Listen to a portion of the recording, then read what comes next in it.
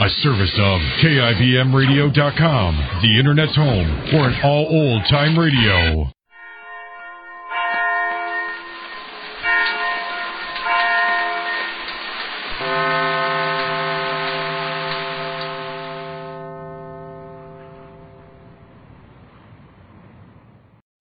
Your Coca-Cola bottler presents Claudia.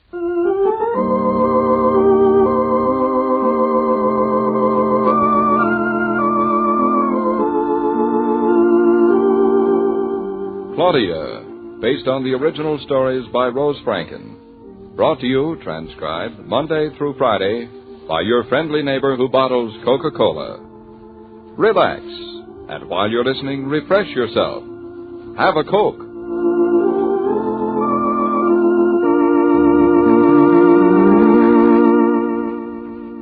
And now, Claudia.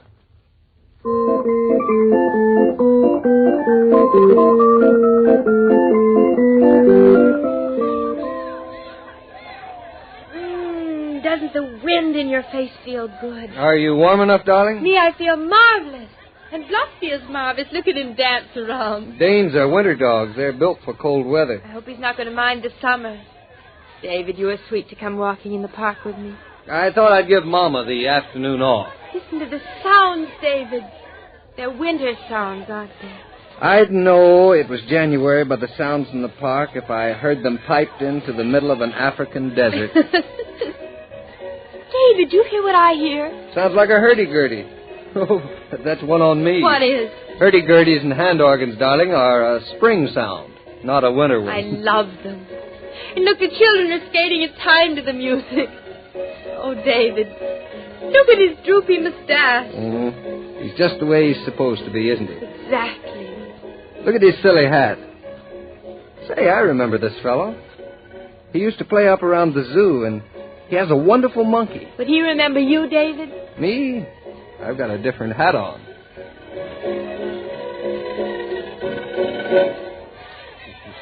Hello there. I haven't seen you in a long time. Hello, mister.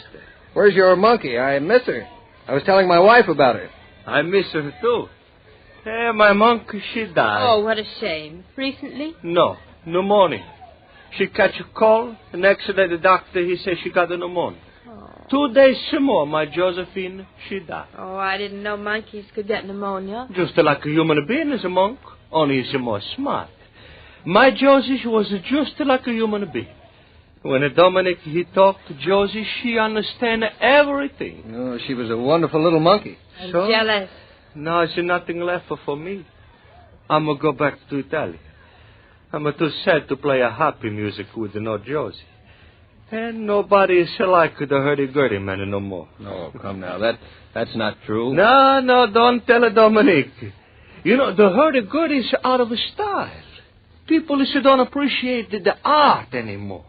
They think all you do is turn the handle and the music should come out. It's not true. Once it was music for kings. And today, it's music for beggars. Well, that makes us all very rich beggars, Dominic.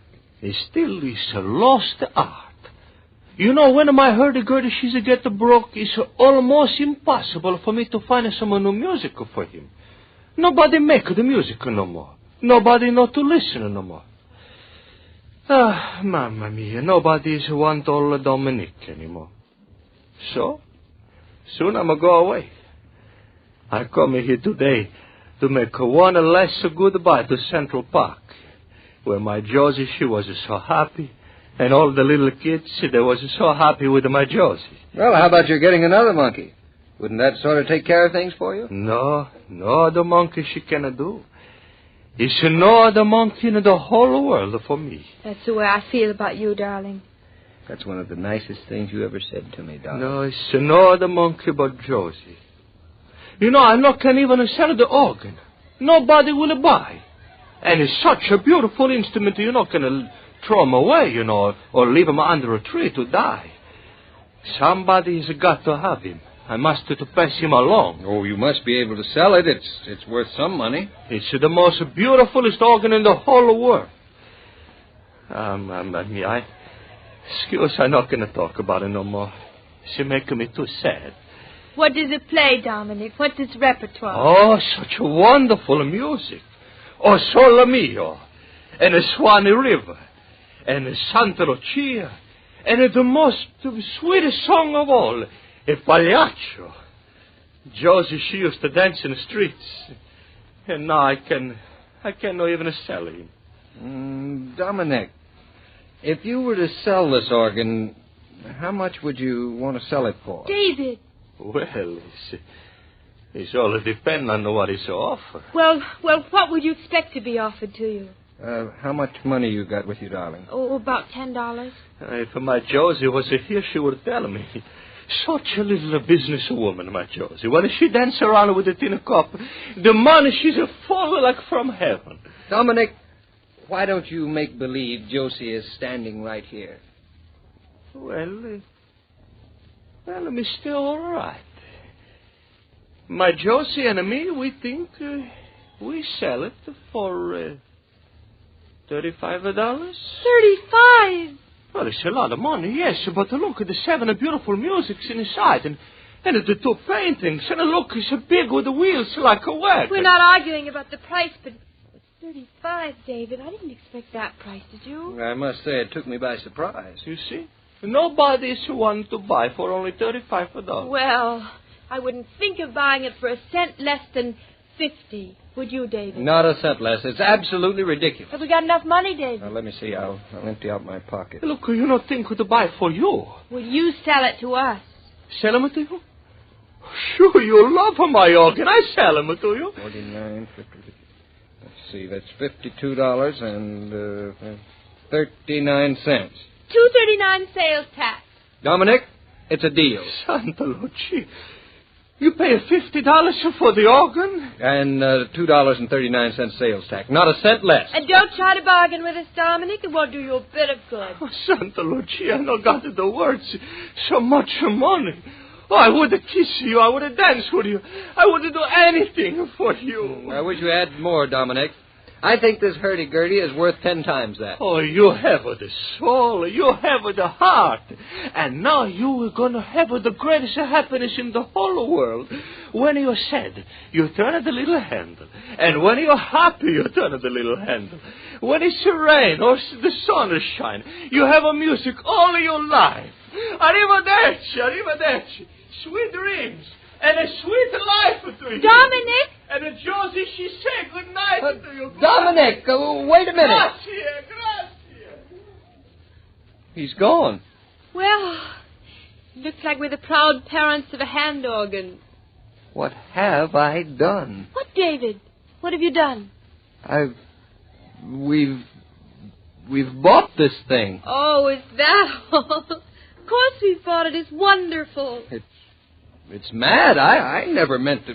But we can use it as a table when we're not playing it. It'll make a beautiful table. And when the baby comes, darling, you won't have to sing to it. Babies love music.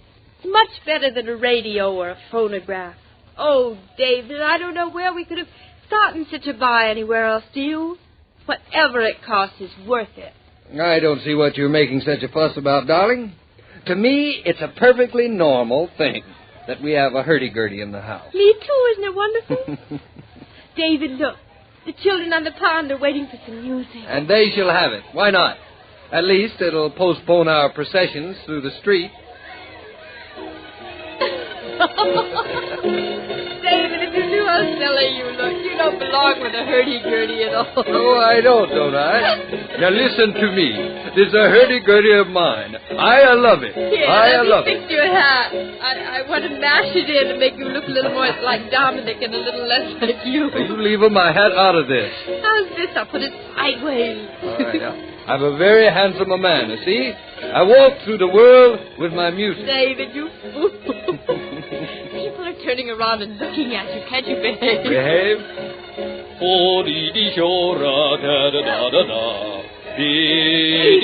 Quiet. Honestly, I don't know you at all. Come on, Blanc. Act as if we never met him. Hey. Wait a minute there, you two. Yes, officer. Yes, officer. What can I do for you? What are you doing with that thing? Playing it, of course. And where's Dominic?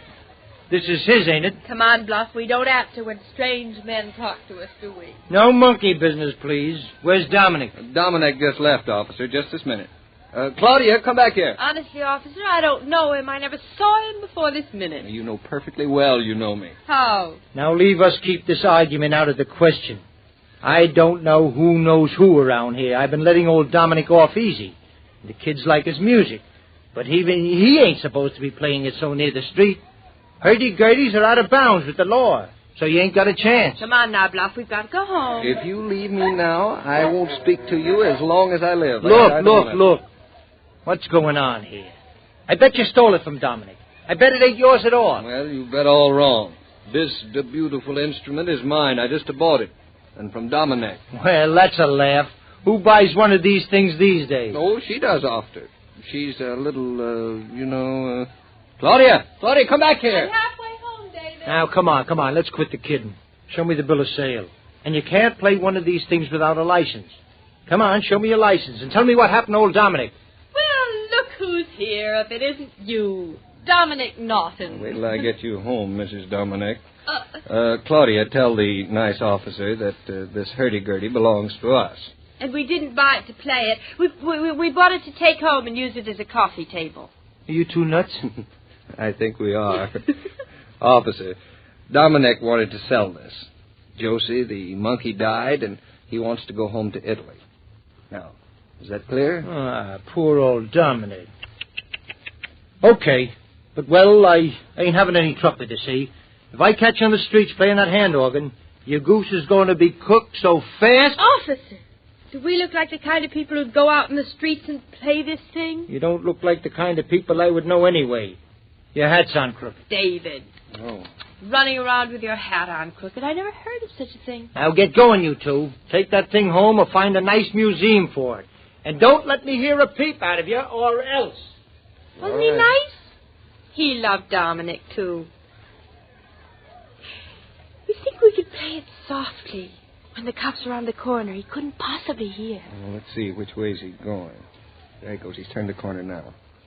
But I'm not going to play with it, no. Go on, darling. Just a little. I know what you are. You're a scaredy cat. I'm a blithering idiot. That's what I am. Just crank the little thing once. That's the least we can do for Dominic and Josie. Don't you think? If you touch that handle, Claudia. David. Let me crank it just a little bit. Well, just a little. Darling, if a hurdy-gurdy means spring, it'll be spring in our house all the time. Not so loud, Claudia. Claudia, not so loud. Can't help it, David. Won't play any softer. Beautiful.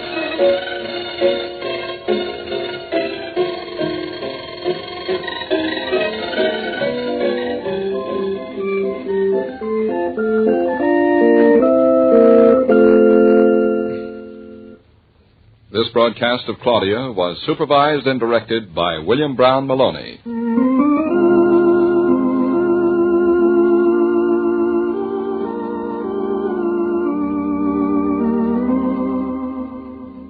Come on over to my house and have a Coke. There's an invitation youngsters never turn down. And how good it is to hear them troop in, sure of a welcome, anticipating the refreshment of a bottle of ice-cold Coca-Cola. You can buy Coke by the case now, so why not have your grocer or service station attendant put a case in the car today? With plenty of Coke in the refrigerator, you and the family can work and play refreshed. And you can always offer guests the pause that refreshes.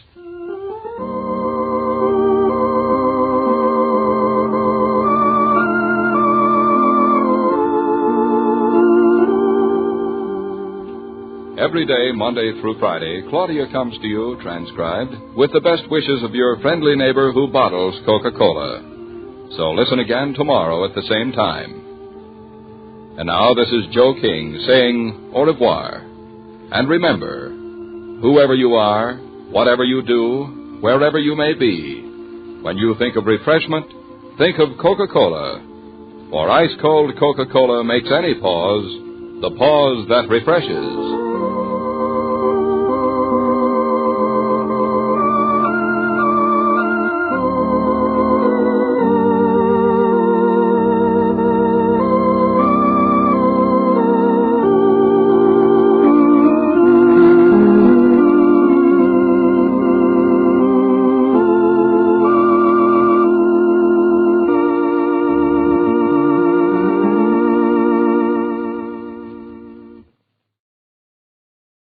Anacin, the tablets thousands of physicians and dentists recommend for fast relief of pain of headache, neuritis, neuralgia, and heat, the liniment that's strong yet does not burn. Present Our Miss Brooks, starring Eve Arden.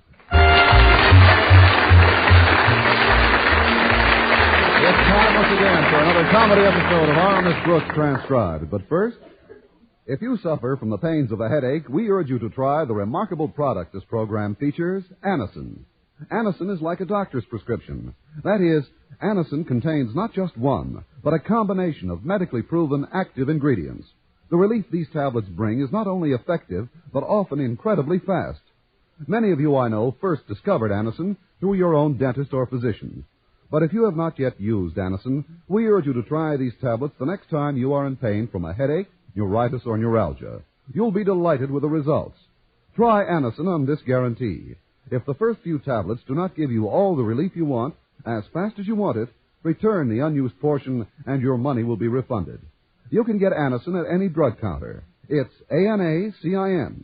Easy-to-take Anacin tablets come in handy boxes of 12 and 30 and economical family-size bottles of 50 and 100.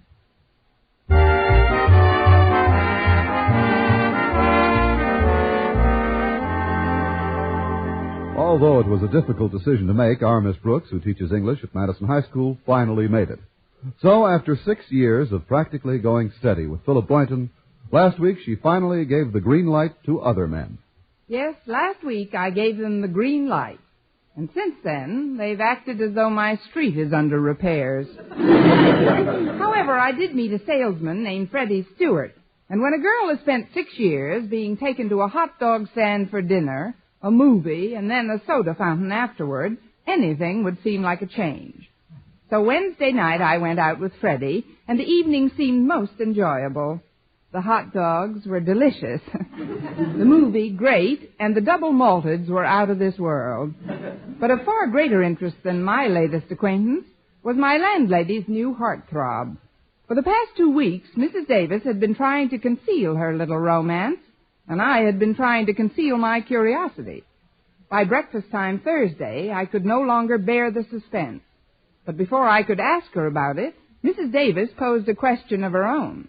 I suppose you've been wondering where I've been spending my evenings in the last few weeks. The question did cross my mind. Well, dear, I've been going with the most wonderful man. Oh, Connie, he's so worldly, so suave, so debonair, so romantic. Who is he, Mrs. Davis? Henry, our butcher. Our butcher? Yes, that's the man who's been dating me. And I have further news for you. Now hold on to your seat, dear. I'm even thinking of marrying him. Well, that's one way of being sure of the choice cuts. Mrs. Davis, you're not serious. Oh, but I am, Connie. Henry Pringle seems just right for me in every way. But this seems incredible. Who is he? What do you know about him? Where did you meet him? I met him over the phone about 3 weeks ago. You met him over the phone? That's right. I was calling in my order to Schmidt's butcher shop, the way I generally do, and Henry answered it. How did you finally meet him in person, though, Mrs. Davis? Well, 4 days after that first call, Henry appeared at our house in the afternoon with a large box tied with a wide red ribbon. He brought you some flowers? No, dear. Our pot roast for that night. Mrs. Davis, you know I want you to be happy more than anything else in the world, but you've gone with Henry such a short time. After all, what do you really know about him? What has he told you about himself? Well, dear, he's a bachelor, been in town a month, and he's Mr. Schmidt's partner. But do any of your friends know it? And why hasn't he ever come over to the house to meet me? Well, I suggested it, dear, but Henry is very bashful. However, he was going to meet you up to the time I told him you taught English at Madison High. That's when he backed out. I won't hold that against him. That's when most men back out. Anyway, dear, you'll meet him tonight. I invited him to dinner, and I told him I'd give him his answer then. Mrs. Davis, not so soon. Oh, that must be Walter to drive me to school. Be out in a minute, Walter. Look, Mrs. Davis, I have to leave now, but please think this over for at least another week. Wait until you know a little more about Henry.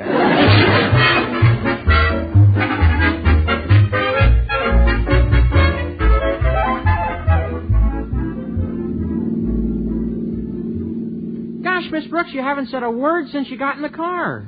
It isn't my driving that's bothering you, is it? No, Walter. I'm worried about something else today. I wouldn't worry about that, Miss Brooks.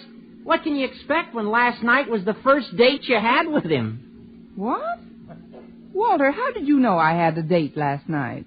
Well, Harriet and I saw you in the balcony of the Bijou. We were sitting toward the rear, and you were forward. No more than I am with Mr. Boynton. You mean we were sitting toward the front? Well, I'm not thinking about myself, Walter. This concerns someone else. Well, you're certainly not worried about Mrs. Davis's romance, are you? And you know about that, too. How did you find out about that? I was also up in the balcony with Harriet the night before. You went to the same movie with Harriet 2 nights in a row? Yeah, and tonight I'm going back alone and see the picture. But the other night you saw Mrs. Davis up there with someone. Boy, was she with someone, Miss Brooks. Ooh, la la. Walter, I can't say I care for that ooh, and even less for those la-las. Oh, I didn't mean any disrespect, Miss Brooks. But Mrs. Davis and this old fella certainly did seem to be enjoying each other's company. Yeah, honestly, Harriet and I thought we'd pop the way they were popping popcorn into each other's mouth. Well, that's exactly what's worrying me. She's thinking seriously of popping popcorn into her friend's mouth for the rest of her life. Well, you mean marrying the guy? But that's wonderful, Miss Brooks. Wonderful? Certainly. What could be more romantic than 2 lonely old people in the autumn of their lives who find the warm glow of companionship and thus walk hand in hand into the setting sun together? Followed by 2 men from a collection agency and the sheriff. Walter, Mrs. Davis has known this man for a little over 2 weeks. What does she really know about him? About his background, his finances? But Mrs. Davis is a mature woman, Miss Brooks. Surely she ought to know what she's doing. Not in this case. But since we're practically on the school grounds, Walter, we'd better drop the subject for the time being. Yo, sure. Oh, say, isn't that Harriet and old Marblehead, Mr. Conklin, out in front of the school now, Miss Brooks? Why, so it is. I wonder what our principal's doing outside school. Well, maybe he figures that gives him more room to pounce on us. I hardly think so, but apparently there's something terribly wrong today. Why, Miss Brooks? He's smiling. Yeah! I wonder who he expelled. Well, it seems we're all arriving about the same time this morning. Good morning, Miss Brooks. Good morning, sir. Morning, Harriet. Good morning, Miss Brooks. And how are you this morning, Denton? Oh, fine, sir. Simply fine. Never felt better in my life. Absolutely in the pink. All primed and raring to go. Never better, sir. Not in my entire life. No, sirree. I never will learn, will I? Well, I better get rid of this car. Want to drive to the back lot with me, Harriet? Oh, I'd like to, Walter, but you know how Daddy feels about the 2 of us going... Go right ahead, my dear. No, really, Mr. Conklin, I must protest against the constant injustice of never permitting your daughter to accompany me on so simple a journey as to go to the... did you say go right ahead? Now take that souped-up flying saucer out of here before I change my mind. Yes, sir. Yes, sir. Hop in, Harriet. Okay. Thanks, Daddy. I don't know what it is, but that boy always leaves me boiling. I can't remember when I've been in such a good humor. I can't either. But you certainly did seem in a fine humor this morning, sir. And, well, I might be, too. We had some very good news at our house last night. It concerns my wife's sister, Mildred. You've heard me mention her. The single one who comes to our house and stays for months at a time. You mean she's finally getting married? No, that's just it. She's not. But how is that good news, sir? Well, we were suspicious of the fellow right from the beginning. From everything Mildred told us about him, he only seemed to be interested in her for her money. He did? So I began to do a little private investigating and found the fellow had once been a confidence man and had landed in jail twice. Mildred wouldn't believe me, but luckily when I phoned him and confronted him with the evidence, He told me to stop worrying, that he'd found a new sucker anyway. Mr. Conklin, hadn't you ever met this man before? No, that was one of the things that first aroused my suspicions. He never would come over to the house to meet us. I think I'm beginning to feel a little faint. How did you know where to call, then? Well, that was easy. I knew his name and how Mildred had met him, so I simply called Schmidt's butcher shop where he works. Mr. Conklin, will you excuse me for a few moments? Why, what are you going to do, Miss Brooks? First, I'm going to make a quick phone call, and then I'm going to become a vegetarian.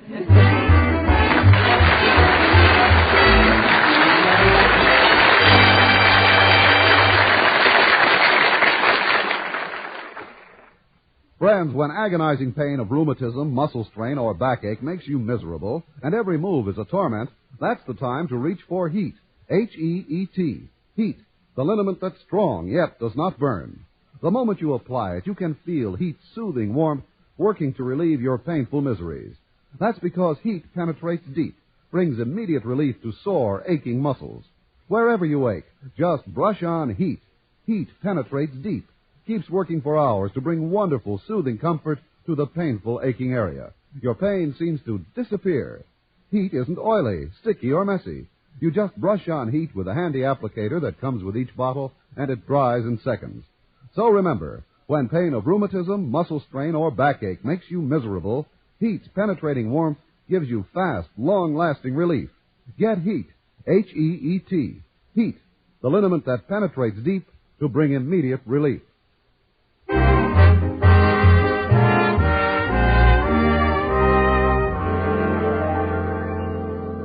Well, I'd heard of older people arriving at the age of indiscretion before. However, not only did my landlady arrive, but I think she intends to spend the rest of her life there. When I finally reached her on the phone just before noon, the results of our conversation practically floored me. She refused to believe a word of what Mr. Conklin had said about Henry. Naturally, I had to discuss my problem with someone, so over our lunch table in the cafeteria a little while later, Mr. Boynton was elected. His quick, incisive mind instantly grasped the problem, and his first crystal-clear statement went right to the heart of it. Boy, I'd sure hate to be in Mrs. Davis's place. Oh, you'd be much too tall for Henry anyway. Yes, it is quite a mess, isn't it? Particularly since Mrs. Davis is giving Henry her decision to marry him tonight. Well, now, let me get this straight, Miss Brooks. You say you called Mrs. Davis and gave her the information Mr. Conklin gave you? Yes, I told her Mr. Conklin said that Henry was a confidence man, had been in jail twice, and had told him he didn't care about Conklin's sister-in-law anymore because he'd found another sucker. And exactly what was Mrs. Davis's reaction? She asked me what else was new. Well, it seems incredible. Was that all she said? Well, not entirely. Oh, I didn't think so. She also said to be sure to pick up a can of vegetable soup on the way home this afternoon. Miss Brooks, didn't you ask her why she wasn't concerned with what you told her? Of course I did. And Mrs. Davis claimed that Mr. Conklin was spreading the story because he was angry that Henry hadn't married Mildred. Oh, then she knew about the episode? Yes, it seems that Henry had already covered himself on that score. He told her that she might hear some wild stories about him because he'd been seeing Mildred, and when he met Mrs. Davis, he gave her up. Gosh, then what'll happen to Mrs. Davis? Will she learn the real truth in time? Listen again tomorrow to another thrilling episode of Margaret Face's Life. But I'm really worried, Mr. Boynton. There must be some way to bring her to her senses. I wish I could help. Sometimes when I'm faced with a vexing problem, I find a solution by observing how my frogs and rabbits react under similar circumstances. It won't work here.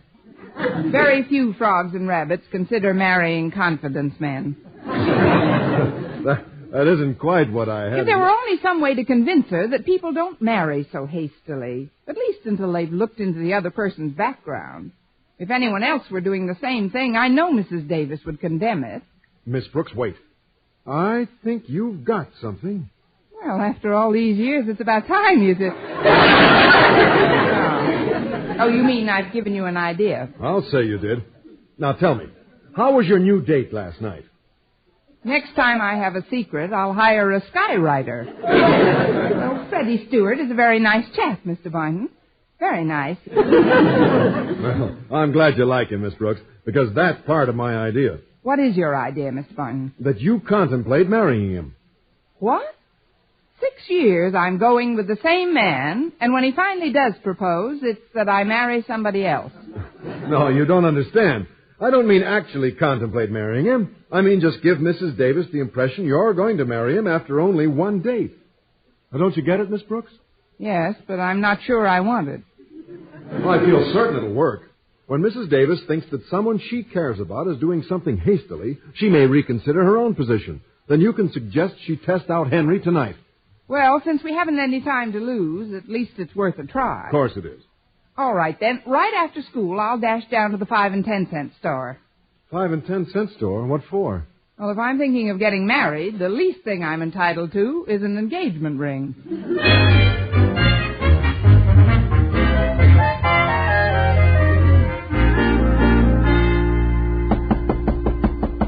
Entree.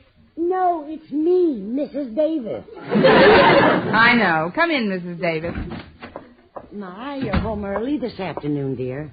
But why are you packing? I'm not really packing. I'm just throwing a few things into my valise.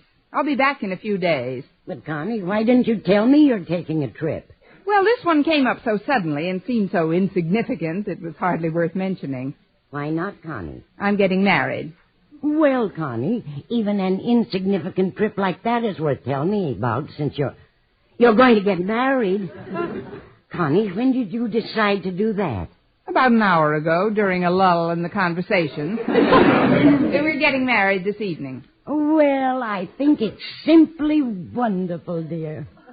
Huh? It's what we both dreamed about all these years, that someday Mr. Boynton would propose. Oh, I'm not marrying Mr. Boynton. It's Freddie Stewart. Freddie Stewart? Freddie Stewart asked you to marry him, and you accepted? Certainly. I didn't have anything else planned for this weekend, did I? He asked you an hour ago, and you're getting married tonight? Yes, Freddie says he doesn't believe in long engagements. But, Connie, marriage is the most important step of your life.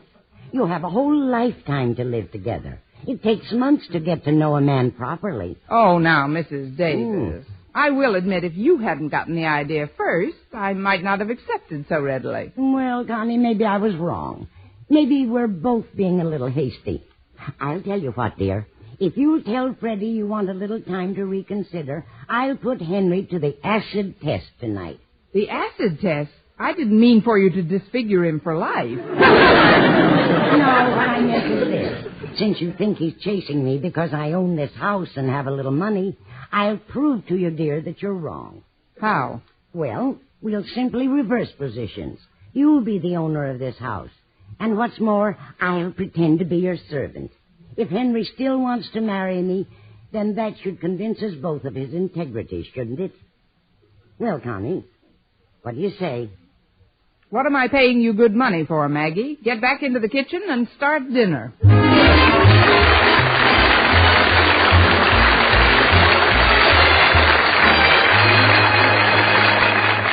Miss Brooks will return in a moment. We invite you to listen while you work every weekday to the great family of familiar daytime dramas America listens to most. Every Monday through Friday on most of these same stations, you not only look in on the romance of Helen Trent, but visit Three Oaks, where young Dr. Malone is facing his latest emotional as well as professional problems. You have your exciting day in court with the lawyer detective Perry Mason. You follow the latest doings in Hilltop House and listen for The Guiding Light and CBS Radio's Brighter Day program. And, of course, there's always an unusual experience in store on the second Mrs. Burton. Every Monday through Friday, the Star's Address holds up a mirror to the lives of people you have come to care about through the years of listening. Tomorrow and every weekday, enjoy these fine daytime dramatic programs. Remember, by keeping several sets tuned in, strategically located in different rooms, you can literally listen while you work as you move about your home and do the daily chores. Millions listen every weekday. When you do, you're in excellent company, and plenty of it, at the Star's Address.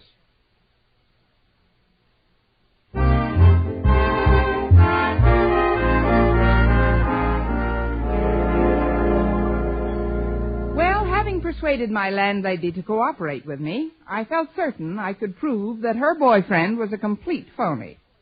Later that evening, Mrs. Davis entered the living room, dressed for her new role. Well, Connie, how do I look? Like the perfect maid, Mrs. Davis. All the way from your white lace cap to your dirty brown sneakers. That here. It's a doily I used on the table at lunch. And you did a swell job on that dress in such a hurry. Do you like it? I just sewed a little lace on an old black dress I found in the attic. But I'm afraid I cut it a little short. My knees haven't felt this draughty since 1926. Ah, this must be Henry now. You'd better go inside and give me a few minutes alone with him before you announce dinner. All right. But you will be nice to him, Connie. Mrs. Davis, we've been all through that. Now go ahead. Well, all right, Connie. Oh, hello. You must be Henry Pringle. Yes, my dear, Henry Pringle. And you must be Miss Brooks. Oh, I've heard so much about you. Believe me, my dear, there isn't a morning when my little sweetheart phones in a meat order that your name doesn't come up. I know. I go well with calves' brains. Then won't you come in, Mr. Pringle? Just Henry. Well, come in, just Henry. Walk right in. Thank you, thank you. Margaret's already told me a good deal about the two of you. Oh, yes, yes. We're about ready to enter the sacred state of matrimony. Where is my little girl, Miss Brooks? I brought her a little something. Oh, how nice. A box of candy. What are they? Caramels? Nougats? Or chocolate-covered creams? They're meatballs. How delicious. Chocolate-covered meatballs. When anyone brings his fiancée candy, Miss Brooks, I've always felt it's more personal to bring one's lady love delicacies from one's own business. Lucky you're not a bricklayer. Well, it's a pleasure to welcome you here, Henry. I feel as if I almost know you already. And I feel the same way. Margaret's told me so much about you, how you taught school and everything. She told you I taught school? You're not the school teacher? Oh, gracious, no. That's only for people who have to earn a living. Or as the word, scratch for a living. My, that Margaret certainly has a vivid imagination. Next, I suppose, she'll be telling you she owns this house. She doesn't own this house? Oh, now, really? Does a servant ever own her mistress's house? She's your servant? Henry, am I coming through clearly? But she never told me anything about that. Oh? Well, let's go into the living room and wait for her. Only please watch those scatter rugs. I simply can't believe Margaret's your servant. Ah, here's little Maggie now. Dinner's served, Mum.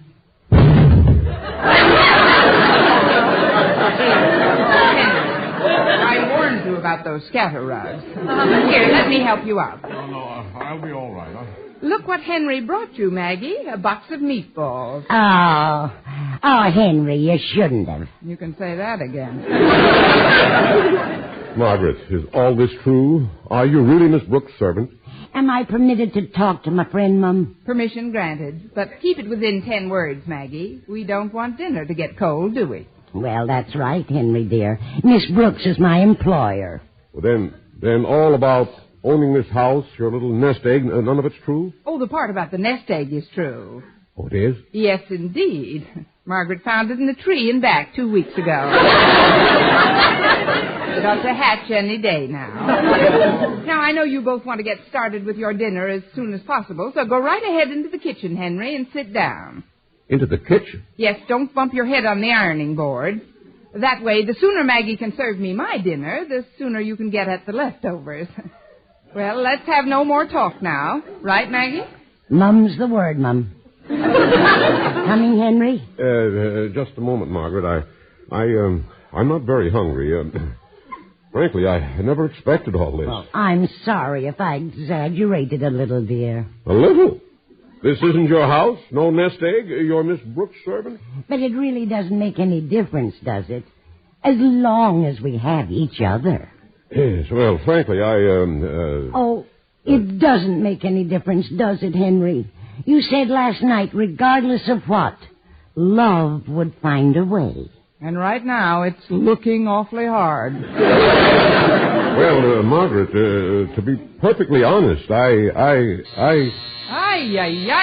I'll take it. Walter, what are are you doing here? You're not due to pick me up for 12 hours yet. Well, I was passing in my car, so I thought I'd drop off some books I borrowed from you. Thanks, and bye. Oh, hi, Mrs. Davis. What are you all dressed up for? Going to a masquerade?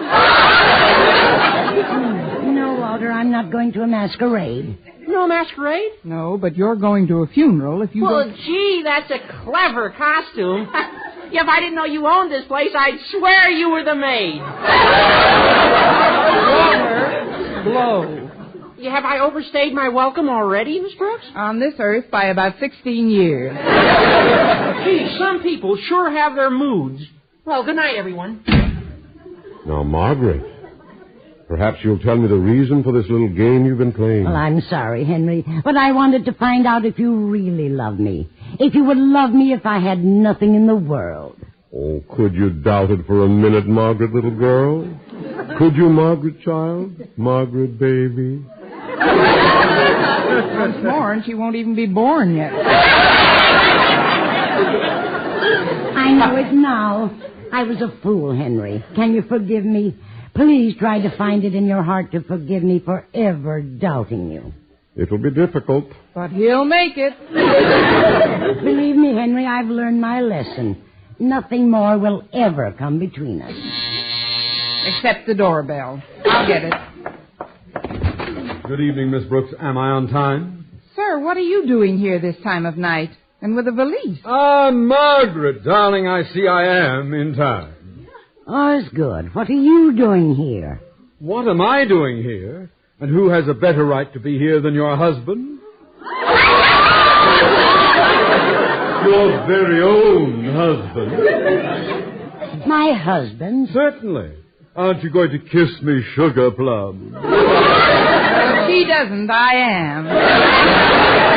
It's certainly lucky you got here when you did, Osgood Davis.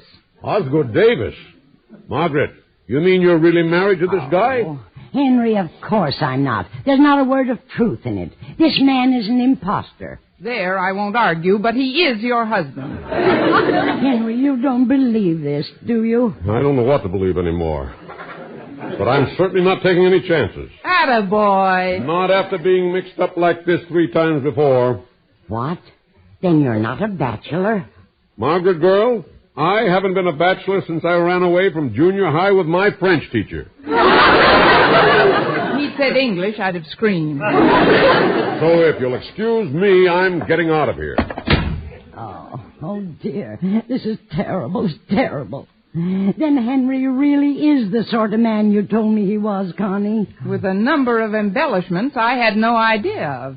But Osgood, how did you happen to come over tonight? Well, when Boynton told me this afternoon of the tragic mistake you were about to make, Margaret, I knew I had to do something to prevent it.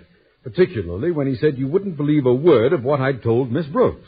But how did you think of this husband role, Mr. Conklin? Well, that was just a shot in the dark, Miss Brooks. Well, luckily everything worked out all right. And I believe I have an idea how we can prevent this sort of thing from happening again. How, dear? From now on, I'll do the ordering by phone.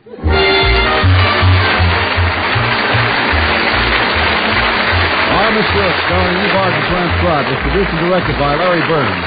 Written by Arthur Alsberg with the music of Wilbur Hatch. Mr. Conklin was played by Gail Gordon.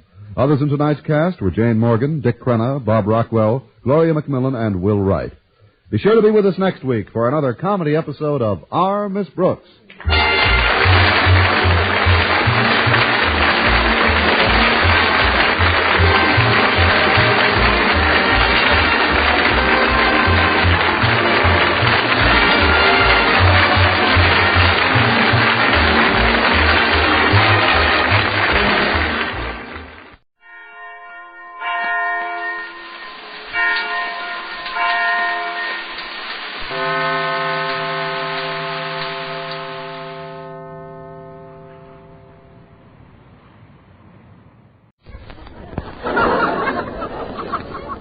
Happy New Year to me and Happy New Year to you. Let's let this be our slogan for 1952. You won't know what you're missing if you don't see Nord. Transcribed from Hollywood, Norge, a division of Borg Warner, manufacturers of America's most modern automatic and conventional washers, electric and gas ranges, water heaters, and home freezers. Originators and world's largest manufacturers of self-defrosting refrigerators, Norge presents the Red Skelton Show.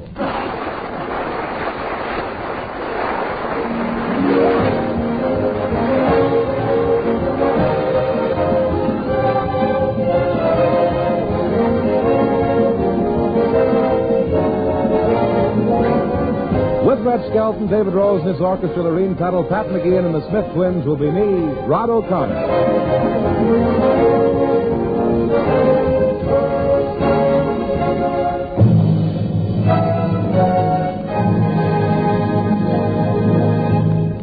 And now the star of our program, Red Skelton.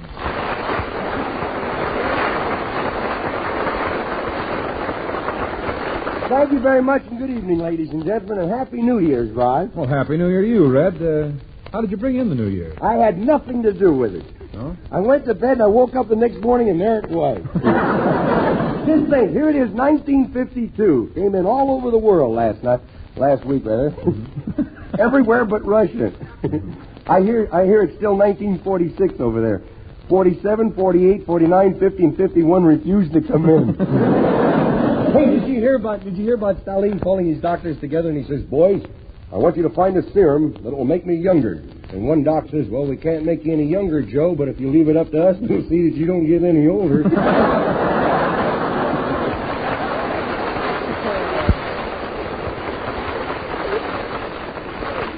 I like them better when they're not in here. Sure. Well, Red, 1952 is an election year, too, you know. Now, the 1952 is the election year. This is the year of the big win. And whether you know it or not, the campaign speeches have already started. Really?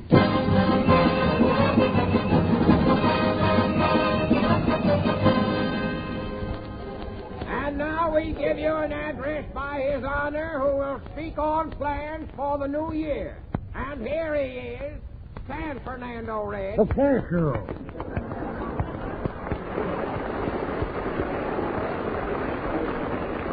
My friends, and you are my friends.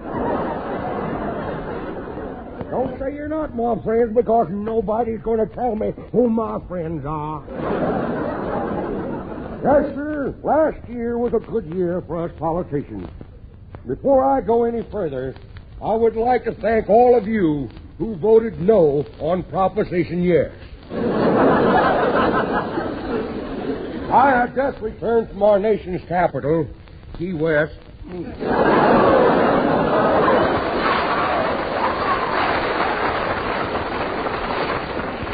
I was going back to Missouri this year, but the river's all frozen over and they can't use the yacht there, you know. Well, that'll get them elected. But I'd like to say that I'm not going to throw political mud now. Some people in politics have cut off their noses to spite their face. And I might say that it's just as well. Just as well that they did cut off their noses, because things around Washington don't smell too good anyhow.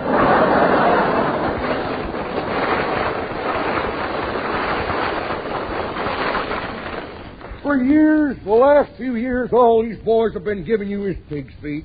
You put me back in office this year, and I'll give you something higher up on the hog.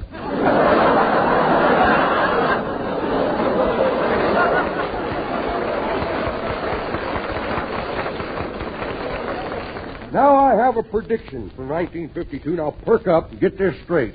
I'll have mine straight, too. Remember, when I predict something, it always comes true. Now pay attention, because I never repeat myself. Let me repeat that. I never repeat myself. Let's see now, what was I going to predict? Oh, well, here's a little toast for 1952. A little toast. Now let's turn the page and find out what it is.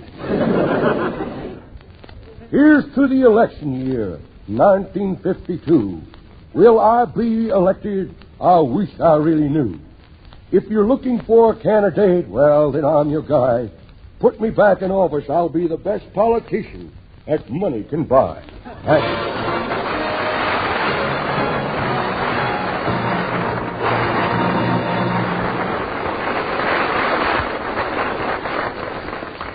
And now, here are the Smith twins to salute the new year with their arrangement of Worry Bird.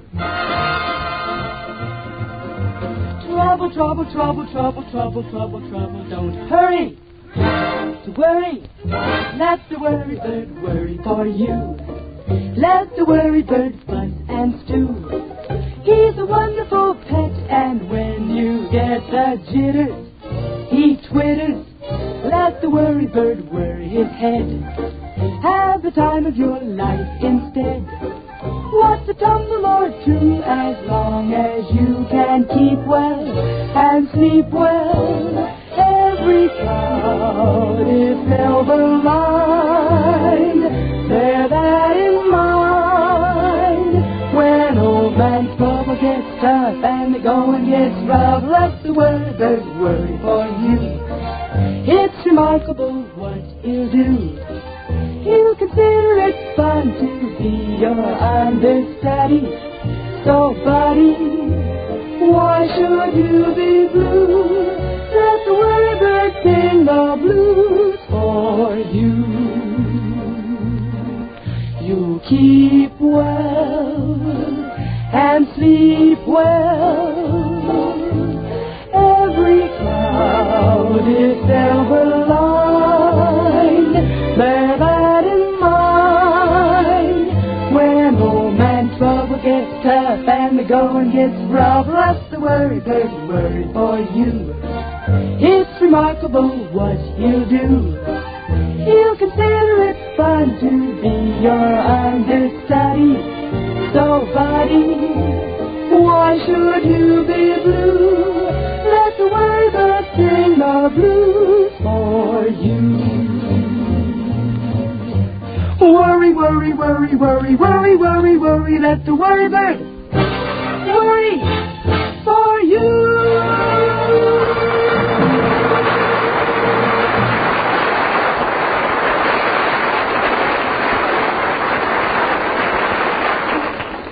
Do you know that the new Norge Timeline automatic washer is selling so fast that most Norge dealers are having a hard time keeping up with their orders? Once folks see it demonstrated, they don't want any other automatic washer. They want a Norge Timeline. For one thing, it actually costs less than any comparable washer on the market. But what really makes the sale is the way this new Norge works. There's not even a dial to set. You just press the Timeline button and Norge fills with bubbly aerated water. Washes, rinses, spin dries, then cleans itself out, all automatically. Norge wave agitation gets clothes cleaner by actual tests than other washers, even wringer types. Norge 5-way warm rinsing uses less water than average, yet it's the overflow type that floats away dirt.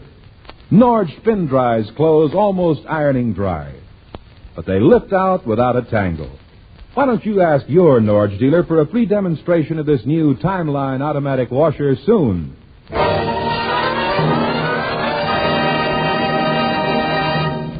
From the Skelton Scrapbook of Satire, a story entitled, Has Anybody Here Seen Willie? Chapter 1, Clem Never Could See Him.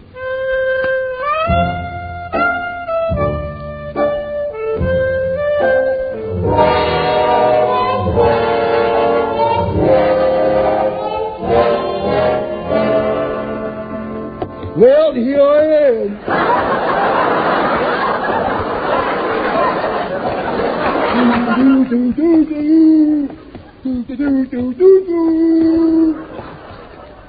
Happy birthday to you. Motorola TV.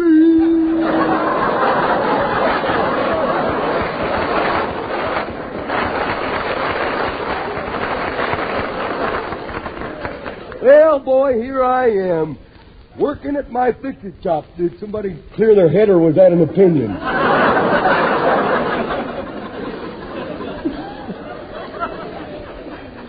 Here I am in my fix-it shop. Now, the first thing I got to do is get somebody to fix that door. Then I'm going to call a plumber and have this leak fixed in my head. Oh, well, back to work. I don't know what I'm hammering on here, but I got to fix it. Boy, it's sure in bad shape. Well, now I recognize what it is. It's my thumb. Well, looks like my hitchhiking days are over. Oh, customers. Howdy, Clem. Well, howdy doody to you two. Can I be of service to you, sir? If you're smart, you'll say no. Do. Yeah. Clem, what kind of repair work do you do here? Well, didn't you read that sign on the door? Yes, I read it. You did? Yes. Would you mind reading it to me? I don't know. Oh, how stupid can you get? What's that? I say, how stupid can you get? Well, that's pretty hard to tell. I'm still rather young, you know. That's too fast. He didn't get that at all. Clem, how's business? What's this? How's business? Remove your hat and show a little respect for the dead, will you? If it keeps up the way it's going, I'm going to have to hire another man. Mm-hmm. To help you take care of the customers? To be the customer. But this is better than the job I used to have. Well, what job was that? Well, I used to be a door-to-door salesman. I used to sell doors to door.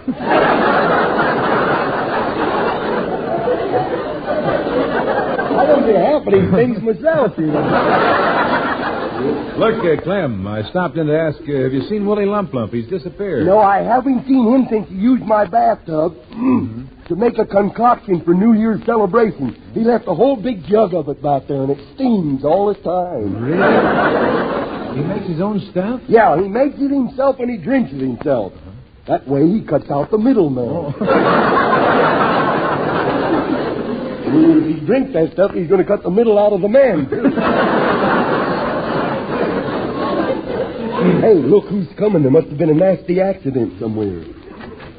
Well, howdy, Claudia. Well, do.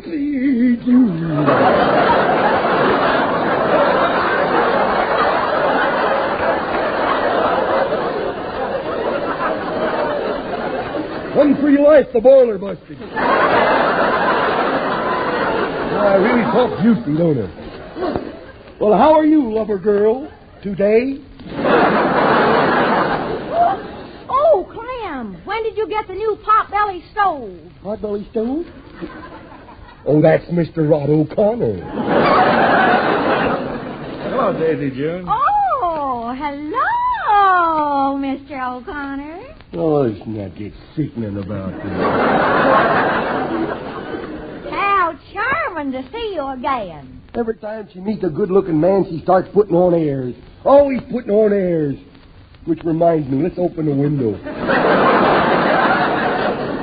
Would you care to kiss my hand, Mr. O'Connor? Oh, Daisy June, now, how dare you let another man kiss your hand? Oh, now, don't be jealous, Clem. You're the only one I let kiss me on the lips. That's just it. I want the same break that the rest of the guys are getting. Listen, two kids, go out and have a good time. Don't spend the New Year fighting. You're right. I'm sorry, DJ. Shall we have a little of that Willie Lump nerve tonic that he has back there? But just a nip, because it's a new year. Okay. Here you are, lover girl. It's just like water and has hardly no kick to it at all, you know. Well, Happy New Year. Here goes. Oh, what a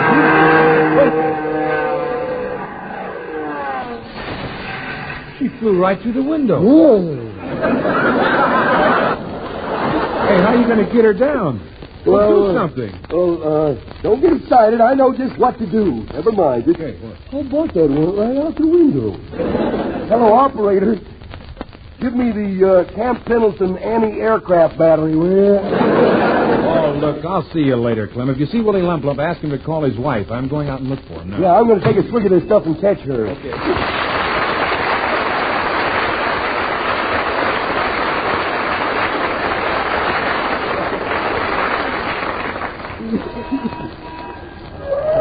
Well, if it isn't Cauliflower McPug, the battling bird boy. Read, Willie, read. Maybe he knows where Willie is. Hey, how come you're driving a cab, Cauliflower? I'm driving this cab for my grandmother. It's her cab, you see. I'm just taking it over for the night. You see, she's competing tonight in the roller skate derby. Oh. Your grandmother roller skates? Oh, sure. She used to be a rapper, but she had to give it up. She started hearing Belgian boys. Oh. That there, boy, when that happens, the fighter's really going. That's why I'm going to give up the old fight game before I start hearing Belgian boys. Do me a favor, will you? Yeah, all right. Answer that phone. Cauliflower, you been fighting again? Certainly, fighting's in my blood. What's left of it. Did you hear about my fight in St. Louis last week? Oh, boy. At the end of a minute and a half, I was still on my feet, so they stopped the fight and gave me a saliva test. They thought I had been doped, you know. I was hoping to win, you know. I wanted to win the fight for my kid that was born day before yesterday. Oh, you and your wife have a new baby? Well, sure it's new. You don't think we got a second home with me, here?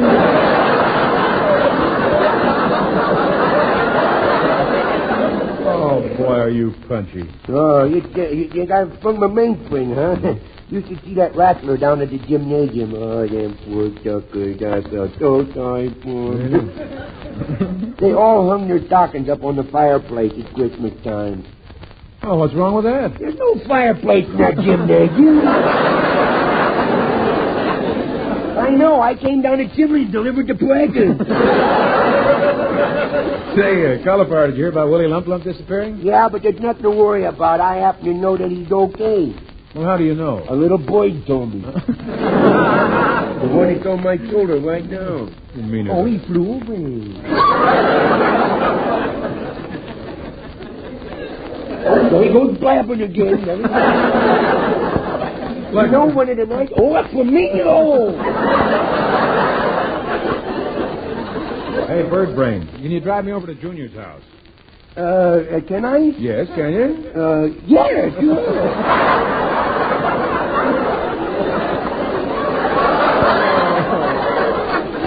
You know, this is more fun than work. Sure, hop in, boy, hop in. Okay. Hold it a minute while I shoot these canaries out of the back seat. Out of there, come on. Out. Yeah. Okay, get in, but be careful. Hey, Cauliflower, you sure you know how to drive this cab? Sure, I'm sure. Whoop! Oh, careful. Okay. Well, now, why did you pull over at the curb and stop? Oh, I obey the rules. What do you mean you obey the rules? Did you hear that policeman blow his whistle? No. I thought I'd get nabbed when I didn't stop at the railroad crossing back there. What railroad crossing? You didn't hear the bell ring at the No, I didn't hear that. They hide them things. That crossbone thing is there with that bell on it and everything. Yeah? But they hide them. What do you mean they hide? I drive up to the railroad track. I hear the bell ringing. But when I look around, it's never there. Oh, I give up. I'm going to get out and walk. Yeah. Were you going to get out? Yeah, and I'm going to walk. Oh, well, I'll see you later. Oh, there goes Santa Claus. He's late going back this year. Happy New Year, Santa Claus.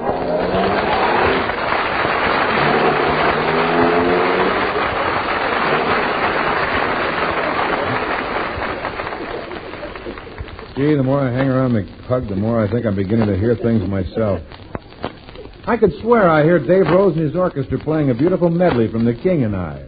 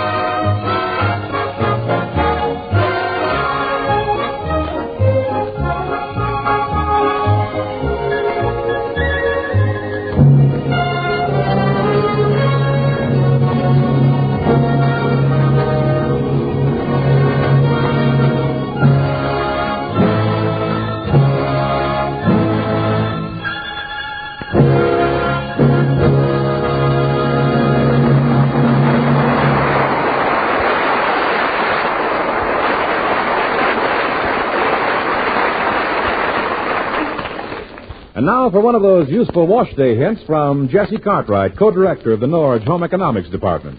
When you buy new clothes, please don't throw away those labels that give washing instructions. Instead, write the name of the garment on the back of the label and pin it on a bulletin board over your washer. You'll find most garments labeled hand washable can be safely machine washed if you follow the directions for water temperature and cleansing agents. Why, the new wave agitation in the Norge Timeline automatic washer is so gentle it actually prolongs the normal life of fabrics.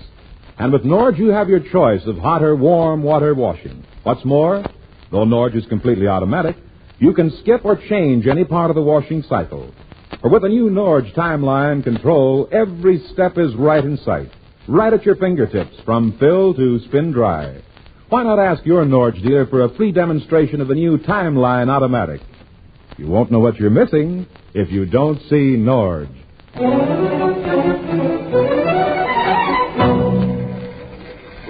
Whee! Boy, I sure can go fast since I made a hot rod out of my tricycle here, boy. Stop riding your tricycle in the house. Now, what did you break?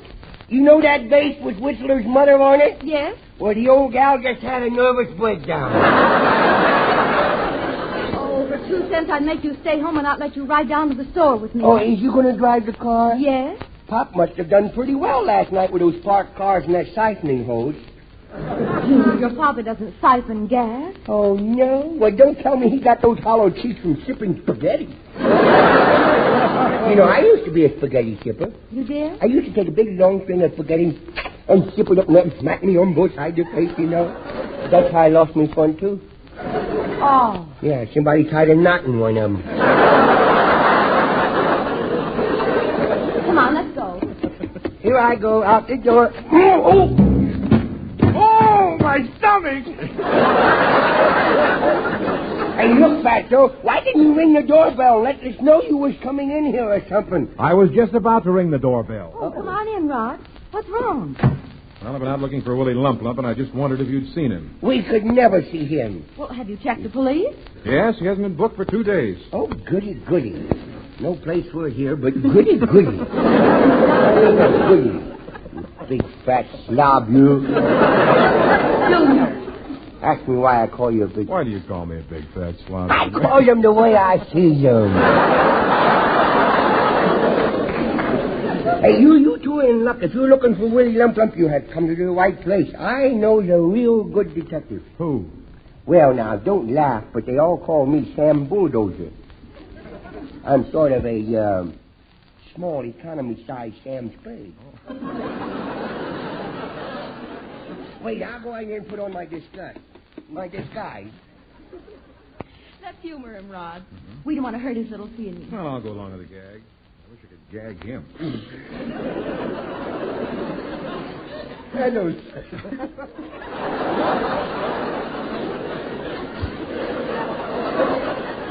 Now be quiet, Rod. Here he comes. Now act impressed. All right. Well, here I is back. Oh, Junior, what a wonderful disguise. I'd hardly recognize you. How did you do it? I shaved. What? Yeah, I shaved your fur coat. Well, you see, I'm all ready to start the detecting. I have me magnifying glass, and as they say in the skunk patrol, I have just picked up the scent. Well, you've picked up the scent now. Where are we going to find Willie Lump? Come on, get in the car, and I'll show you. Okay, Junior. Now, where to? Now, you drive to the closest MGM theater. A theater that's showing an MGM picture, and I'm going to show you. Don't take me to Lowe's. Now, be careful. There's a lady in front of me. She's starting to turn into that supermarket. I'll blow the horn. Look out. Boy, she must have been in a hurry to get in there. She didn't even get out of the car. Look, young man.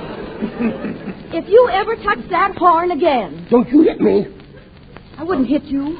Just remember one thing. You hit me again, I might bite you. You've never had this temper, have you?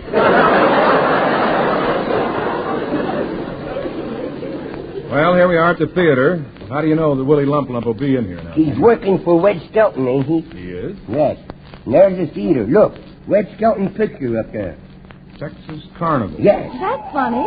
They have hundreds of pictures of Ann Miller, Esther Williams, and Howard Keel, but none of Red Skelton. I wonder why. Well, if you had a jewelry store, would you put a hunk of salami in the window?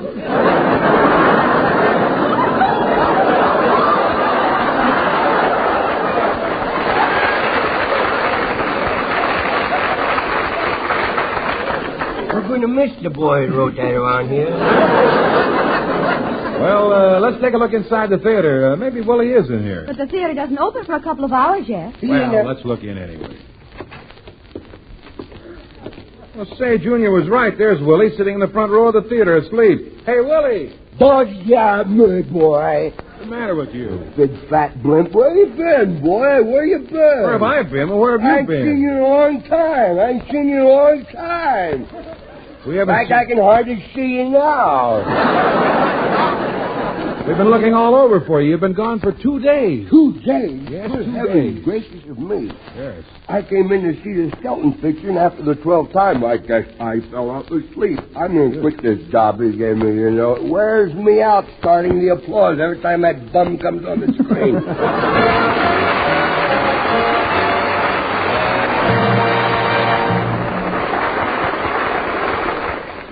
This is Rod O'Connor saying, remember, in washers, refrigerators, home freezers, gas and electric ranges, and water heaters, everything Norge makes right. Be sure to see the new Timeline automatic washer at your Norge dealers. Stop in soon and ask for a free demonstration. See why Norge's new wave agitation actually gets clothes cleaner than other washers. Watch Norge's 5 warm rinses float away dirt and soap scum. See how clothes lift out without a tangle, fluffy and almost ironing dry. Then compare the price, and you'll know why this new Norge Timeline automatic is setting sales records. And now, until next week, this is Red Skelton saying thanks for listening and reminding you that you won't know what you're missing if you don't see Norge.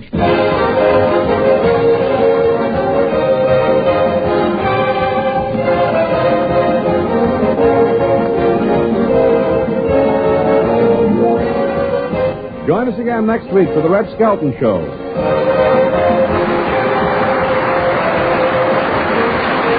Red Skelton is heard in this program through the courtesy of Metro-Goldwyn-Mayer Studios.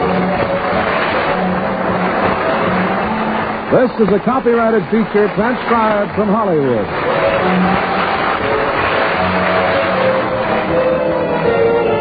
This is the CBS Radio Network.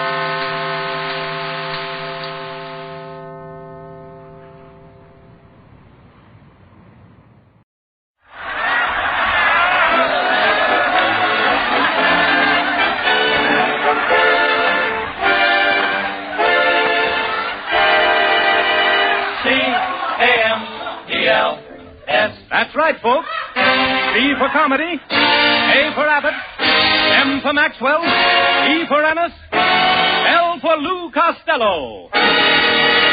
Yes, they spell camel. Your taste will tell you about Camel's rich, full flavor. Your throat will welcome Camel's cool mildness.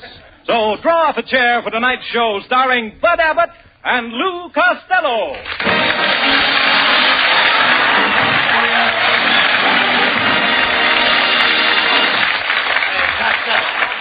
Costello.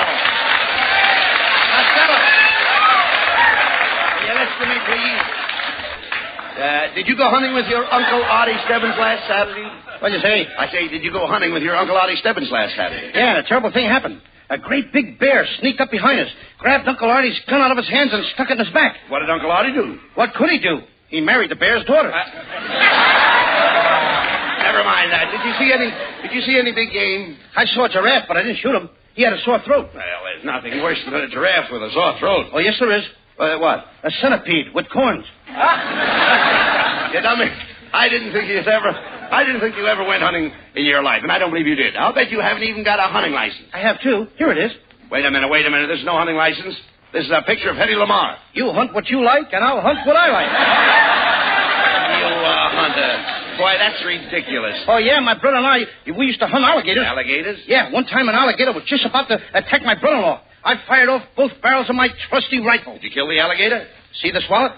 Genuine alligator? No, genuine brother-in-law. Talk sense. Come here, look at this. You see this picture? Now, I trapped all these rabbits last winter. Now, how many would you say there were?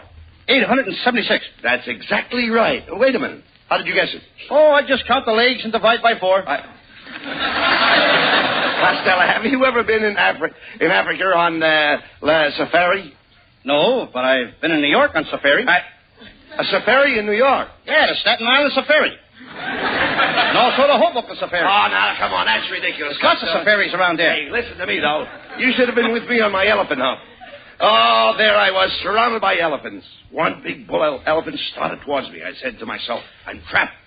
Abbott, you're trapped. Should I run or stand here and shoot the bull? You've been doing all right up to now. All right. Well, I shot. The elephant fell and broke a tusk. Broke a what? A tusk. Tusk, you two, and a couple of poo-poos. Oh, no. A tusk is valuable. We use 50,000 elephants a year just to make billiard balls. My, how do they train those big, clumsy beasts to do such delicate work? I can see you know nothing about elephants. I once hunted elephants in India with an old acquaintance of mine. And an elephant sat on them. Someday I got to go back there. Why? To scrape up an old acquaintance. Hey, Abbott, did you ever shoot a zebra? Yes, I did. Could I have that zebra skin? Oh, what do you want with a zebra skin? My Aunt Minnie is in Alcatraz, and she needs a new fur coat. No, that's silly, Costello. However, I have a stuffed rhinoceros you can have. Of course, you know what a rhinoceros is, don't you? Oh, sure. That's a hippopotamus with a radiator cap. No. Now, come on out there. I know you're breathing. All right. Costello, this is the last week of the big game hunting season. Now, tomorrow I'm going hunting in the High Sierras, and I'd like you to come along with me. Oh, gee, thanks, Abbott. Say, you've done a lot of hunting. What do they call those little flies that buzz around the animals? Gnats. I asked you a civil question.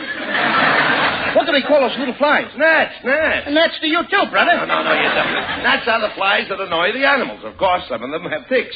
Well, why don't they take the ticks and give those flies a good thrashing? I didn't say sticks. I said ticks. For instance, there's deer sticks. The deer ticks?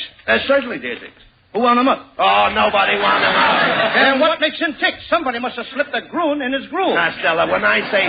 Listen to me, please. When I say deer ticks, I don't mean the deer ticks. I mean deer ticks. Abbott, let me smell your breath. Oh, come on, please, talk sense. The deer has ticks, and the ticks bother the deer. They used to bother me when I went to school. Ticks bothered you in school? Yeah. Arithmetics, mathematics. And one time a tick got me in trouble with the teacher. Oh, now, wait a minute. How could a tick get you in trouble with the teacher? I ticked my tongue out at the teacher, and she trounced the tweet of my trousers with a twat.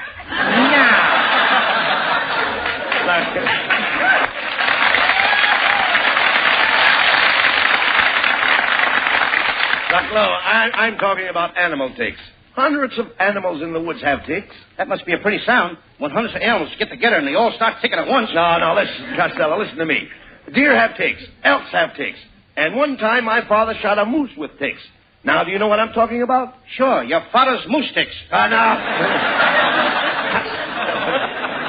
Costello, you're getting more stupid every day. I don't know what to do with you. I don't know what to say to you. I've tried to improve your mind, but I just can't seem to get anywhere. Why don't you face it, Abbott? You're a failure.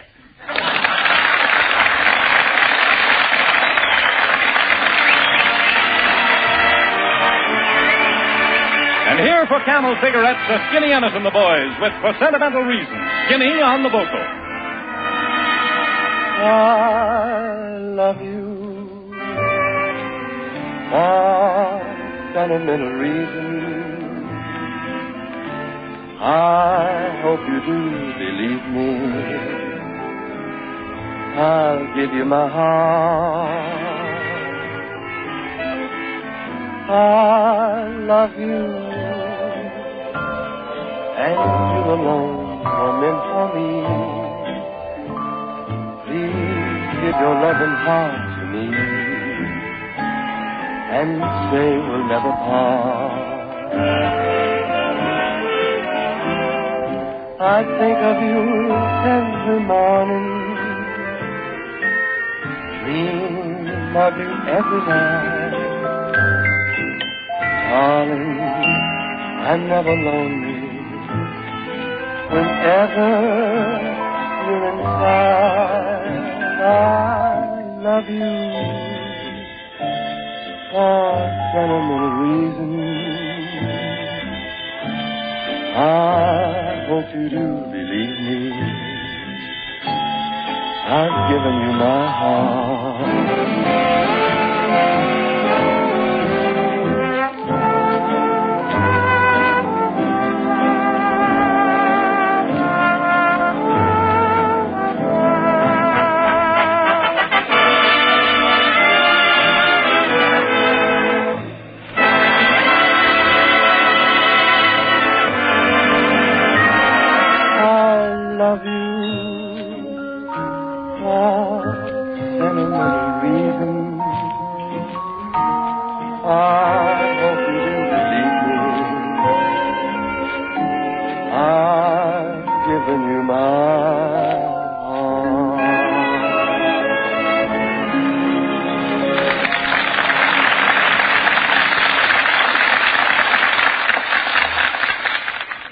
The pages of American history are illumined by the names of doctors who worked unceasingly to overcome disease and to make life happier and more secure for humanity. The makers of Camels are pardonably proud of the standing of this cigarette among doctors. A nationwide survey of doctors' cigarette preferences was recently made. 3 leading independent research organizations asked this question of 113,597 doctors in every field of medicine. What cigarette do you smoke, doctor? The brand named most was Camel.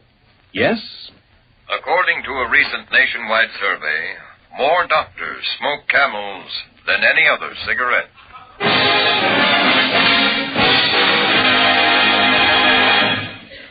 Well, here I am, Abbott, and I'm all ready to go hunting with you up in the mountains. That's fine, Costello. How is your hunting equipment? I got the best, Abbott. Look, Cornell Wilde's old address book. Costello, hunting is a serious sport. Now, suppose you came face to face with a big Bruin. What would you do? Ask him for a ticket to the Rose Bowl game. Oh. You know, Marilyn Maxwell and Skinny Anderson are going to meet us at the hunting lodge. I hope you brought something along. I did. I brought a quart of bourbon in case somebody gets the chills. What are you bringing, Abbott? The chills. Costello, did you bring a gun? Oh, yes, here it is. This is my sawed-off shotgun. Wait a minute. Where is the handle? How do you like that? I sawed off the wrong end. Well, come on, Costello. Marilyn and Skinny are waiting for us at the hunting lodge in the mountains. Let's go.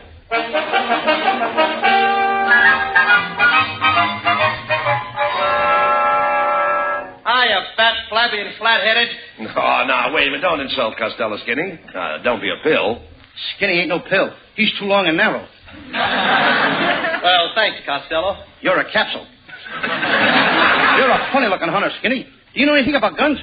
I know guns inside and out. My man, when I was a kid with the circus, they used to shoot me out of an air rifle. What do you know about hunting, Costello? Have you seen that big bear rug in my living room? Sure. Well, I shot that bear myself. What a battle. It was either me or the bear. Well, I'm glad it was the bear. You'd make an awful lumpy rug. Hey, look, Costello, here comes Marilyn Maxwell. Hi, boys. And hello, Louis, honey, my chubby little chuckling chipmunk. Oh, Marilyn, my sugar-coated sharpshooter. Plug me with the buckshot of your kisses. Louis, honey, how do you like my hunting outfit? Saks Fifth Avenue. Get a load of mine. Army surplus. Oh, Louis, it's going to be fun hunting with you. What's your favorite wild game? Post office. Louis, post office isn't a wild game. It is the way I play it. Ah, Louis, my little snowman, come melt in my arms. Gee, Marilyn, when I'm close to you like this, I just can't seem to break away. Well, why not? My nose is caught in the trigger of your shotgun. Well, Louis, if you'll excuse me, I'll go up to the hunting lodge and freshen up. As they say in Spanish, mañana o ya noches to you. And your mama's own nice shirt to you, too. Hey, Costello. Look up on that mountaintop. Now, there's a mother stork and two little storks. Yeah, Abbott. Can I ask you a question? Well, certainly. When the mama stork talks things over with the little storks, who does she say brings the babies? Help! Beg pardon, Stauncher. Is there a skinny hombre in your party? Yes, there is. Why? Well, you better go over there and get him. A gopher just dragged him down into his hole. Who are you, stranger? I'm the game warden. Yeah? What's your game, warden?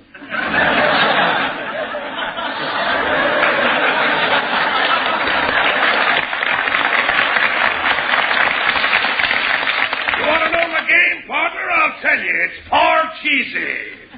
But being up here in the wild country so much, I trained 3 little skunks to play bridge with me. Is it a steep game? No, we only play for 1/10 of a cent. Warden, we're after some big game. Have you seen any hereabouts? Hereabouts? Abbott, I thought we came up here to shoot deer. I wouldn't shoot a poor little hereabouts for anything in the world.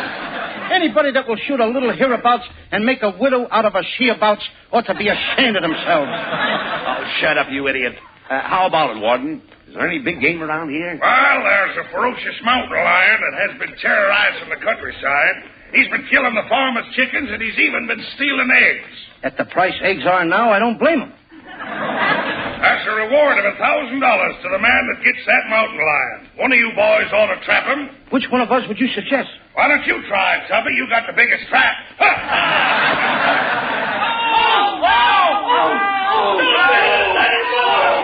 no, don't beat us anymore, please. Please don't beat us anymore. Hey, who are those guys? That's the Nebraska football team.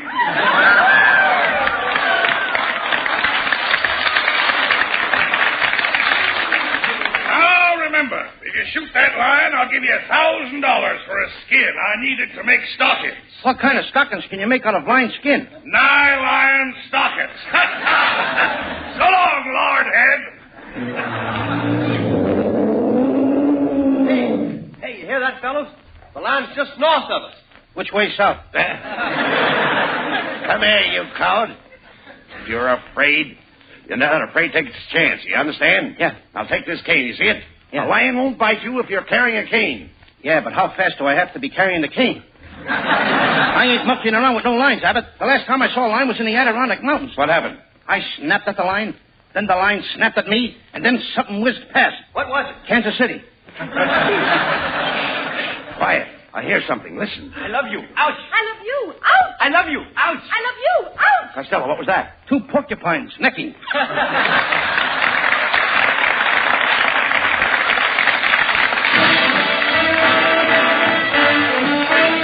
Camel Cigarettes bring you the lovely Marilyn Maxwell from MGM, producers of their Academy Award contender, The Yearling. Accompanied by the 4 hits, Marilyn sings Blue Skies.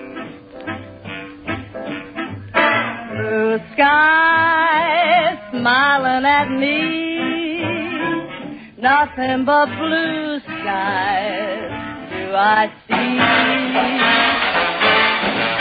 Bluebird singing a song, nothing but bluebirds all day long. I never saw the sun shining so bright, never saw things going so right. Noticing the days hurrying by, when you're in love, my how they fly. Blue days, all of them gone, nothing but blue skies from now on.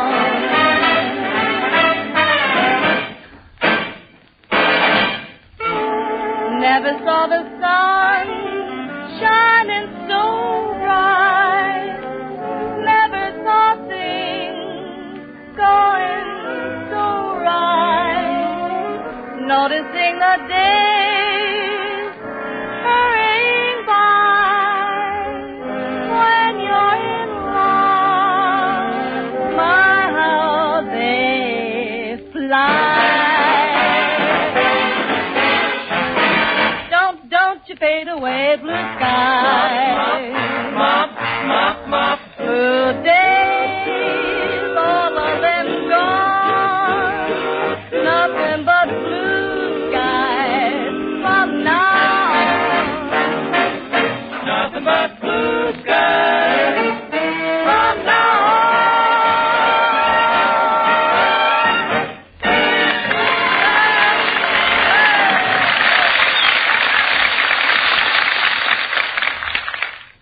When you take your first puff from a Camel cigarette, there's a delighted response from your T-zone.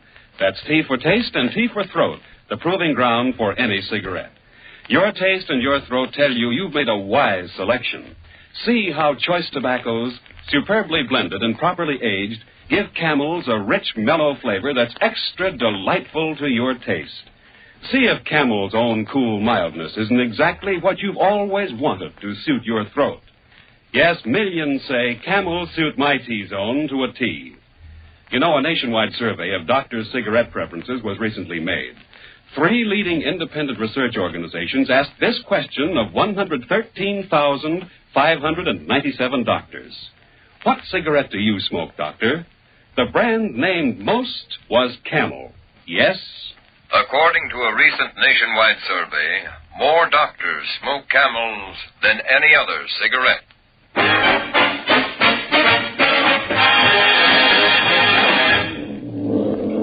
right, Costello. All right, now take it easy, kid. I'm right in back of you. Don't worry about me. Here's the mouth of the cave. Now, go in there. That's a pal for you. I let you go in and get the lion tonight. You want me to go in and get the lion? Certainly, I'm your friend. Why don't you go in and get the lion? Oh, what do you mean? You want me to go in? I have a family. Oh, what I got? Never mind what you've got. You go ahead and get that lion. Okay. Hey, what's the matter? You scared? Look at you. Your knees are knocking. I always knock before I enter a cave. Take it easy. Buck up, Costello. And remember, make the lion believe you're not afraid of him.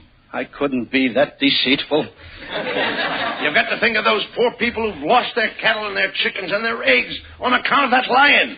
How can you face them, Costello? Think of it. How can you face them when they may be starving? How can I face that lion? He may be starving, too. Oh, there you are, Louis, honey. Oh, I'm so proud of you. I know you're going in that cave and kill that lion just for me. I am? Yes. And, Louis, honey, I'd do anything for you. Why, I'd climb the highest mountain. I'd swim the deepest river. How do you like that? Here I am facing death, and this dame is going to go out climbing and swimming. Okay, I'll go in. But if that lion runs out, don't nobody shoot at him. Why not? I may be inside of him.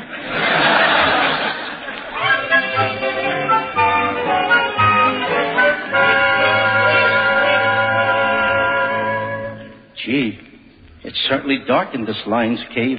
Why don't you light a match?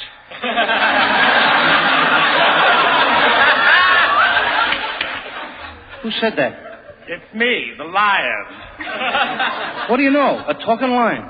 I gotta tell Abbott, Skinny, and Merlin about this. Oh, no, you must never tell anyone. I'm a hermit, and I just hate people. I wear this lion skin to scare them away. I live in this cave all alone. How'd you find this cave with all the housing shortage? I subleased it from a bear that went on the road with the skating act. You must get lonesome here all alone. Why don't you get a roommate? I had a roommate and milk. And then the meat shortage came along. You mean that... See this tooth hanging on this watch chain? Yeah? Well, it ain't mine. Look, Mr. Hermit, my girl is outside. I promised her I'd bring out the lion. Give me that lion skin and I'll take it out there and everybody will think you're dead and nobody will bother you anymore. Here, take the skin. Oh, goody. Now I can be a real hermit. And then I won't be bothered by Lucille Ball, Betty Grable, or Marilyn Maxwell. Gee, did they call you? No, that's what bothers me. Hey, look. Here comes Costello out of the cave. Oh, my hero. Look, he has the lion skin. Who is the greatest hunter of them all? bring 'em back alive, Costello. When there is danger, who's the one they call? Bring 'em back alive, Costello. Once I found a baby leopard. With milk I filled his tummy. And then in some Egyptian tomb I helped him find his mummy. He taught Tarzan everything he knows. When in danger, he's not yellow. Who looks dapper in his hunting clothes? No one but my handsome fellow. One day I caught a tiger, I wasn't even trying, and in the movie house I caught a Metro Goldwyn lion. Brave yes indeedy, a threat to Clyde Beatty, the greatest hunter of them all. Costello. Yeah? You've hunted a lot of big game. Tell me, did you ever hunt bear? I can't, Abbott. The bushes tickle me. Once I saw a mink, though. I saw a mink crying in the woods. I picked him up and I said to him, though you'll be a coatful on a Turner, laugh, mink, laugh. Though you'll be a lovely hat for Myrna, laugh, mink, laugh. At Ciro's, you'll have the best table. Think of those cold nights with Betty Shapiro. When you're on display at Bullett's Wilshire, giggle, meat, giggle. All your cares will vanish if your tail will wiggle, mink. Oh, wiggle me. Don't be depressed. Keep your skin up. When you see Frank Buck, just look.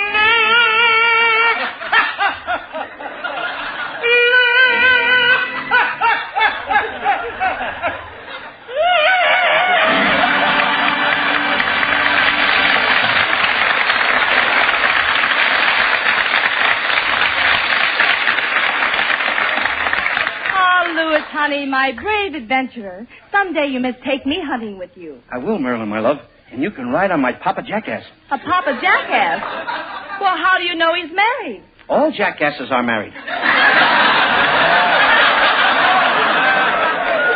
Oh, my hero. Let's celebrate tonight. We'll go to the smartest restaurant for dinner, see the best show in town, and then visit all the swanky nightclubs. And then I'll kiss you goodnight, and after you've gone and left me crying, after you've gone, there's no denying how lonesome I'll be. There's no one I'll see.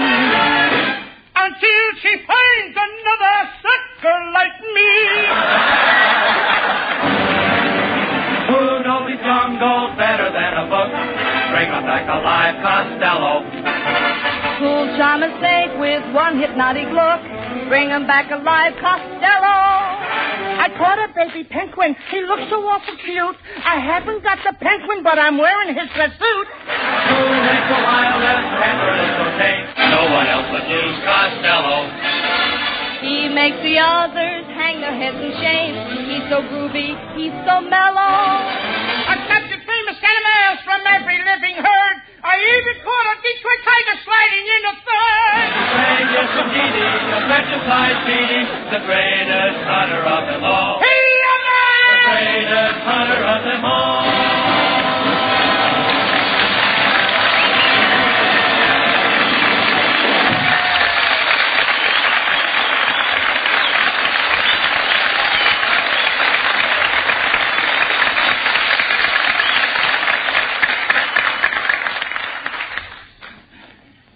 Oh, boy. What a tough battle. But I won. Hey, Abbott, there is the lion's skin. Wait a minute, Costello. There's something phony about this. Turn that skin over. I thought so. There's a label on that lion's skin, Costello. Come on, read it. Eastern Columbia, Broadway at night.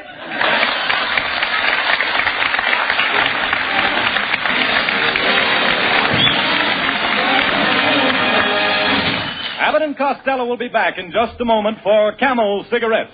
During the war, the makers of Camel cigarettes sent a total of more than 150 million free Camels to our fighting men overseas. Now free Camels are sent to servicemen's hospitals instead. This week, the Camels go to Veterans Hospital, Atlanta, Georgia, U.S. Army Valley Forge General Hospital, Phoenixville, Pennsylvania, U.S. Naval Hospital, Newport, Rhode Island, U.S. Marine Hospital, Staten Island, New York, and Veterans Hospital, San Fernando, California. Camel broadcasts go out through the United States 3 times a week, a rebroadcast to practically every area in the world where our men are still stationed, and to our good neighbors in Central and South America. And here are Abbott and Costello with a final word. By the way, Costello, the December 10th issue of Look magazine has printed the pictures of your big barbecue party for the kids. Yes. Did you see it, Abbott? I did. I saw your picture, your wife's picture, your kids' pictures, and my picture. But I didn't see my wife Betty's picture. And I know they took Betty's picture. Now, where's my wife's picture? Why wasn't it in there? Well, the fellow that took your wife's picture couldn't develop it. Why not? He was afraid to go into the dark room with it alone. Oh, good night, folks.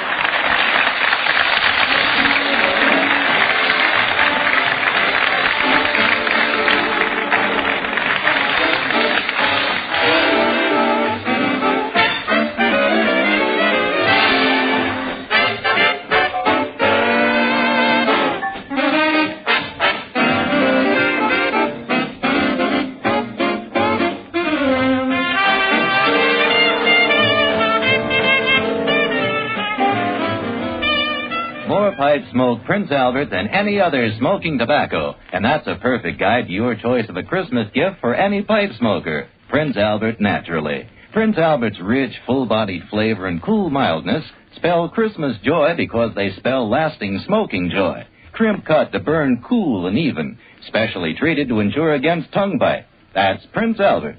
Give the big pound package of Prince Albert with its special Christmas wrapping to all the pipe smokers on your list. Be sure to hear Prince Albert's Grand Ole Opry Saturday night.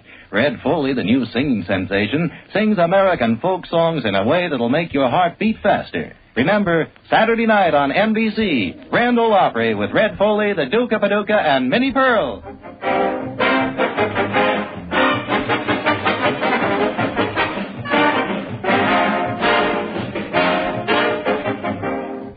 Be sure to tune in next week for another great Abbott and Costello show brought to you by Camel Cigarettes. And remember, try Camels in your T-zone. See if they don't suit your taste, your throat, to a T. And remember, too, that giving a carton of Camels is a specially warm-hearted way to say Merry Christmas to all smokers on your gift list. C-A-M-E-L-S.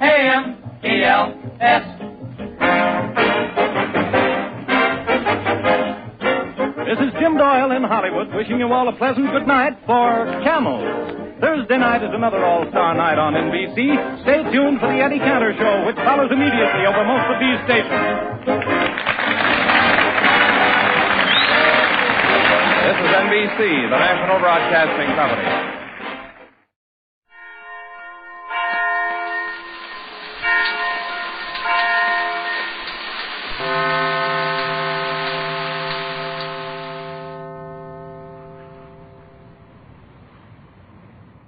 Good word tonight is grass. G-R-A-S-S. Really? You bet your life.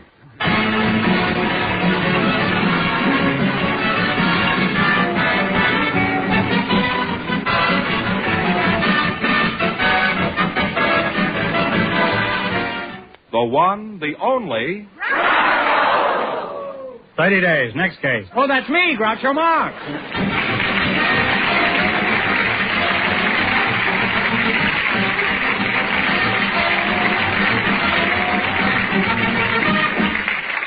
Thank you. Well, here I am again with $1,000 for one of our couples tonight. George Fenneman, who's first? We invited some girls from the Los Angeles International Airport and some weather forecasters to the show tonight, and our studio audience selected Mrs. June Palmer and Mr. Delbert Van Ornum just before we went on the air. And here they are. Folks, meet Groucho Marx. Mr. Delbert Van Ornum? That's right, sir.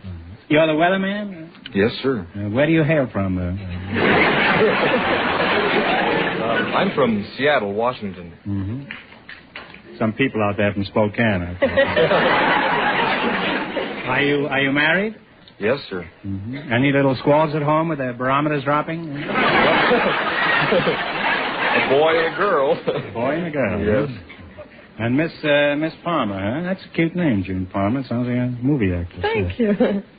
You're from the airport. What's your hometown? Denver, Colorado. Mm-hmm. Now, weatherman, Mr. Van Ornum, I think our listeners would be interested in knowing what kind of weather you've got lined up for tomorrow. Could you tell us?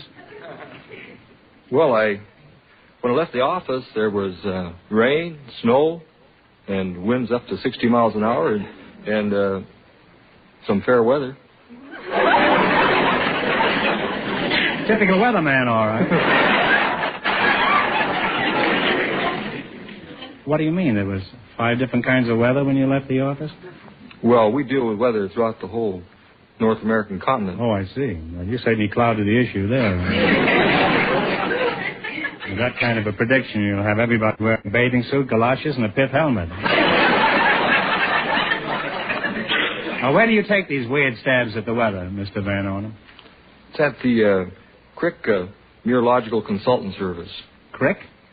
Yes, Dr. Irving P. Crick. I have a title home named Irving. I found him in a creek. Would he be any... What do you use for your prognosticating? A watermelon? Well, we have a fairly scientific method. Well, how do you find out? You look in the morning paper like all the rest of us? No, we have a setup of teletypes, and we get weather reports from the Hawaiian Islands and Alaska and all through Canada and the United States into Caribbean Sea. Well, what's the need of a private weather service like that? That's a private service? Yes, sir. Doesn't the Weather Bureau, the regular one, make enough mistakes to go around? Well, they don't have enough money to give a personal service to individual industries. We have a gold placer mining company in Alaska, and then we have Los Angeles County Flood Control. What's so funny about that?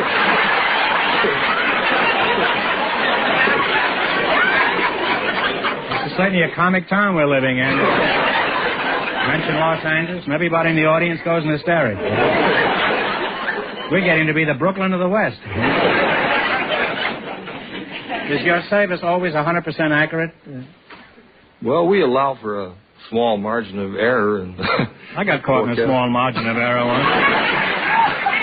They finally had to extradite me from Canada. Well, Mrs. Palmer, let's get back to you, and that's not bad work. Now, just what do you do at the Los Angeles International Airport? I'm an announcer. Mm-hmm. You're much prettier than Fenneman back there.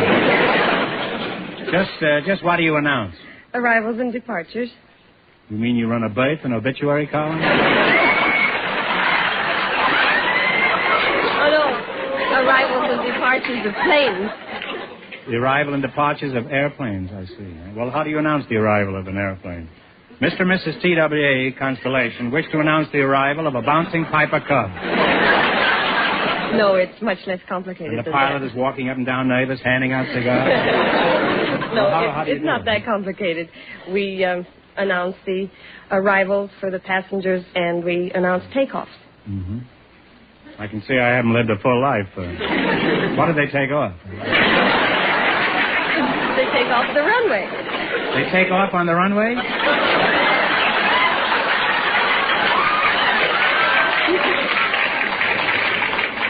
This is certainly the age of progress, Mrs. Palmer, where do your planes come from and where do they go? Well, we have them coming from Canada. We have planes coming from Paris. We have planes coming from Mexico City and going to Mexico City and Paris, Well, France. suppose one of your planes is arriving from Mexico City. How do you announce it? Pan American World Airways anuncia la llegada del vuelo 581 procedente de México, Centro y Sudamérica.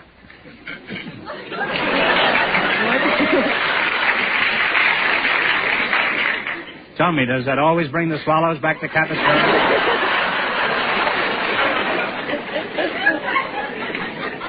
Would you mind deciphering what you just said? I simply said that a plane was arriving from Mexico City, Central and South America. Suppose your plane hasn't been anywhere near Mexico. Suppose it's coming from Paris, what do you say? TWA annonce à réveil de niveau numéro 95. I can keep this up as long as you can. Suppose it's breezing in from China. TWA Constellation Flight 12. Now arriving at TWA Concourse.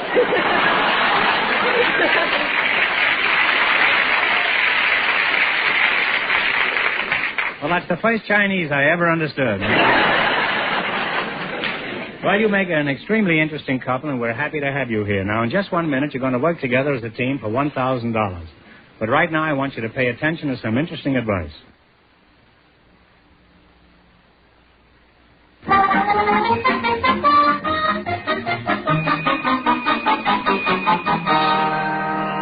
Now, let's see if you two will get a chance at the $1,000 question. You're going to play You Bet Your Life. Fenneman, give out with the rules. Each of our three couples has $20. They bet as much of that 20 as they want on each of 4 questions. The couple that earns the most money gets a chance at the $1,000 question at the end of the show. Our other 2 couples are in a waiting room off stage, so they don't know what's happening out here. Here we go. Let's see how high I can build you $20. You selected national parks as your category. Is that right? All right. Now, here's your first question. You have $20. How much are you going to risk? $10. $10. All right. Where are the Carlsbad Caverns? In Carlsbad, New Mexico. That's right. Absolutely right. We're off to a great start with $30. Remember, you're going for $1,000 tonight. How much of your $30 will you try? 15. 15. In what state is Glacier National Park? Montana. Montana is right. They're still on their way. They have $45. All right, you've got $45. How much of the 45 you going to try? 20. 20? In what state is Big Bend National Park? California. B-I-G-B-E-N-D. Big Bend. Oregon. No, I'm sorry. The answer is Texas. They now have $25. How much of the 25 will you bet? 10. 10? All right, here we go. Where is Mammoth Cave National Park? Kentucky. In old Kentucky is right. And they wind up the grand total of $35.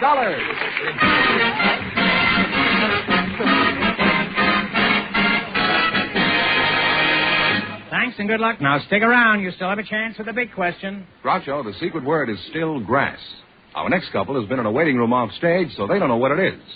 Just before we went on the air, we selected 2 housewives from the audience, and here they come. Mrs. Ernestine Clark and Mrs. Capitola Fredrickson. Meet Groucho Marx. Mrs. Ernestine Clark, you're a housewife, huh? That's right. Mm-hmm. How long have you been a housewife? 3 years. Mrs. Capitola Friedrichsen? Yes. Sound like a German airport, huh? Capitola, is that Spanish? No, it isn't. It's an Indian name, or Italian name, but I'm Indian. Oh, well, what is your maiden name, your Indian name? My Indian name is Capitola Celine Janat Ozawandi Dabasana Padok Ginu Caswell. Well, that's very true. On the other hand, if you put in... Is that really your name, or is that the treaty ending the French and Indian War? No, that's really our name. What does it mean, Capitola, in English? Well, that means the girl with the dark brown hair flowing outwards under low clouds with a little eagle. Should have kept the weatherman here, huh? Did you say with a little eagle? That was our original family name. Gnu is that means little eagle. Gnu? Mm-hmm. Sounds like Yiddish.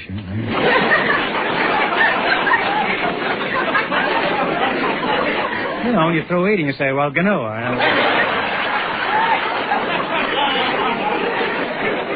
So you're part Indian, eh? Yes, I am. Which part, Captain? I meant on which side of the family are you Indian? Oh, my father was a full-blooded Indian. Uh-huh. I'd be satisfied to have full blood of any kind, eh? Tell me, Indian Summer, how long have you been married? I've been married 9 years. Mm-hmm. And what does your husband do besides complain about the grocery bills? He works in the post office. What does your husband do, Ernestine? He's an actor. An actor? Oh, well, that's too bad, huh? Is anything being done about it? Huh? Do you have any little hams in the icebox at home? You look mighty cute with those bangs and everything. What did you do before you hooked your husband, eh? I was with the circus. You were with the circus? That's right. Oh. What'd you do at the circus? I was a bareback rider. Oh. Was it a flea circus? No, there's only one circus. There's only one circus? That's right. Ringling Brothers, Barnum and Bailey. Oh, that's the one you were with, huh? Well, that's my favorite circus. Tell me, is Jenny Lind, the Swedish Nightingale, still with him? Not for the last 100 years or so. Well, I haven't been to the circus lately. What, you say you were a bareback rider? That's right. Did you lose your shirt on a horse? Or? No, the horse's back was bare. Not mine. Oh, you mean the horse lost his shirt, huh? That's what he gets for betting on the human race. Huh? How long were you with the circus? All my life, and I'm returning in a few weeks. Mm-hmm. Do you use any special horse, or can any horse be trained? No, we have to have a special horse. Uh-huh. Tell us about your act in the circus. What do you do on the horse besides ride horseback? I dance. You dance on a horse? That's right. What kind of a dance? A foxtrot? No, ballet dancing. Oh, ballet dance? You drink a pony of brandy or anything before you start? No, that's not You do a ballet? Well, whose ballet? Is the horse's ballet, or... I thought you rode on his back. I do. Well, what made you decide to become a bareback rider? I had no choice in the matter. My mother and father were bareback riders, and my grandparents and my great-grandparents and so on back for about 5 or 6 generations. Well, in other words, you were practically born on a horse. Is that right? Mm-hmm. Must have been a bouncing baby, huh? Well, when you're traveling with the circus, what do you do for amusement? Do you go to the circus in the evening if you're bored? Or... Yes, there's a... What do you do, huh? Well, we bareback riders have a softball team. A softball team? Uh-huh, and the midgets Who do you have play? a softball team. Well, we play the midgets. Play the midgets, huh? Mm-hmm. Nice team. 9 shortstops, huh? Now, all this talk sounds very exciting. Will your act be all complete when you return to the circus in a few weeks? Almost. Well, maybe this is my big chance. What else do you need to complete your act, huh? I need another horse.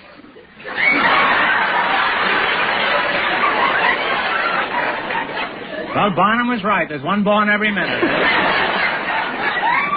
Well, I must say we're delighted to have you both here tonight. You're both wonderful kids. Now, let's play You Bet Your Life for $1,000. You run your $20 into more than the other couples, and you get a chance at the big question later. Fenneman's off stage to remind our listeners how much the first couple won. The weatherman and the airport girl won $35. Here we go. Let's see how high I can build you $20. You selected Western songs. Is that right? Yes. Now, you have $20, and here's your first question. How much would you bet? We'll bet 10. Jerry Fielding will play, and you identify the song. Okay, Jerry. Wagon wheel. Wagon wheels are right. They're away with $30. Well, remember, you're going for $1,000 tonight. That's the big prize. Now, you've got $30. How much of the 30 are you going to try? 25. Give me the title of this Western song.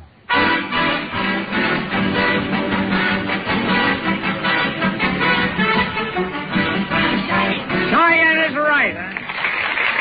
They're really on their way now. Have $55. All right, you've got $55. Here's your third question. How much of the 55 are you going to try? 50. All right, what's the name of this Western song? Play, Jerry. Red River Valley. Red River Valley. They now have $105. Well, you're right up at the top of those 3 rings up there. You've got $105, and here's your last chance to beat the other couples. How much will you bet? 90, she says. How much? 90. Let's see if you can identify this song. Don't fence me in. Don't fence me in. And they wind up with a grand total of $195.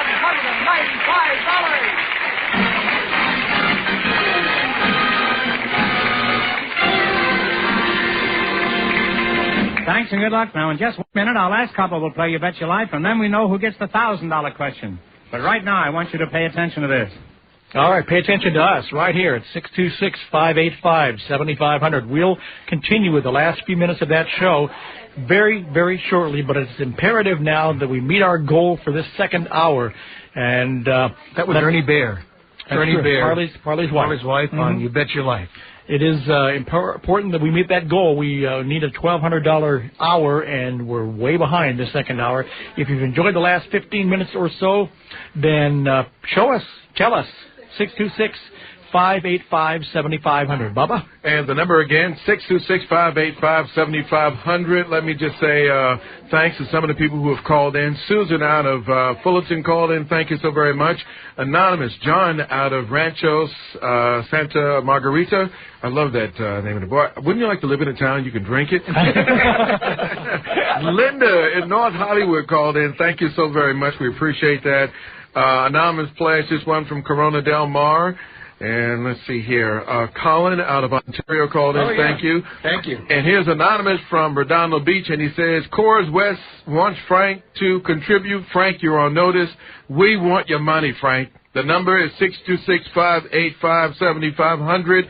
Coors West has done the right thing. Frank, you need to do what you need to do, and let's get this show on the road. 626-585-7500. We only have 2 books left from Gerald Nachman's Raised on Radio. If you want those books, you better get them now. Out the door, $65. Also, I should have mentioned this. We also have books to Tony Bennett, The Good Life, okay? Tony Bennett's book, The Good Life, $75. You can have that as well. 626-585-7500. We're going back to same time, same station in about a minute, 15 seconds. 626-585-7500. Ed out of Corona called in. Thank you so very much. And Ed said he was raised on radio. So he's got that book, and he's going to be tuned in and everything. So, again, we only have 2 of those books left, Raised on Radio. Once it's out of here, it's out. 626-585-7500. So many different ways to say thank you. Don't forget we have tickets for the salute to Benny Goodman and Lionel Hampton, and featuring Terry Gibbs, and on clarinet, Terry Harrington. That's coming up Sunday, December the 13th at 7 p.m., and that's going to be at the Ruth B. Shannon Center for the Whittier Arts at Whittier College. Oh, yeah. Great center. We've sung there before. Oh, it's a great hall. Yeah. And all you have to do is call us right now. Oh, I think that is, it is $75, Visa, MasterCard. Larry, I didn't mean to step on you in that one. Go ahead. It hurt, but that's okay. Do you have that other piece of paper I gave you earlier before we went on the air? Yes. Where is it? Well, you know what? We'll get to it after this segment. Yeah. Okay. 626-585-7500. The phones are not ringing. We need to hear from you. Those who are waiting till the last minute. Well, this is about the last minute. 626-585-7500. Why don't we do the last segment of about 9 minutes of You Bet Your Life, and then we'll come back and wrap up and thank people and get ready to get into G-Dad. It was a Wurlitzer. And that's it, my friend. It's G-Dad. It's the Wurlitzer coming up at 7 o'clock. But right now, here's You Bet Your Life. Same station. Groucho Marx and You Bet Your Life, as originally broadcast November 16, 1949. Calling the numbers 626-585-7500.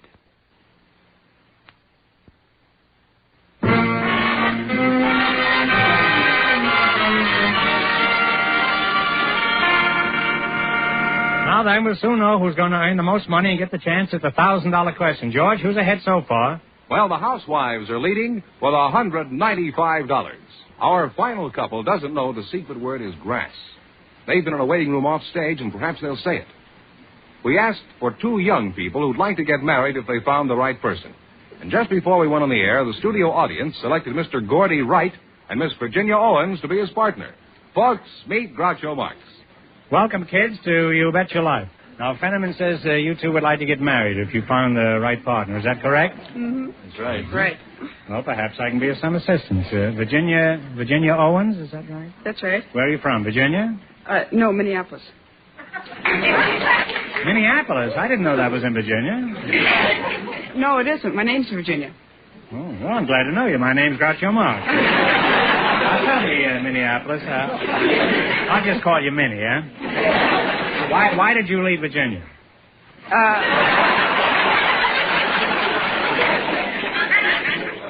No, my name's Virginia. Oh. That sounds familiar. Haven't I met you someplace before? Why did you leave Minneapolis? Because it isn't in Virginia? No, not exactly. I came out here to take a try at the movies. Mm-hmm. And did you get in? Not so far. Have you tried purchasing a ticket?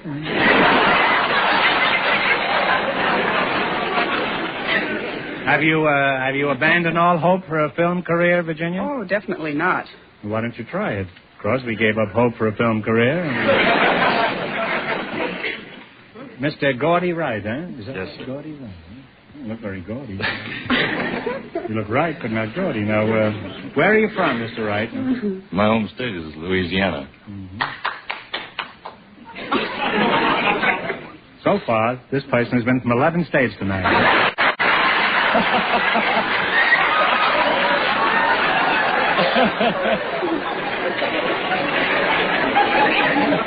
He must be the Arkansas Traveler. Now, what is this nonsense about you wanting to get married? Is that right, Gordy? Well, that's right. You If I would could like find to- the right kind of a girl. Virginia, did you say you'd like to get married? Mm-hmm. How long have you been looking for a husband? Months. Well, don't be discouraged. A friend of mine got married 4 years ago, and she's still looking for a husband. Tell me, Virginia, what kind of a man are you looking for? Huh? Oh, gee.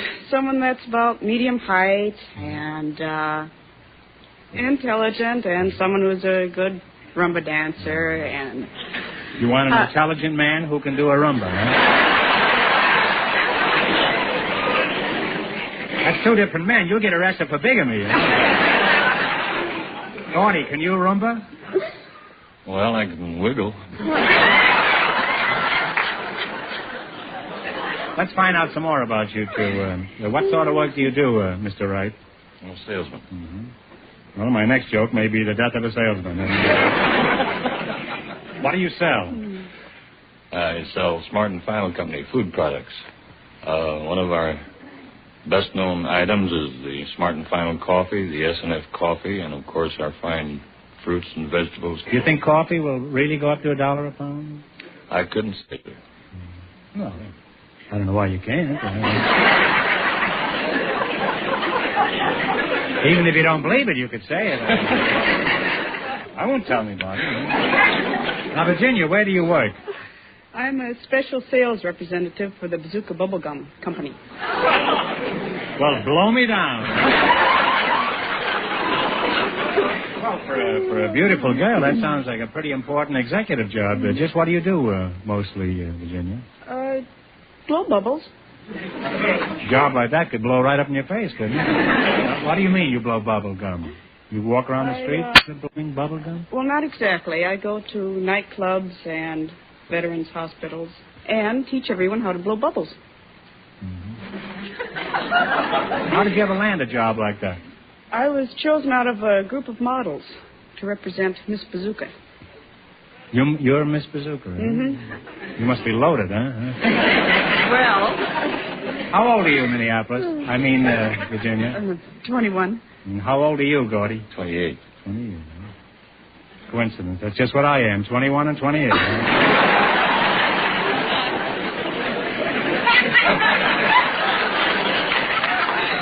Who knows? Maybe you two are meant for each other. Do you have any definite ideas about the kind of person you're looking for? Say about 5'5", Gordy? Just about right. Eyes that are full of mischief? A figure that stands out in the crowd? Wonderful. Stop looking at Virginia when you answer me, huh? Now, if this person answered all this description, and plus that was a movie star, do you think you could fall in love? I know I could. Kiss me, you fool. That's me, Gonzo.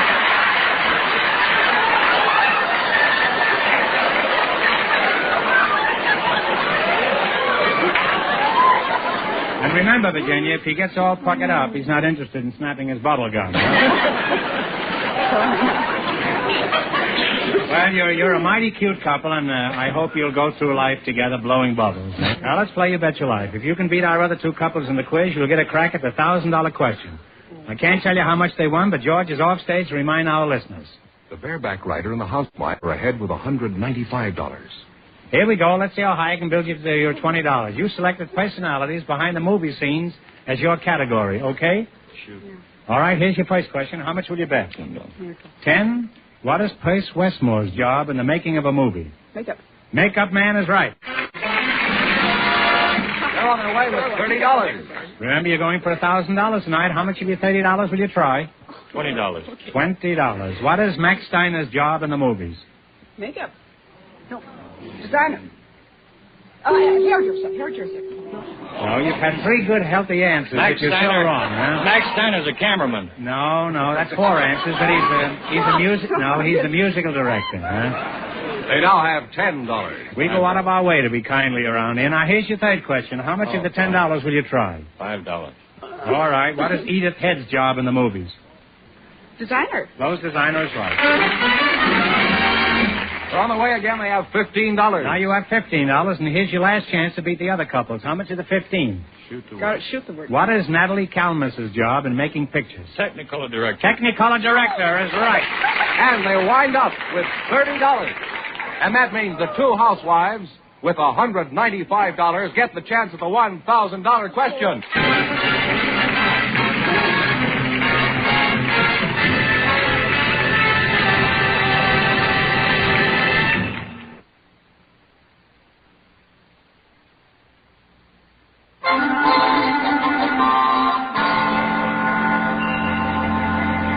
And here's the winning couple, Groucho, the 2 housewives. Ready to try for $1,000. All right, good luck, and I'll give you 15 seconds to decide on a single answer between you, so talk it over thoroughly and no help from the audience, please. Let's see how much you know about your government. For $1,000, who is the Senate Majority Leader?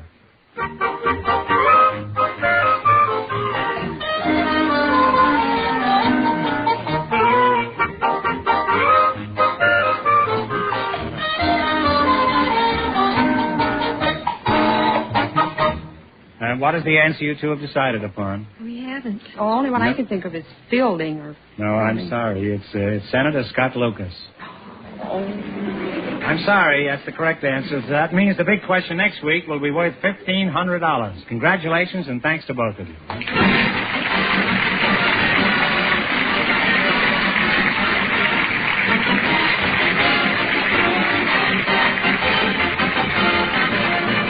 You Bet Your Life is a John Goodell production, transcribed from Hollywood, directed by Bob Dwan and Bernie Smith. Music by Jerry Fielding.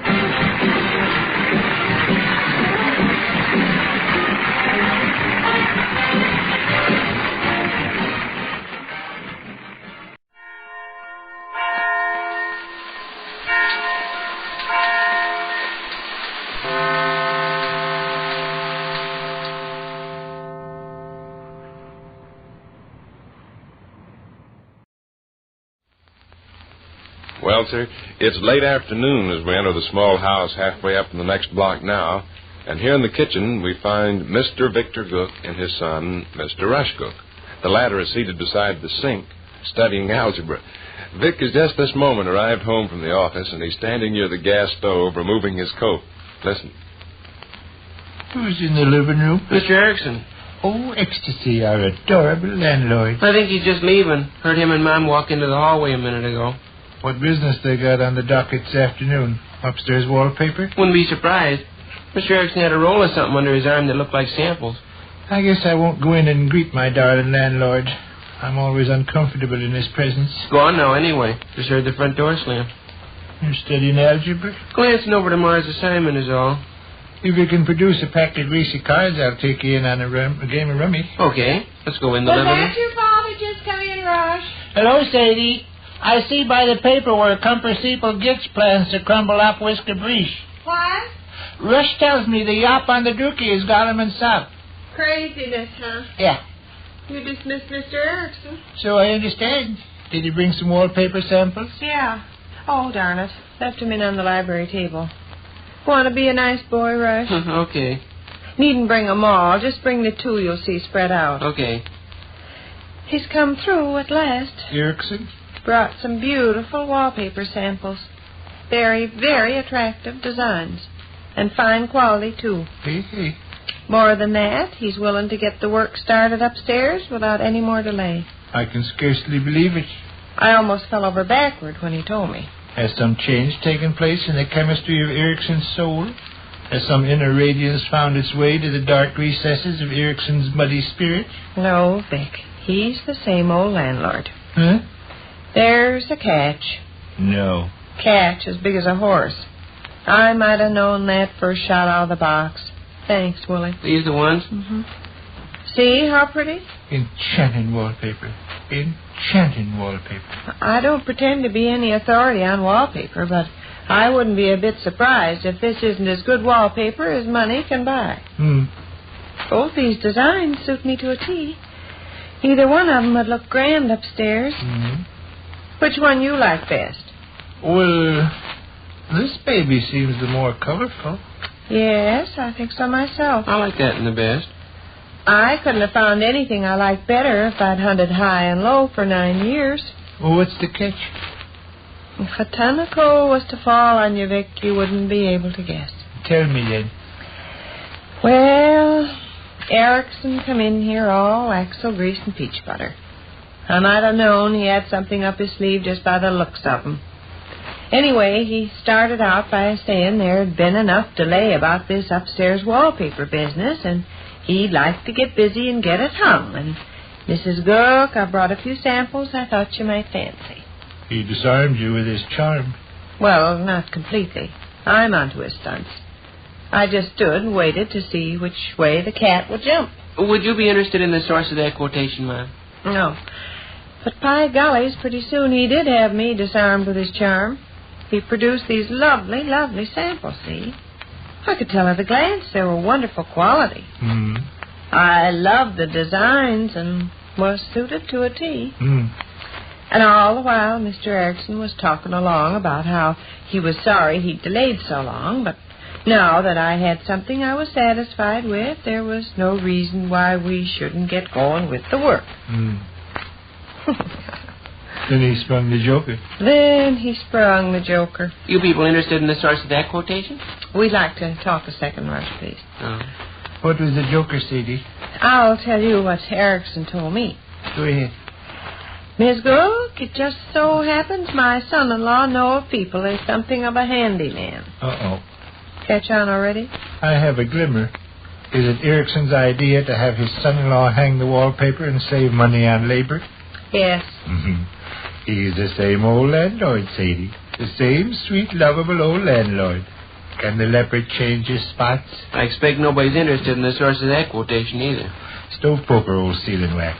I suggest you take all those sources and quotations and junk that you're so familiar with and put them in your hat and then pull your hat down over your ears. Tell me more about my darling old landlord's great-hearted magnanimity. Having his son-in-law hang our upstairs wallpaper to get out of spending money for regular workmen is only a little tiny part of the stunt.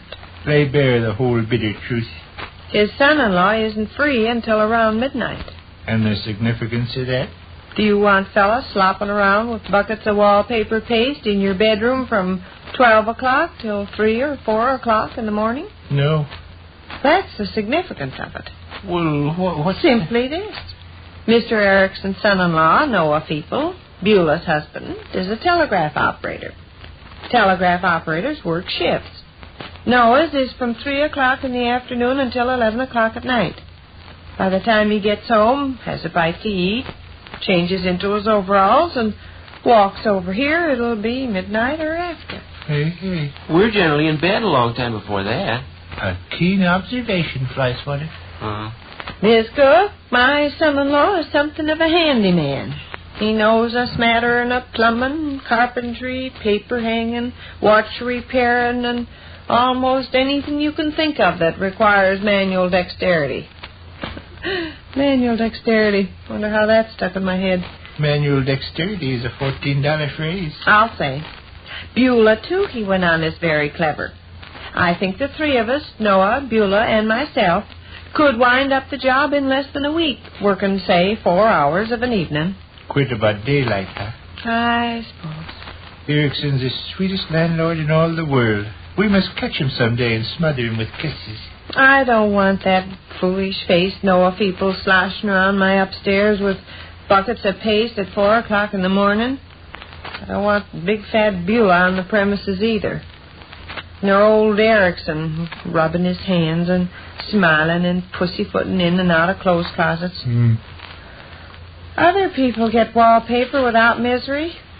Take Miss Scott next door. She made Erickson paper her upstairs 3 weeks after they moved in the house. How'd she accomplish it? Had regular paper hangers to do the work, too. It wasn't a family party where the landlord and all his relations come skulking around at midnight with their buckets of paste. How'd she accomplish it?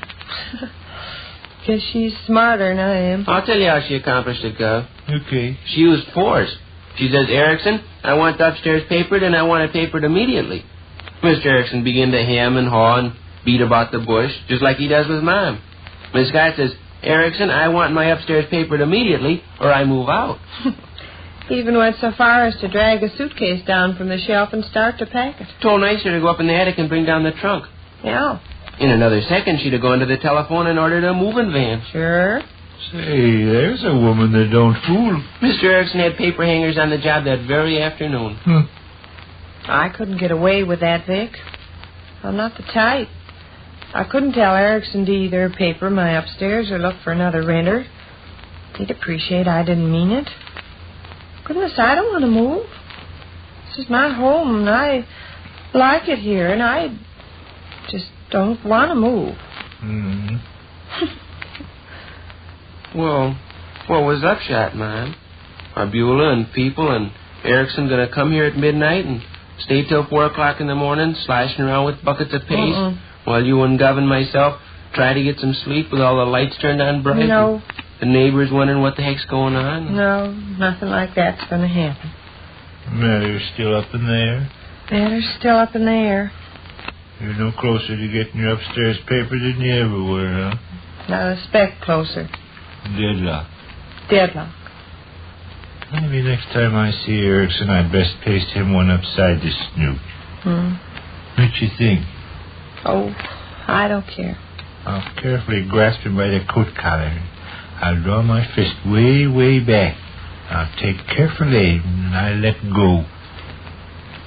Look at these lovely, lovely wallpaper samples.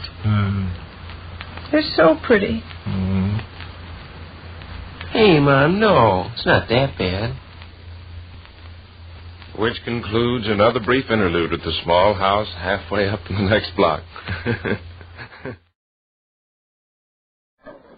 A special rebroadcast for the American Armed Forces and their allies. You're invited to drop in where the elite meet to eat. Duffy's Tavern.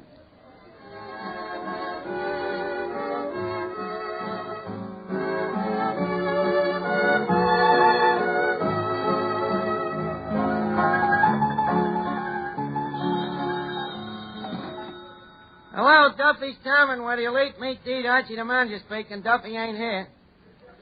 Oh, hello, Duffy. Tonight, Adolphe Manjou. Adolphe Manjou. Well, you remember Theda Barra? Well, Manjou was a fashion plate when she was still a dish. Yeah, he's a terrific guy, Duffy.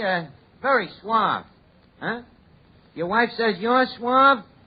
Duffy, she means a big fat suave. You know who else is coming down here tonight, Duffy? That French dame, Yvette. Yvette. Y-V-E-T-T-T-T-E. Yeah, she's a female chanteuse. Yeah, she sings, too. Huh? Duffy? Oh, well, Duffy, I gotta go now. You know, Clancy the cop. Yeah, Flatfoot Clancy. Well, the club he belongs to is having a meeting here tonight. The name of the club? The Policeman's Tuesday Night Footbath and Discussion Club. Yeah. Adolphe Manjou is going to give a lecture on men's clothes. I'm writing it for him. Yeah. I call it Men's Fashions Through the Ages, from the fig leaf to the BVD. Okay, well, I'll call you back, Duffy.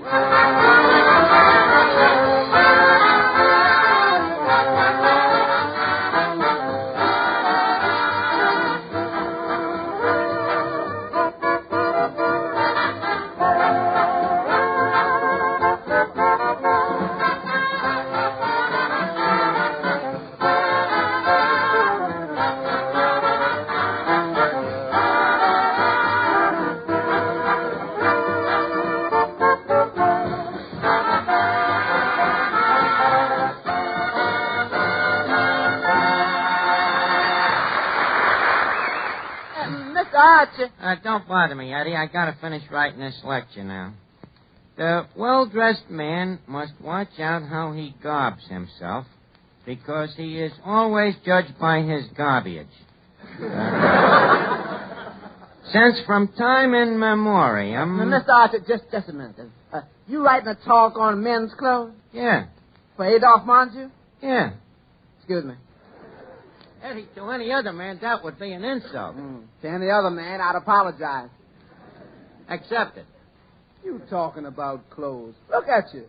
Your hat's bashed in. There's a rip in your pants. Gravy on your shirt. A hole in your socks. Well, Eddie, I'm wearing sports clothes. Besides, it is undue rigueur to look too spick and spat. A man's clothes should have an air of carelessness, casual. Oh, yeah. That's why you look like a casualty? Right. Yeah, I've always been a snappy dresser, Eddie. When I was a kid, you know what the gang on the block used to call me? Archie the Fop. And why? Speech impediment? No, because I was always so well groomed. Always first with the new styles. I remember I was the first guy in the block to come around with two-tone sneakers. And very fastidious, Eddie. I was the kind of a guy, you know, if me collar got dirty, I'd change the whole shirt. So, just because I don't look like I'm standing in Taylor's window like a dummy... Well, Finnegan, is your tailor's name Sam? So why? I think he made the pants too long. Finnegan, you can't even see your shoes. Well, tell you the truth, I'm trying to hide my shoes, Arch. Why? Well, I'm a little ashamed. Two of the buttons is missing. Finnegan, are you still wearing button shoes? Well, Arch, I can't get no shoes on account of this rationing. What's the matter? Ain't you got an 18 coupon? Yeah, but what good is it? I wear a 12. Look, Finnegan, that's got nothing to do with it. You could have got your right size and taken your change in red tokens. But outside of the shoes, you look very nice, Finnegan. That bow tie. Very smart. Don't get something I threw on. Yeah. Oh, it's very nice. Goes with everything. You could even wear a shirt with it. Hey, that's a very good idea, Arch. You're just the guy to help me with my problem. What's the problem, Finnegan? Oh, well, look. Someday I get a full dress suit. Should I wear gold studs or silver studs? Full dress suit. Well, it all depends, Finnegan. On what? On how much they want to spend on your funeral. Funeral? Who's dead? You are. Oh. Well, we all gotta go sometime. Look, Finnegan, don't bother me now. Tell Adolph Monju your trouble when he gets here, huh? Yeah, I will. Say, Archie. Yeah, Miss Duffy. What's this I hear about a new French singer coming down here? So what about it? Well, if you're going to hire a singer, what's wrong with my singing? Just two things, Miss Duffy. And they're both adenoids. Oh, yeah? Well, don't say I didn't warn you, Archie. Papa hates French chanteuses. He don't like nothing unless it's an Irish tenor. You play a Caruso record to him, you gotta tell him it's John McCormick. That dopey, stupid Duffy. Now, just a second, Archie. Don't forget that stupid as he is, you are talking to my father's own flesh and blood. Granted. But why does he have to have such a maniac over Irish tenors? Because he's sentimental. Such a sweet old softy. You should see him when there's an Irish tenor singing on the radio. He melts. I have even seen him stop hitting Mama till the song was over. Yeah, and he's right, because the Irish are the best singers in the world. Now, wait a minute. That's a very broad statement. Don't forget that there are Russians and other creeds who are pretty good singers, too. What about Tolstoy?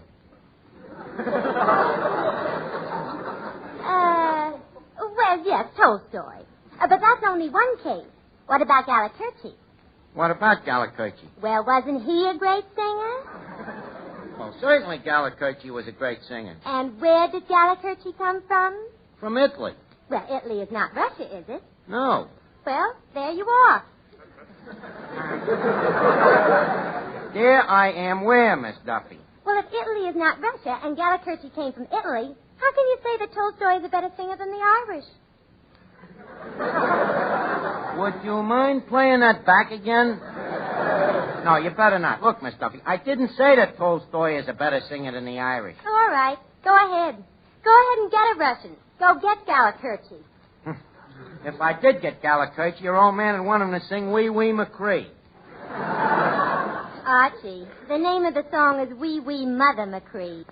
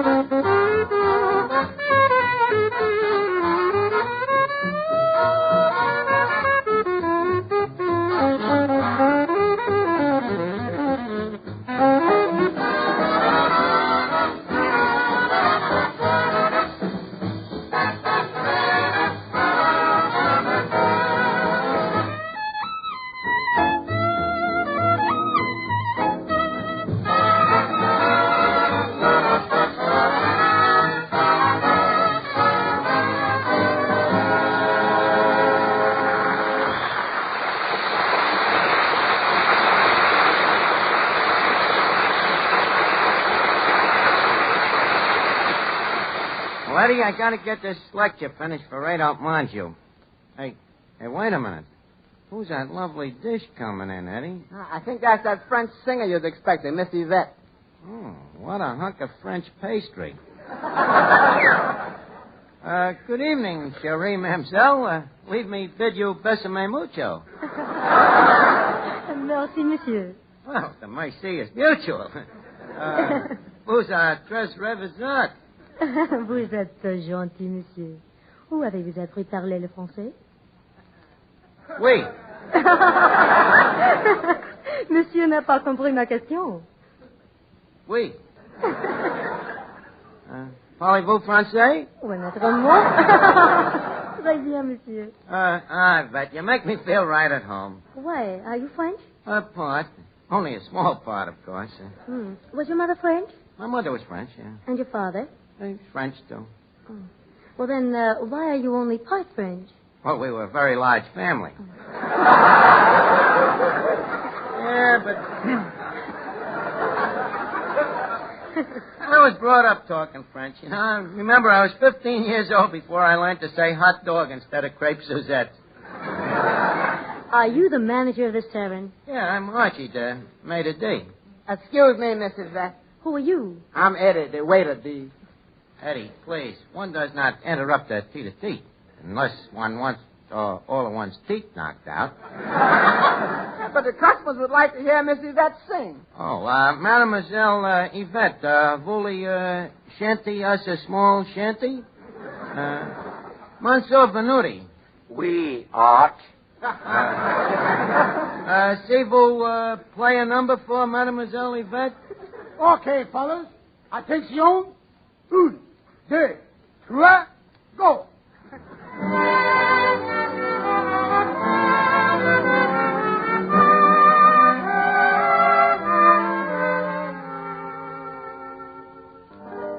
Cathedral bells were tolling and our hearts sang on.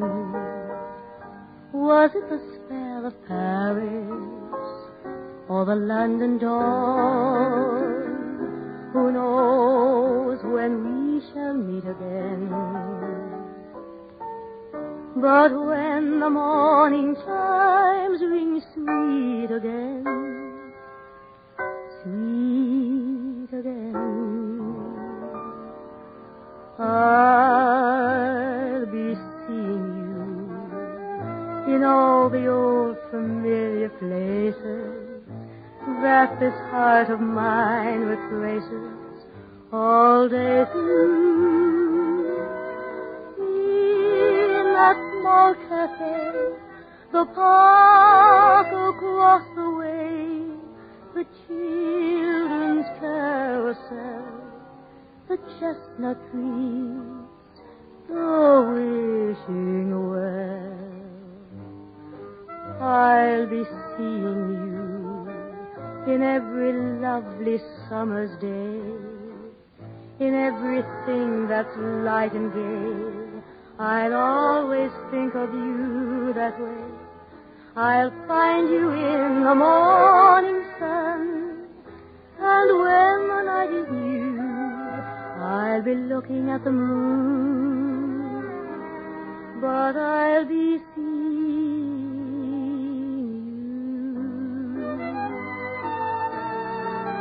you in every lovely summer's day, in everything that's light and gay. I'll always think of you that way. I'll find you in the morning sun, and when the night is new,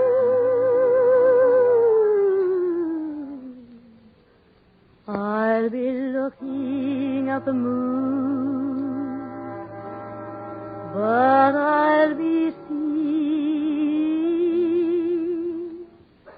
you.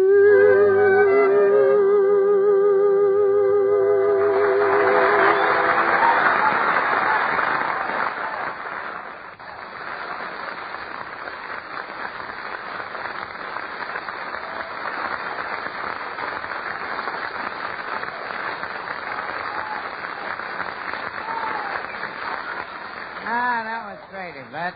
You know, we ought to have a dame like that singing the joint regulator. You know, she could have cracked the French crowd. Yeah, she's already doing it. Here comes Mr. Adolphe Monjou now. Well, Adolphe.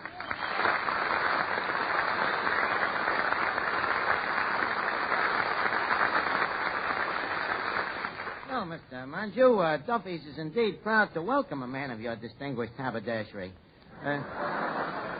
And furthermore, it is with humble hospitability that we solicit our extentations to your august presence amidst these circular glooms. What is this, a filibuster? What's a filibuster? Well, it's a speech about nothing made by a guy who knows all about it. Imagine meeting Adolphe Monjou in person. You know, I never missed one of your pictures. Well, it's nice to meet one of the paying public. Well, you didn't make much off of me, you know. During most of your career, I got in for half price.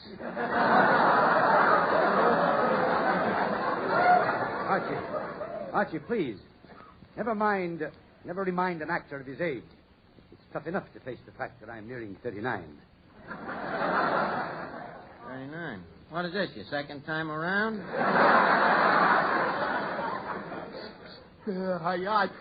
Can I ask him that question now? Oh, yeah, Mr. Monjou, this is Clifton Finnegan. He has a problem. I'll say he has. Well, Mr. Monjou, here is my problem. So when I get my full dress suit, should I wear gold studs or silver studs? Well, that varies according to the taste of the undertaker. Undertaker, that's just what Archie said. Mr. Monjou, this full dress suit is going to be for me wedding. A wedding? Yeah. Well, is it an afternoon or an evening affair? Oh, I expect it to last longer than that.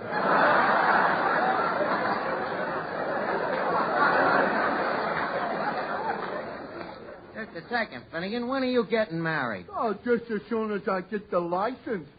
Well, congratulations. Congratulations. Where did you get the girl? Don't they give you that with the license? And thank you, Clifton Finnegan.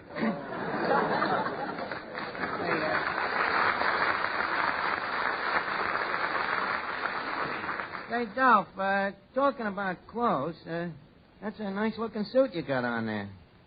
Buy it new? No, I had it made. Yeah, you have to have it made. I don't. I just walk into a store, put on a 38 suit, have the sleeves lengthen the pants, take in the waist, pad the shoulders, reset the buttons, and walk right out with a suit. A perfect 38. Well, I have to have mine made. I guess I'm just a misfit. Yeah, I guess you are, huh? Well, the one you look, the one you got on there looks pretty good. How do you get that nice sharp crease in the pants? Well, I have a smooth mattress. I use a damp cloth and a hot rock. What do you use for a damp cloth? That shirt you're wearing? Well, I was just waiting for you to notice this shirt. How do you like it? It's lovely. What color was it? I don't remember, but it's nice material. Beautiful material. Feel it. Mm-hmm. Broadcloth. Yeah. Yeah, but what's the difference? It's a man's style.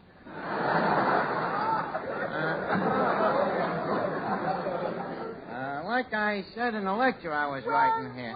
Well, if it ain't me old friend Archie. Well, Officer Clancy, excuse me a minute, Dolph. I'll be right with you. Clancy, I ain't seen flat in the foot of you in weeks. Glad to see you. Well, it's lucky I am to be here. What do you mean? Well, this morning I was on duty, taking a little nap in the back room over at Grogan's, when a terrible thing happened. What happened? Grogan's kid sneaked me blackjack out of me pocket and hit me over the head with it. Well, gee, that could be serious, Clancy. It was. It broke every cigar in me hat. Oh, I'm glad you're here. What about the rest of the cops in the club? Are they coming? Of course. How many? 16 of them just came in through the back entrance. What other way? 16. I thought there was going to be 19. Well, a few of the boys couldn't show up. You see, the commissioner has ordered a drive against bookies, and the boys are busy placing some last-minute bets. Well, Archie, when are you starting your lecture? Well, say, Archie, I have to be running along now. But, Adolf, you can't go now. You can't get the lecture. Well, what lecture? A lecture on clothes that you're going to give to the cops. I wrote it for you. You wrote a lecture on clothes? For me? Look, Adolf, maybe I look like a bit of a slob now, but remember the old proverb, the hole in a man's pants is not the window to his soul.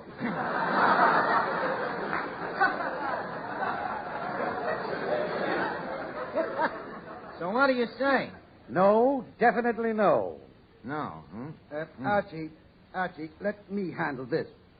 Mr. Minju, is that your automobile outside? Yes? Parked next to the hydrant? Next to the hydrant? My car's parked at least 20 feet from the hydrant.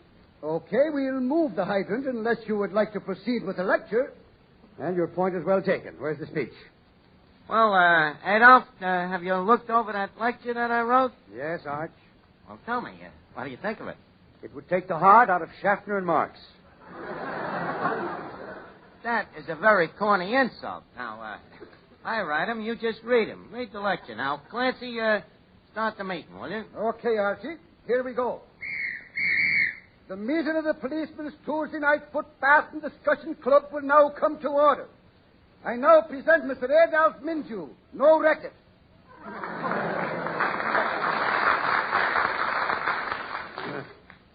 Gentlemen, leave us begin our discourse appertaining to men's sartoriality. Archie, sartoriality. Yeah, men's clothes. What'd you think it was, a barber shop? Proceed ahead. Mm-hmm. The first clothes that was known to primitive man was loincloths. But loincloths was difficult to get because loins is very ferocious beast.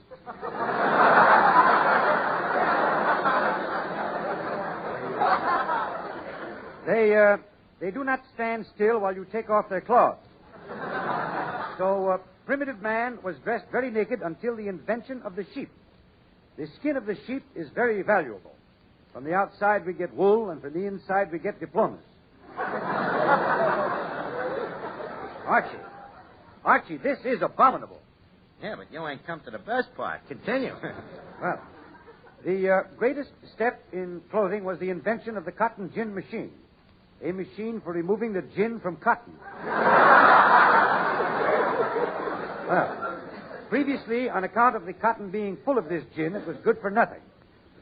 But after Eli Whitney's invention, cotton became the equal of wool, which never touched the stuff. Archie, where do you get your facts? Research. I dreamed them up. Go ahead. And now we come to Chapter 2, proper dress for policemen. Foot patrolmen should have their shoes stretched so they are large and comfortable. Mounted patrolmen will require other adjustments. Stop it, Minju. You're a bum.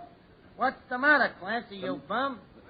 Why, the man that wrote that lecture should be thrown in jail. Who is the culprit? Wait a minute. Not a word, Adolf. Let's stick together. Neither one of us wrote it, Clancy. It was wrote by an expert. Who's the expert? Let me at him. Well, we ain't sure, Clancy, but I think I know how I can find out. I would like to ask the assembled crowd here one interesting question. When wearing a full-dress suit, does one wear gold studs or silver studs? At the times on the tasty you're on the tasty. Here's your man, Clancy. Take him away. Do nothing.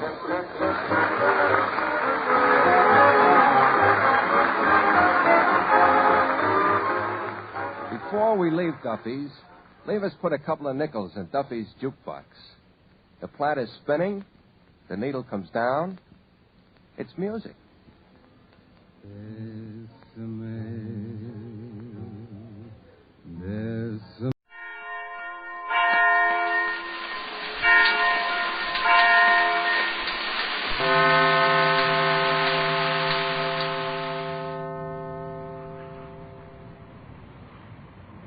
It's new. It's amazing. It's Prell. P-R-E-L-L. Prell shampoo. Yes, Procter & Gamble's new Radiant Cream Shampoo in the handy tube.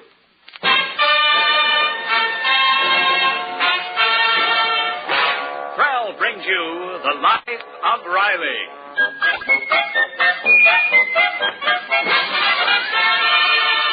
Prell, the shampoo that removes unsightly dandruff, leaves hair radiantly lovely, presents The Life of Riley with William Bendix as Riley.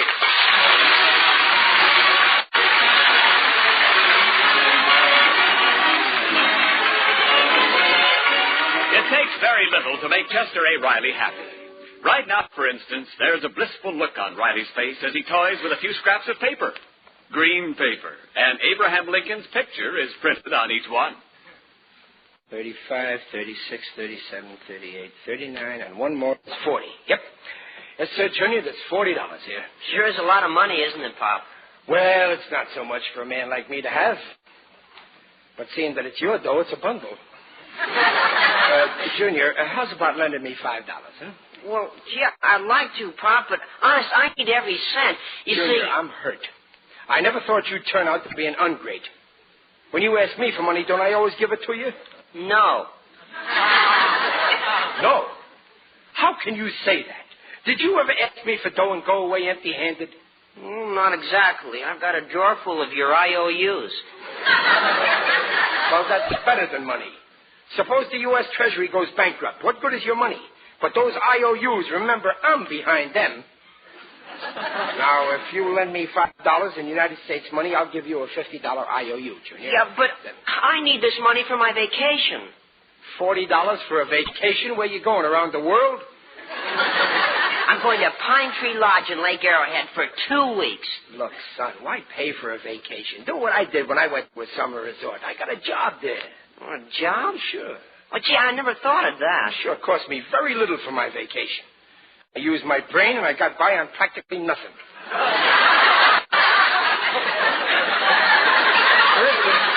I once went to... Riley, the sink's blocked again. Wait a minute, Peg. I'm just... Pop says I ought to work at Pine Tree Lodge instead of paying. Now, Riley. I'm just giving him a little friendly tip about something that I'm an expert on. Believe me, it ain't every son who gets it straight from the horse's mouth. Riley, will you please fix that sink? Okay, I'm going. You think over what I said, Junior. Gee, maybe I ought to get a job instead of paying. Pop says it worked okay with him. That's what he says. Junior, before you decide, maybe I better tell you the whole story. Why, what do you mean, Mom? Well, your father used to be a shipping clerk at Hawkinson's department store in Brooklyn. I was secretary to young Hugo Hawkinson, the owner's son. That was before your father and I knew each other. Well, I remember one morning he and his friend Danny Greenberg were polishing furniture in the show.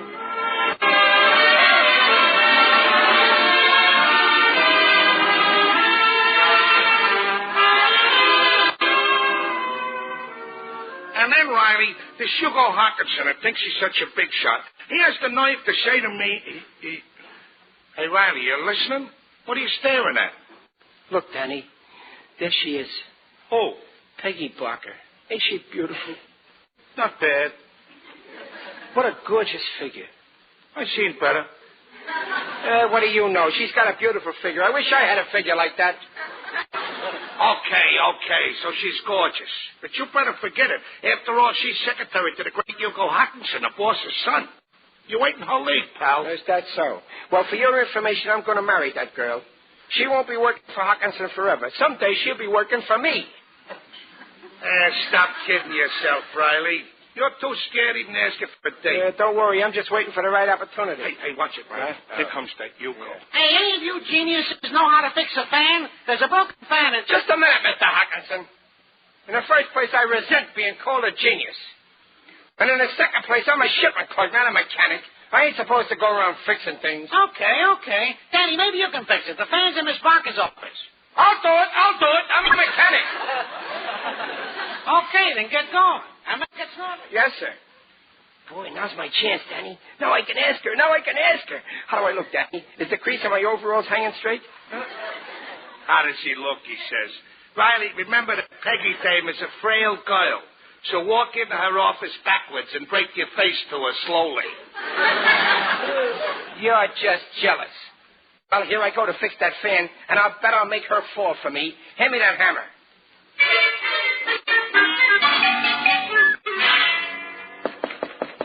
Come in. Oh, hello. You're Chester, aren't you? You're here to fix the fan, aren't you? Well, it's right over here on the desk. Well, what's the matter, Chester? Is something wrong? Well, why are you moving your lips like that? Excuse me. I thought I was talking. Oh. Well, is there something you're trying to say, Chester? Well, you see, Miss Barker... Oh, don't be so formal. Just call me Peggy. Thank you, Peggy.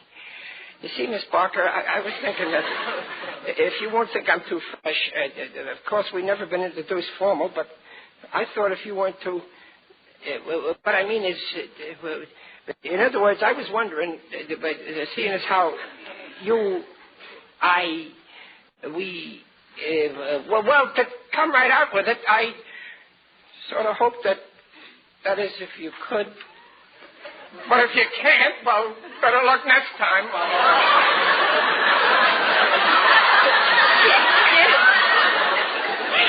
Are you trying to ask me for a date? Gee, you read my mind. You must be psychopathic. I'll bet you say that to every girl. Oh, no, you're the only one. Well, what do you think, Barker? I mean, Miss Peggy. Is it okay for tomorrow night, Saturday?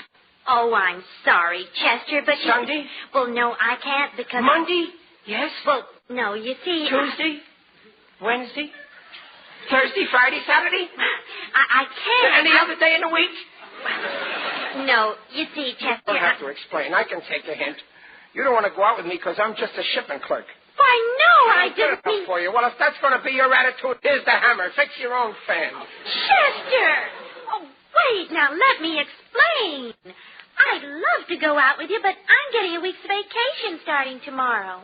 Oh, I see. Well, say, my week's vacation starts tomorrow, too. We could spend it together. I'd show you the town. Oh, boy, we'd have fun. Sunday, Coney Island. Monday, Ebbets Field. Tuesday, we could go out of town to Manhattan. and Wednesday... I'm going to the country for my vacation. Oh, where are you going? Camp Kilcare in the Catskills. Oh, right. Guess that's pretty expensive. Oh, it's terribly expensive. $14.50 a week. $14.50? Of course, I'm getting the deluxe accommodation. Only 4 girls in a room. Well, I hope you have a good time. Thank you, Chester. And when I get back, why... Well, Peggy, look what little Hugo got for you. I picked up your railroad ticket here, yeah? Oh, thank you, Hugo. Well, there's 2 tickets here. Yes, sir. One for you and one for your handsome boss. Why, Hugo. I didn't know you were going to Camp Kilcare, too. I didn't either till I found out you were going. Oh, I'll show you a great time. Lots of moonlight there, you know. A moonlight and a roses.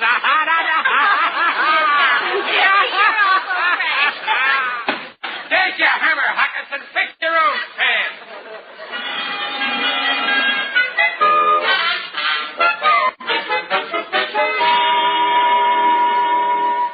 Attention campers. Attention campers. The Camp Kilcare dining room is now open for lunch. Guests are not permitted in the dining room in their bathing suits. So before sitting down at your table, please take them off.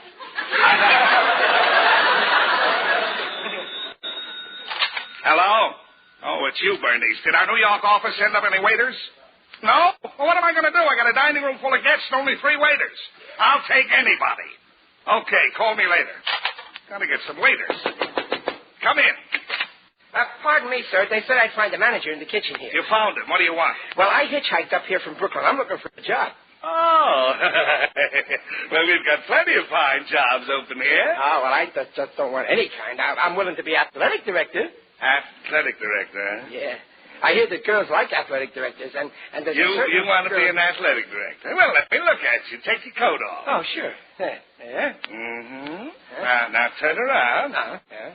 Uh-huh.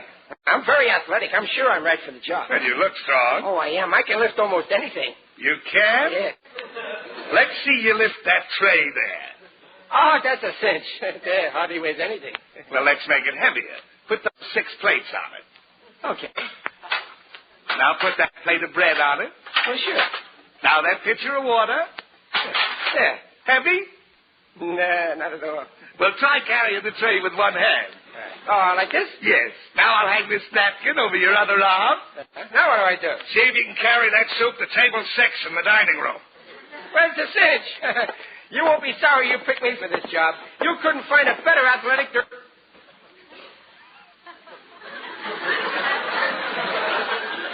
Wait a minute. You want me to be a waiter? You're a regular fox. But the girl, she's stopping here. She'll see me. Not Anton. You ain't making a waiter out of me. It's either athletic director or nothing. Nothing. What table do I wait on?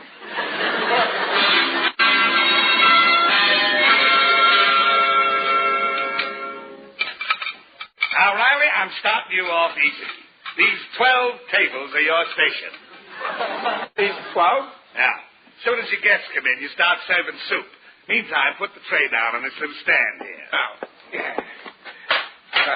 Now what do I do? Well, you just stand here and, I got to get you a white jacket. I'll be right back.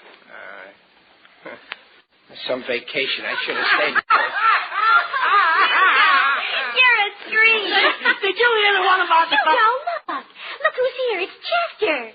Oh, Chester, I'm so glad to see you. Hello, Miss Barker. Hiya, Mr. Hawkinson. So, you followed me up here, huh, Riley? Couldn't keep away from your dear boys. Well, when did you check in, Chester? Oh, just a little while ago, but... What table are you sitting at? Well, I ain't sitting anywhere. Why don't you sit at our table, number 6? The manager won't like it. What do you mean? You're a paying guest, aren't you? Make him like it. Yeah, but you see... Come on, Chester. Don't be stubborn. If you don't sit with us, I'll be very angry. Oh, no. Don't be angry. I'll sit. Boy, I'm starved. Well, I wonder who our waiter is. Yeah, I've been coming here for years, and there's one thing I've noticed. They got a very low-class type of waiters here. My roommate, Minnie, she said the waiters are terribly fresh. Well, if I were the manager, I'd soon put a stop to that. I wouldn't let them talk to the guests. Well, Chester, say something. I ain't talking. I mean, well, a fella can be a waiter and be a nice guy, too. I mean, well, suppose I wanted to work here and they made me a waiter. Oh, you could do better than that. Well, they'd probably make you athletic director. Yeah, athletic director. On the salaries they pay waiters here, only a moron would apply for the job. I understand they changed the policy today. They're hiring a very intelligent type of waiter, and handsome, too. Hey, here comes the manager. I'll find out what happened to our waiter. Riley! What are you doing sitting at that table? Get up! What? Just a minute, Mr. Johnson. You can't talk to Mr. Riley that way. Yes, he can, Peggy. He has a perfect right to sit here if he wants to. Peggy, stop. You can't yell at him like that. Who do you think you're talking to? One of your waiters? Look, Chester, don't stand there like that. Speak up. What do you have, pea soup or vegetable? Oh, Chester, you're the waiter. You're a regular fox. I hired him an hour ago. You mean you're the waiter? He's the waiter! Well, don't stand there like a dope waiter. Bring us some food. Yeah, snap into it, Riley. Serve the soup. Oh, yes, sir. I got it right here. Careful with that tray. Hold it tighter. Yes, sir. Higher. Yes, sir. Hold the tray in one hand. Oh, yeah, one hand. The left hand. To the left hand. Wait, put this white jacket on. The white jacket. Yes, sir, right away. The white. Peggy, will you hold this tray a minute, please? I got to... Look out! Ready to go? Yeah, clumsy oaf. Oh, I'm sorry. I didn't mean to... You ruined my dress. Just look what you did. You spilled the soup all over it. Well, don't cry, Peggy. I'll get you another portion.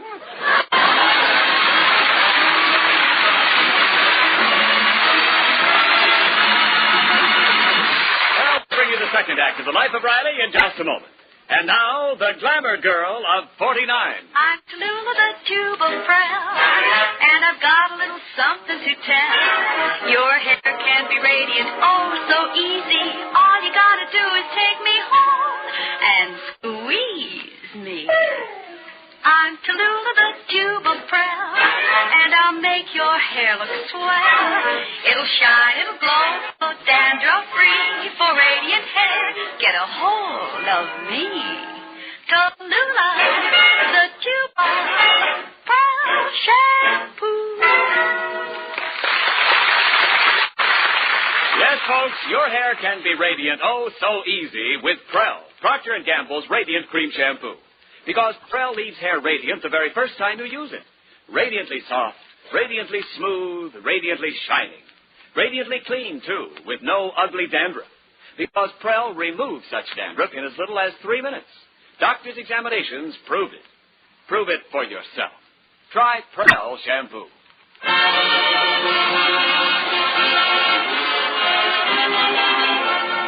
Before rejoining the Rileys, time out to remind all our friends that the hilarious new motion picture of The Life of Riley is now playing, or will play very soon, in your community. Starring William Bendix, this warm and funny movie is your chance to see all the Rileys, their friends, yes, and Digger Odell, too. See The Life of Riley if you like to laugh.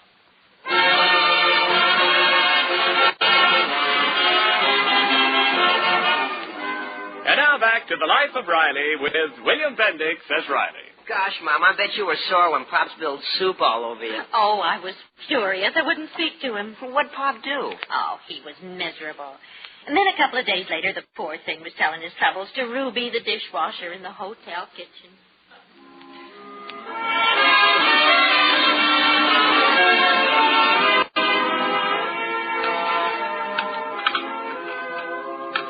I don't know what to do, Ruby. She won't even talk to me. I'd do anything to get her to be friends again. Anything. I'm desperate. Well, I don't know, kid. Let me think.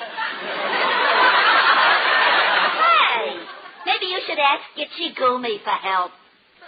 Gitchy Gumi? Who's he? An Indian fella. He helps lots of young people who are in love. Oh, he does. Mm-hmm. Well, where can I find this Indian? Where's his office? Well, now, you know that big rock looking over the lake? You mean what they call Lover's Leap? Yeah, that's it. Well, Gitchy Gumi's spirit's been hanging around that spot for more than 300 years. Oh, he's dead. Did you ever read that there legend on the bulletin board over in the social hall?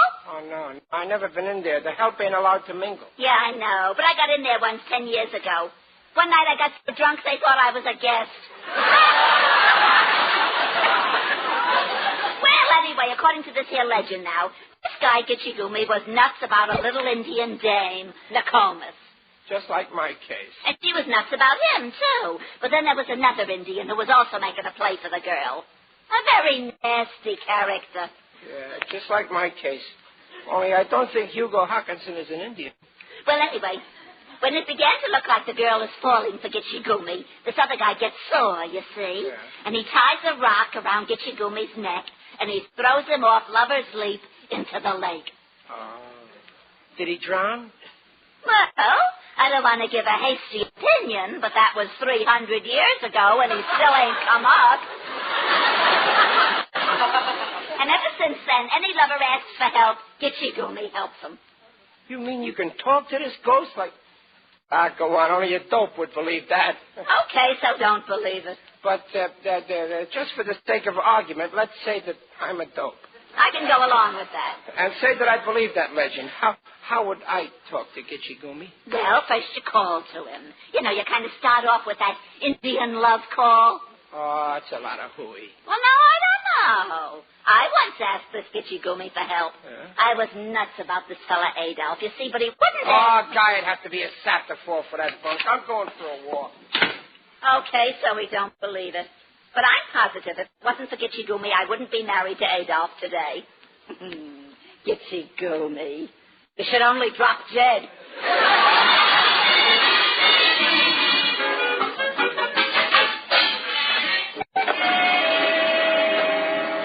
Oh, gee, it's dark on this road. I can hardly see my hand in front of my face. Nothing could be darker than this. Would you care to bet? Who's that?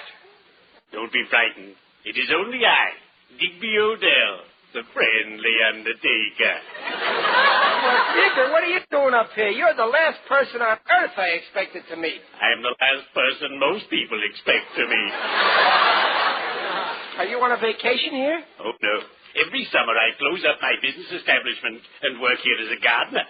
I'm very handy with a spade. That's good exercise. Oh, yes. It's fun to plant things and then watch them come up. It's a nice change. But tell me, friend, whither art thou bound at this unseemly hour? Oh, I'm just walking to forget my troubles, Dick. You see, I'm in love with a certain girl, but she don't care for me. Ah, the pangs of unrequited love. Honest, Digger, I don't care whether I live or die. Please, I'm on a vacation.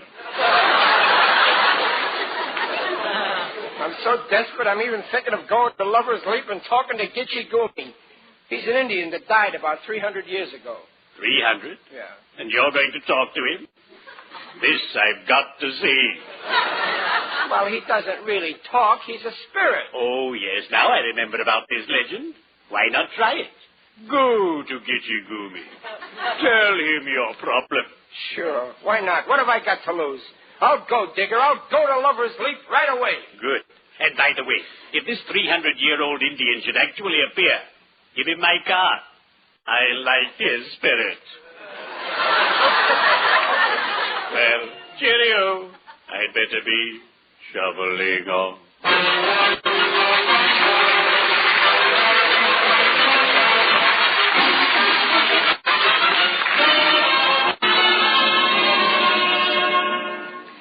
Oh, gee, Minnie, isn't it beautiful up here on Lover's Leap?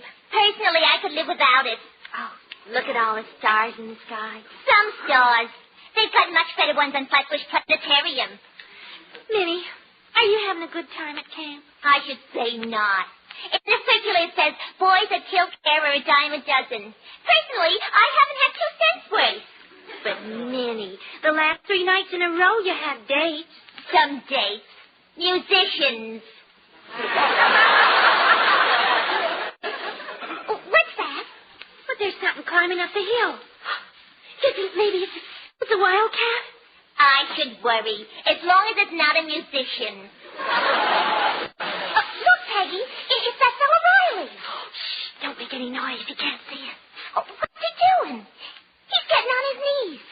Now he's looking over the edge of the rock. What's he up to? Shh, he's saying something. Gitchigumi. Gitchigumi.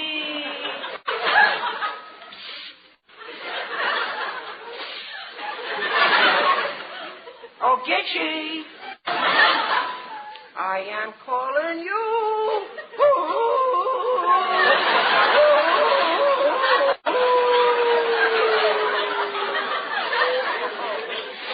He's crazy. Howling like a wolf. Oh, no. It's the Indian legend. He's... Oh, Kitchy, Gummy, help me. I love a girl, but she don't love me. I spilled soup on her. Her name is Peggy. She's the most wonderful girl in the world. Please bring us together. You hear me, Kitchy Gummy? I am calling you.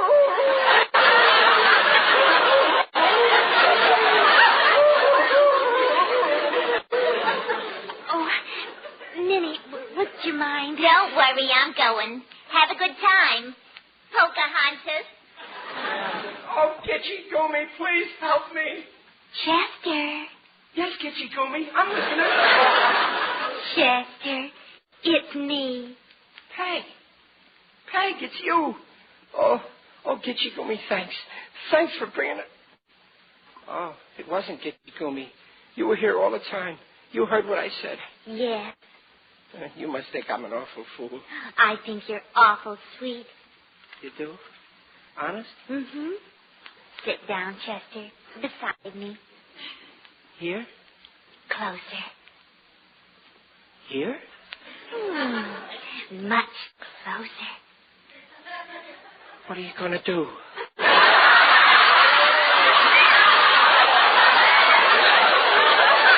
I'll show you. Here.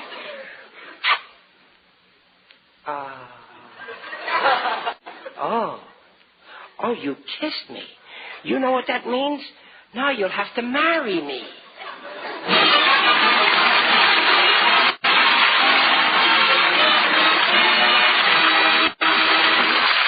Riley's will return in just a minute. For hair that's groomed well, it's wonderful Prell, Procter & Gamble's Radiant Cream Shampoo. Yes, Prell works wonders on your hair the very first time you use it, because Prell leaves hair more radiant than any soap shampoo. Soft and smooth, easy to manage.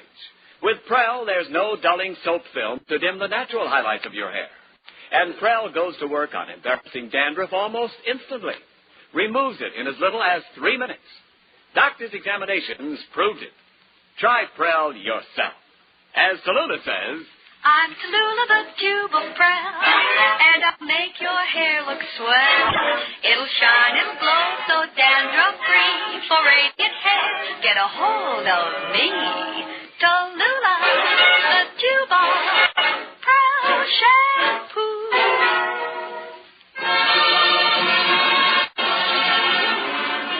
Well, that's the story, Junior. Oh, got the thing, Pig. So that's how you and Pop got together. He was a waiter at Camp Killcare. Wait a minute, Peg. Yes, and later we were married and lived happily ever after.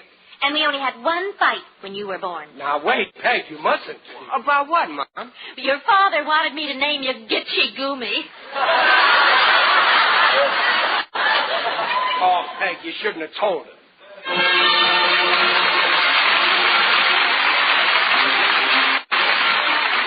ever wonder why the United States has the world's highest standard of living? The answer is our economic system, producing more things for more people. Your well-being and mine depends on our understanding that system, keeping it working, improving it. Remember, the better we produce, the better we live.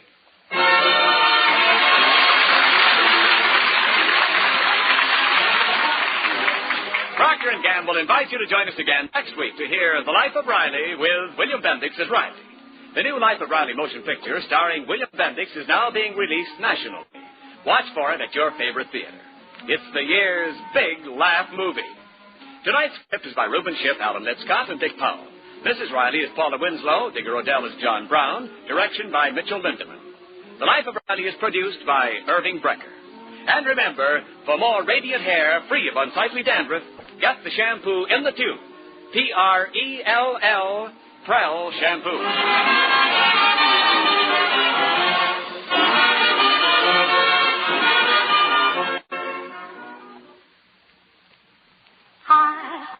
Ivory snow, wash your dishes with ivory snow. It's kind to hands and speedy too. Lovely hands mean a lovely you. Hi-ho, safe in snow. Wash your dishes in Ivory Snow. Let your hands tell you why Ivory Snow is so wonderful for dishwashing. Wash your dishes with Ivory Snow as millions do. When you see how Ivory Snow pampers your hands, you'll know it's ideal. It's Ivory Mild, Ivory Pure, and it's granulated for speed. No soap made is faster for dishes or kinder to hands than Ivory Snow. Remember, it's Ivory Mild and granulated for efficiency. Yes, for speedier dishwashing, for snow-white hands, try wonderful Ivory Snow. And this is Ken Niles reminding you to listen again next Friday when Procter & Gamble bring you a full hour of entertainment. First, Red Skelton, and then The Life of Riley. This is NBC, the National Broadcasting Company.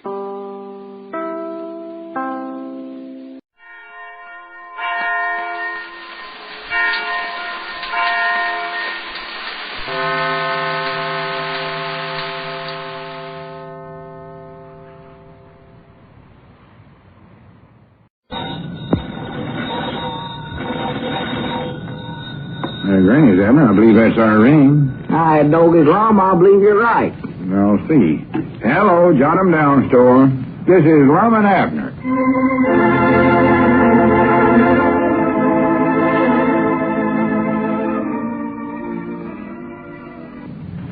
Now, let's see what's going on down in Pine Ridge.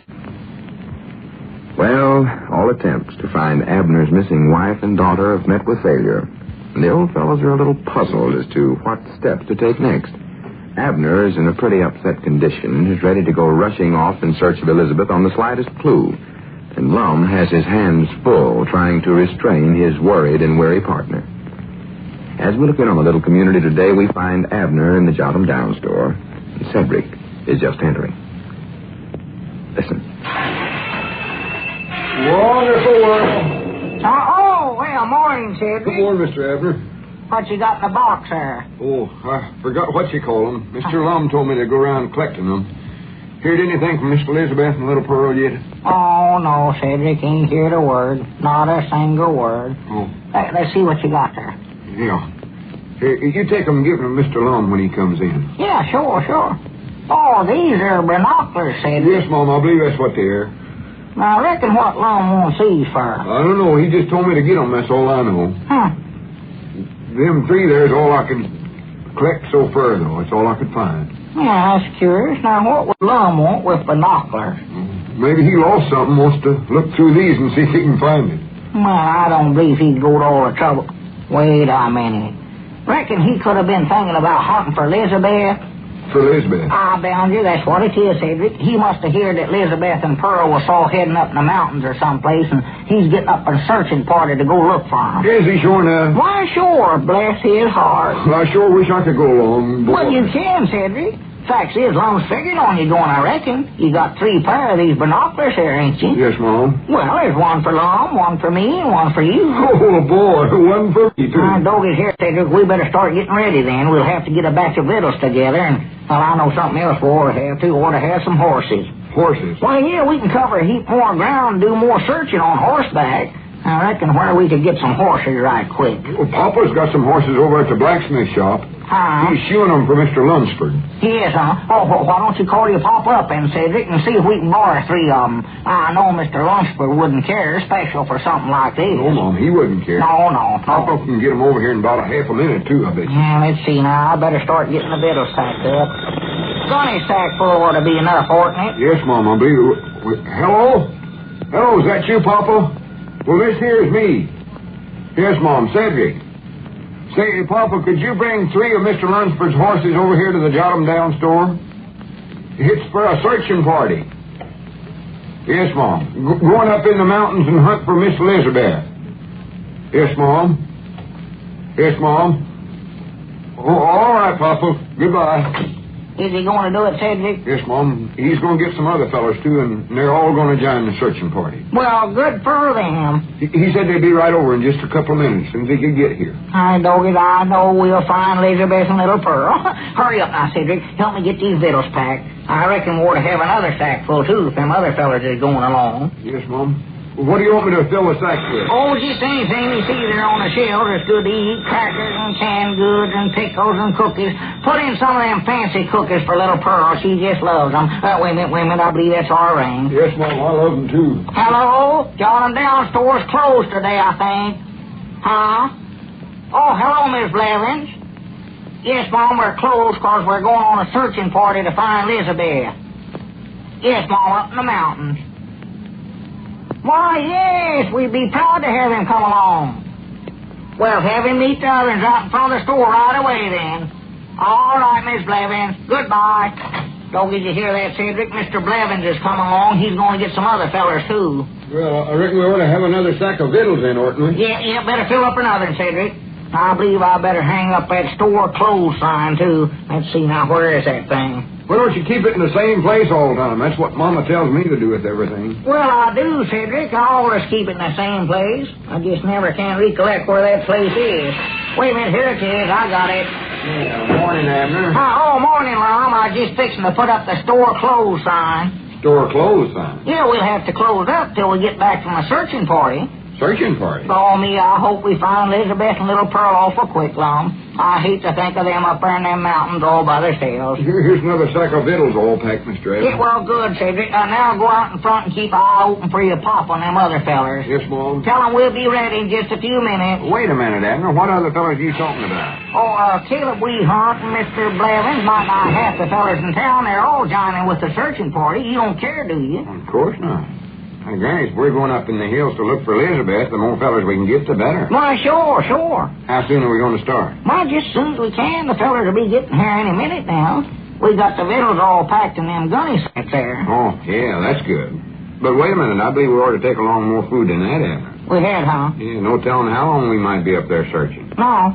Might take a couple of days. We don't know. Yeah, that's right, ain't it? Yeah. And we'll need some food for Elizabeth and little Pearl, too. Oh, yeah. They'll be mighty nigh starved to death by the time we find them. Bless their heart. More than likely all they've ate for the last few days is them wild berries and roots and one thing and another. Oh, my goodness. Poor Elizabeth. Poor little Pearl. Well, now, don't start feeling sorrowful, Abner. This is the time for action. You pack up about 3 times that much victuals, and I'll see if I can find us a tent. A tent? Yeah, we'll pitch a tent up there at Clearwater Creek. That'll be a good place to camp. You reckon Elizabeth's around there summer? No, but that's a good place to camp. We can use that for our base, and fishing's good along in there, too, in case our food don't hold out. Yeah, that's a good idea. Well, Grandpappy Spears has got a good tent, and I know he'll let us have it long. Yeah, that's right. Yeah, we get that from him. That's a good idea. Here, Mr. Abner, they're here. Well, good for them. Here, Cedric, you start toting these sacks out there and tell them to load them on the horses some way. Wait a minute. I believe I got a better idea. Huh? We'll never be able to tote all this food on horseback, Abner. We won't, huh? We'll have to get a truck for it. Cedric, go out and tell them fellas to go on ahead, and we'll catch up with them later in the truck. Yes, Mom? Tell them to head for Clearwater Creek, Cedric, and tell them to hurry. Clearwater Creek? Yeah. That's where we're going? Yeah, that's the place right there. All right, I'll tell them. Whose truck can we get, Mom? How about the Macmillan boys? Yeah, that's big enough to haul a tent and all the other stuff we'll need. Yeah, we don't want to forget them binoculars, neither. Binoculars? Yeah, Cedric brought in 3 of them here a while ago, like you told him to do. They're sitting there in that box on the counter. Well, we can't take them, Abner. Them are for the Navy. The Navy? Yeah. Doggies, is the Navy joining our searching party, too? No, of course they ain't. Huh? The Navy's got a little searching party of its own to take care of. They've got to find enemy airplanes and submarines and such as that. Submarines? For the land sakes, has somebody sold Elizabeth in a submarine? Well, no, of course not. Well, I was going to say, I don't see how a submarine ever get up there in them mountains. Them creeks is too shallow for anything as big as a submarine, Lum. I can tell them that right now. The submarines thereafter are out in the ocean, Abner. The ocean? Well, now, how in the world did Elizabeth get clean out there? Abner, this ain't got nothing to do with Elizabeth. Huh? The Navy needs these binoculars to spot submarines before they can get a chance to sink our merchant ships and all such as that. Both the Navy fellers on ships and on shore patrol needs them. Well, why do they need these here, Lum? Can't they buy their own binoculars? No, they can't. Huh? They've already got all the binoculars there is in all the stores in the country, and they still need a heap more of them. Well, why don't the factories just make up a big batch of them then. They can't do that neither, because the factories is all changed over to where they're making other stuff for the government. So you see, there's just one place where the Navy can get binoculars now, and that's from the citizens of the United States. So everybody's got to pitch in and send their binoculars to the Navy. They need them bad, and they need them right away, too. Well, I reckon we ought to send these in to them then. Well, fellas is on their way, heading up for the creek. Well, good. Well, we better get going ourselves. Yeah. I'll call Mr. Macmillan about borrowing his truck, and Cedric, you can go over to Grandpappy Spears and get that tent. What tent? Well, a tent we want to borrow from him, Cedric. Just tell him you want to borrow his tent. He'll know which one you're talking about. Yes, Mom. Wait a minute, though, Cedric. We can pick that up after we get the truck. You better help Abner finish packing the victuals. Yes, Mom. Boy, this is sort of fun, ain't it? Mom, I still think we ought to use them binoculars ourselves. Now, just forget that, Abner, because them are for the Navy. I don't believe you realize how important a thing it is for the government to get them binoculars. Well, getting Elizabeth back is important, too. Of course it is. I know just how you feel, Abner, but anything that'll help win the war is more important right now than Elizabeth or you or me or any one human. Yeah. Now, come on now. We got to hurry up and get started. Wait a minute now. Which way are we going now? We going up in the mountains or to the ocean? To the ocean? Oh, for goodness sakes, Abner. Well, where was it that you heard Elizabeth was at? I never heard she was at no place. You never? Well, why did you get up there searching for it then? Me? I never got it up. You was the one that done that. Why, no, Lum. The first I heard about it was when Cedric come in here a while ago with them binoculars, and... Let's see now. Uh-oh. You know what I done? Don't try to tell me. I know exactly what you done. Huh? Cedric, go get in your car and try to head them fellers off. Tell them the whole thing was a mistake.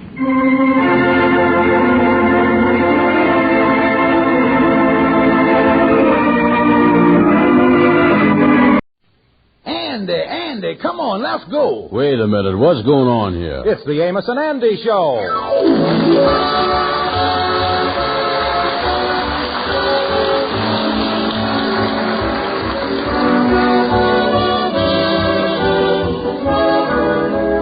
Yes, welcome to the Amos and Andy Show with their guest tonight, Cecil B. DeMille, brought to you by the makers of Rinso.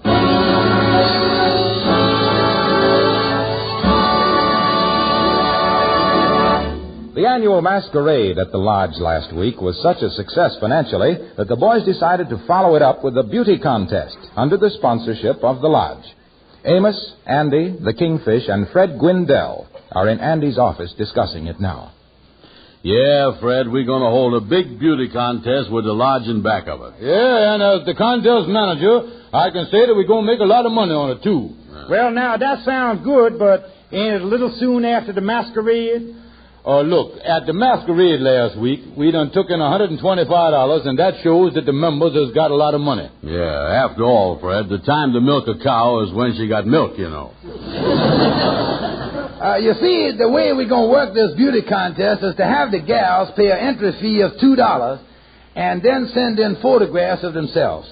Andy and Mr. Van Porter is going to be the judges. Yeah, that's right. I already got a lot of the pictures here. Say, Andy, how did they happen to pick you for one of the judges? Well, what's wrong with that? For 30 years, women's has been my specialty. Oh, yeah, Fred. When we was using Andy, we using skilled labor. Is you got the rules of the contest worked out yet? Andy, you said you was going to work out a set of rules. Yeah, well, I finished them up this morning. Good. Yeah, I got them right here. I'll read them to you. Yeah. Rules of beauty contest. Rule 1, you gotta be a woman. Rule 2, you gotta be a woman with $2. Oh, yeah, that's the entry fee. Yeah. Rule 3, you gotta weigh less than 184 pounds and be under 38 years old. Less than 184 and under 38? Yeah, that's to keep out Madam Queen and the Kingfisher's wife. Well, you know we gotta draw the line someplace. Has you fellas decided on a prize for the winner yet? Oh, sure. We're going to give her a beautiful silver loving cup with her name inscribed on it. Yeah, we got it over at Honest Joe's pawn shop. We got it second-handed. It had a little scribing already on it there. Yeah, but we is adding something to it and kind of fixing it up. Yeah, how'd that work out? How's it going to read again, Andy? Yeah, I got it written down right here. Here it is. Oh, yeah. Harlem Beauty Queen of 1944 and Pocket Billiard Champion of Jersey City 1912.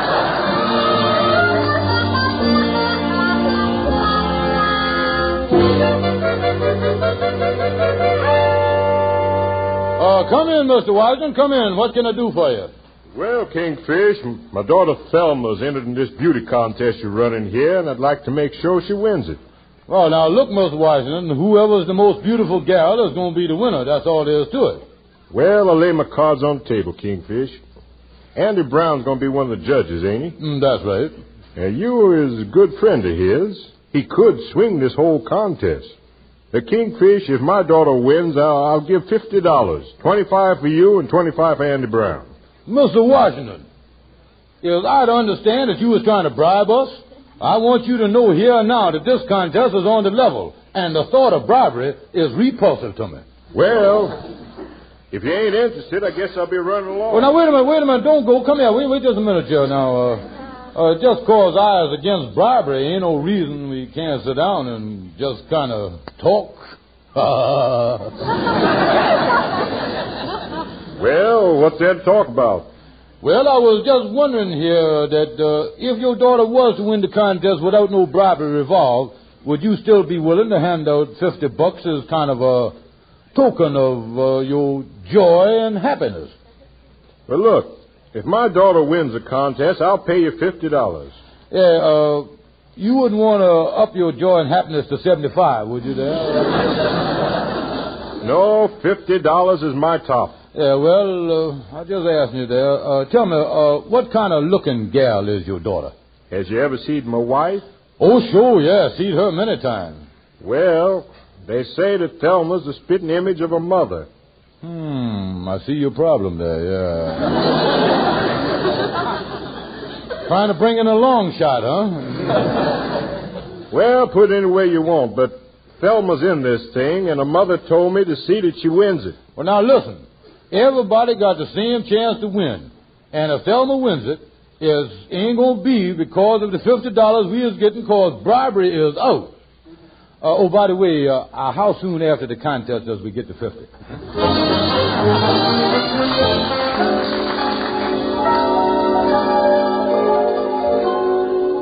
I tell you, Amos, I'm getting dizzy looking at the pictures of all these gals in the contest. Tell me this, is they pretty or is I getting old? Well, there's some pretty gals here. Now, look at this picture here. Now, there's a prettier gal as you ever want to see, Andy. Oh, yeah, Bernice Fletcher, huh? Now, there's something else. I happen to know that gal, and she ain't got no long eyelashes like that. They is the fake kind that you paste on. You get 'em over at Barton's drugstore. Yeah, well, she got nice long hair, though, ain't she? Oh, listen, she ain't got no long hair like that, neither. You get that at Barton's drugstore, too. Yeah, well, she'll make her look pretty, all right. Yeah, but the only thing is, when it comes to voting, it's a question whether to vote for the gal or the drugstore. Yeah, look at this next one here. I don't think she's going to win. Yeah, let's see who she is. Oh, yeah, that's George Washington's daughter, Thelma. Amos, I wonder if somebody sent this picture in as a joke. Well, I guess every woman thinks she's pretty in her own mind, Andy. Yeah, well, she got a looking glass, ain't she? I sure pity the fellow that marries her. With him, every night is going to be Halloween. Yeah,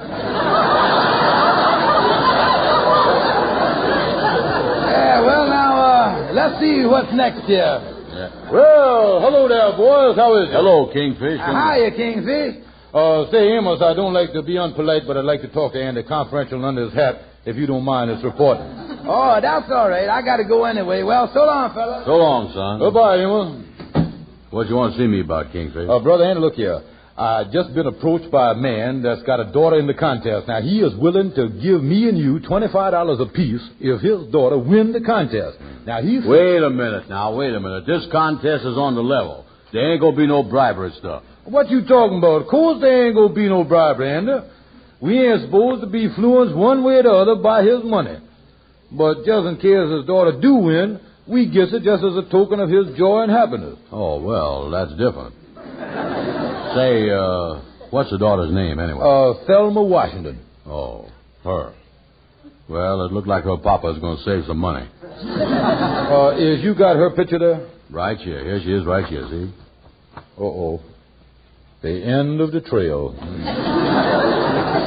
Kingfish, ain't there no other papas that might want to give a $50 token of their joy and happiness? Now, wait a minute, Anna. Let's not be hasty about this. You know there's different types of beauty.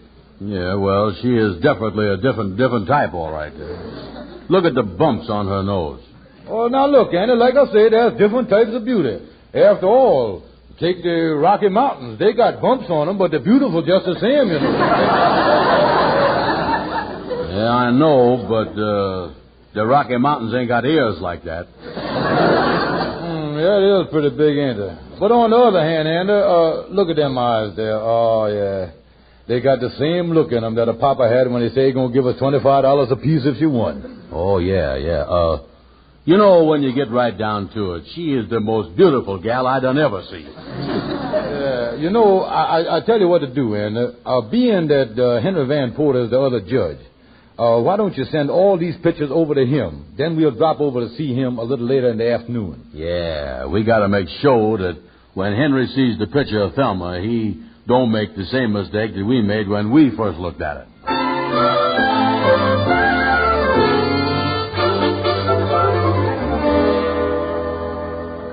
Well, Henry, do you understand the proposition? Yes, Mr. Snow. In other words, if your daughter Henrietta wins the beauty contest, you will take out a $10,000 life insurance policy with me. That's right. Yes, well, I think I understand. And I might add that your daughter has a very good chance of winning the contest.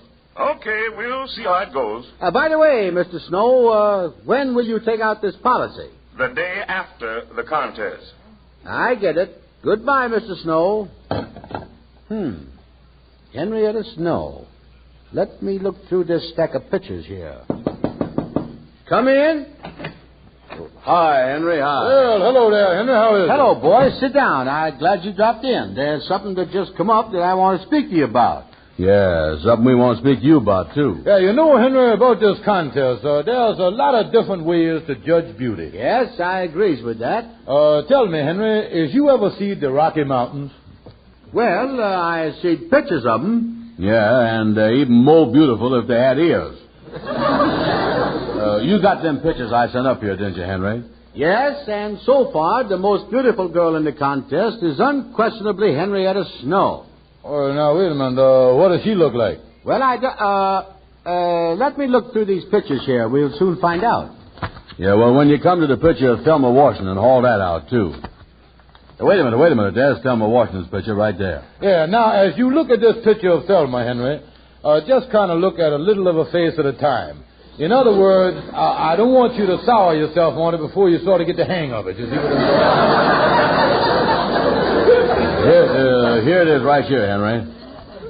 Oh, my goodness. Is you gentlemen serious? I told you to look at it slow, Henry, and not bite off more than you could chew. Yeah, Henry, this gal's beauty is a different kind of beauty.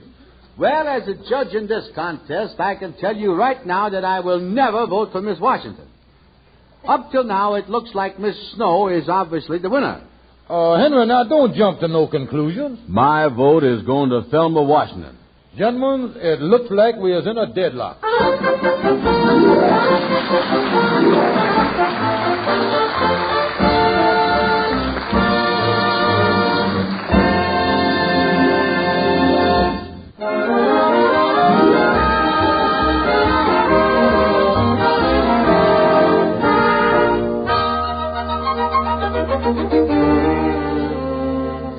Well, no amount of argument has succeeded in breaking the deadlock between the two judges of the beauty contest, Andy and Henry Van Porter. With the big affair at which the winner will be announced only 2 days off, the situation is a bit confused. Andy, Amos, the Kingfish, and Henry Van Porter are in the office discussing it now. You know, I've been thinking the thing over, fellas, and really, I think the only way to solve the thing is to get a third judge to pick the winner. Amos, that ain't a bad idea. Now, in thinking of people that would make a good judge, I got somebody that people believe in, that's sound as the rock of Gibraltar, a man that's full of integrity, a man that's fair and square from the word go. Who is it? Who is it? Ha, ha, ha. It's me. Not on your life, Kingfish. I will not stand for it. Well, I had a thought about who the third judge could be. You might think it's kind of reaching for the moon, but there's a chance. What is that, Amos? Well, it just so happened that Ruby's got a friend by the name of Amelia that cooks for Mr. Cecil B. DeMille, the big Hollywood and moving picture director, and he happens to be in New York for a while. Oh, yeah. I was here to him. Yeah, didn't he direct that big picture, Reap Gone with the Wild Wind and all that stuff there? Anyway, his cook is coming up to our house tonight, and I was thinking that we might speak to her and see if she would ask Mr. DeMille if he would be kind enough to be one of our judges. Yes, the name DeMille in connection with our beauty contest would certainly lend class. Yeah. And I'm sure it would help the ticket sale, which ain't been too promising. Tell you what you do, Amos. That's a good idea. Have your wife's friend, Amelia, speak to Mr. DeMille and see if she can arrange an appointment for me and Andy. We'll go up to see him and explain the whole thing to him, say, tomorrow morning at 11 o'clock in the morning.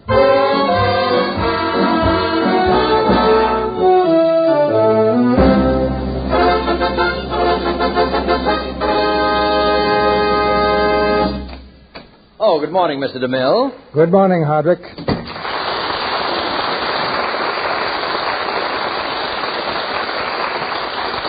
By the way, Mr. DeMille, I've been over the mail. There's nothing of any importance. Well, that's fortunate, because I've got a script to read. Oh, I did get a telephone call from Gary Cooper. He wants to know the release dates on his picture, The Story of Dr. Wassel. Well, tell Gary it'll be early in June. And Hardwick, call off all appointments for today. Yes, Mr. DeMille. Oh, there's just one appointment. Hardwick, please. I don't want to be interrupted today. It's just that the cook wants to see you. The cook? Good Lord, why have you kept her waiting?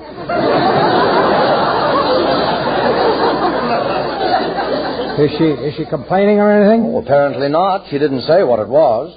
Well, give her a raise anyway. But, Mr. DeMille, that's the third raise you've given her this week. Yes.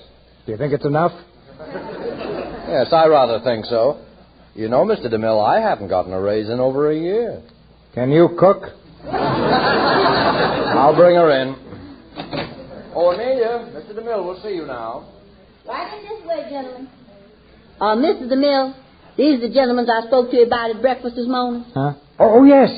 I had forgotten for a moment. This is Mr. George Kingfish Stevens, and this is Mr. Brown. Hello, Mr. DeMille. Yes, how is you? Just in from Hollywood, huh? Oh, I've been here for a little while. Yeah. Tell me, how is everything back in the Cinnamon City?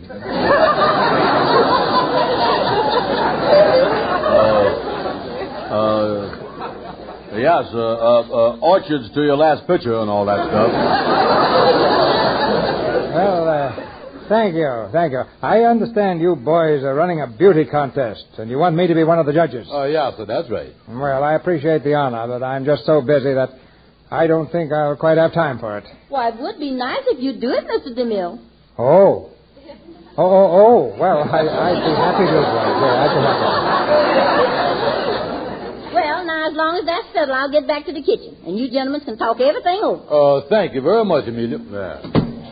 Now, just what is it that's expected of me in this contest? Well, sir, you see, you would be one of the three judges, Mr. DeMille. Yeah, so you see, we are going to work the thing on a point system in judging the different gals' pictures. Well, that's certainly a fair enough way. Yeah, so now we start off by giving 5 points for beauty. And then we give 5 points for personality in the face. Yeah, I see. Then we give 25 points for the novelty of the face, you see. You know, if it's out of the general run, if it's different. And then we give 50 points for vigor and 75 points for ruggedness.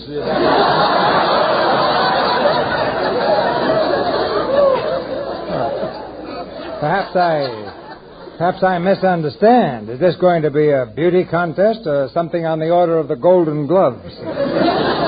Oh, no, this is going to be a beauty contest, all right. It's just that we is approaching the thing from a new angle. Well, it's certainly broad in its scope.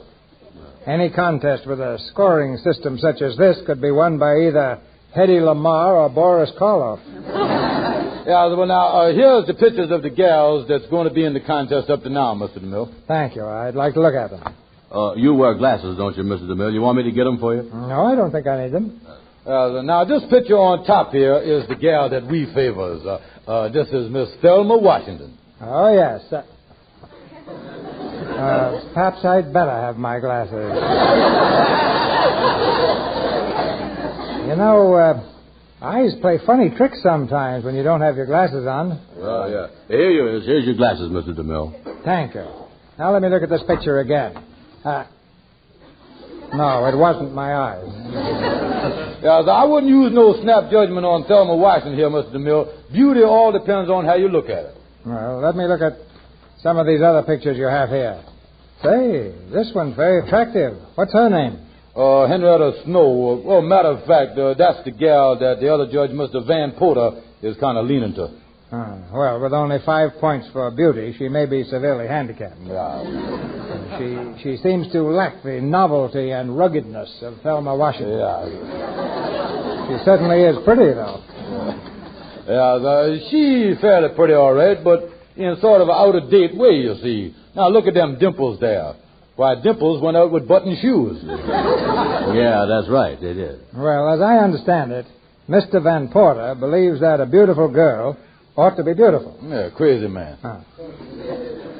Mr. Brown, on the other hand, seems to favor the type of face that requires a lot of explaining. Yeah, well, anyway, that's the whole situation, Mr. DeMille. It looked like Henry Van Porter's going to vote for Miss Snow, and Mr. Brown here is in Thelma Washington's corner. Now, use your own conscience, but kind of use these two votes to guide it. And then the night after tomorrow, you gets up on the platform at the Lodge Hall, and your vote is the one that counts. You announces the winner from the platform. Oh, yes, sir. And your cook, Amelia, will show you where the Lodge Hall is. Yeah, and oh, by the way, Mr. DeMille, I think you ought to know that Thelma Washington's papa is a very generous man, and if his daughter should win, there might be a 5 spot in it for you.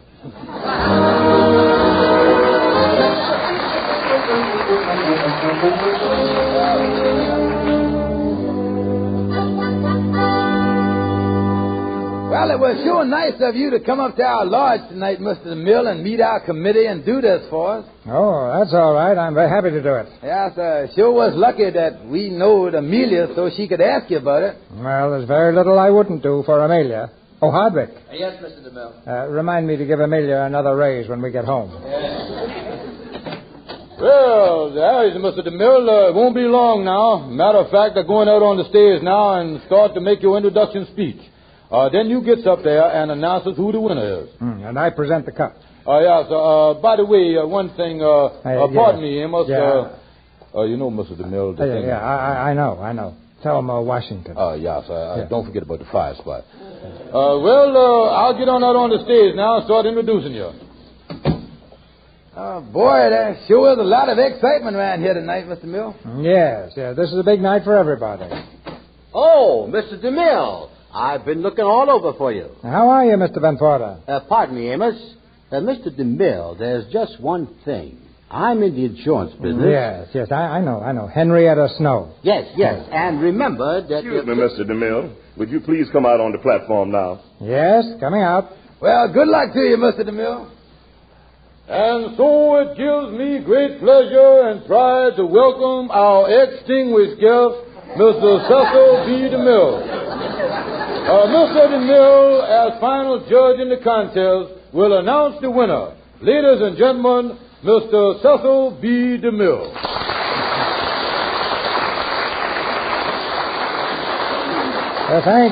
Thank you. I know you're not here to listen to any speeches. You all want to know who is the winner of this contest. So I'll get right to the point. After judging carefully all the contestants, I found it very difficult to make a decision because there are so many whose beauty certainly entitles them to a prize. However, I'm only allowed to choose one. Therefore, I hereby award the title of Harlem's Beauty Queen to Miss Mildred Forrest. Who is she?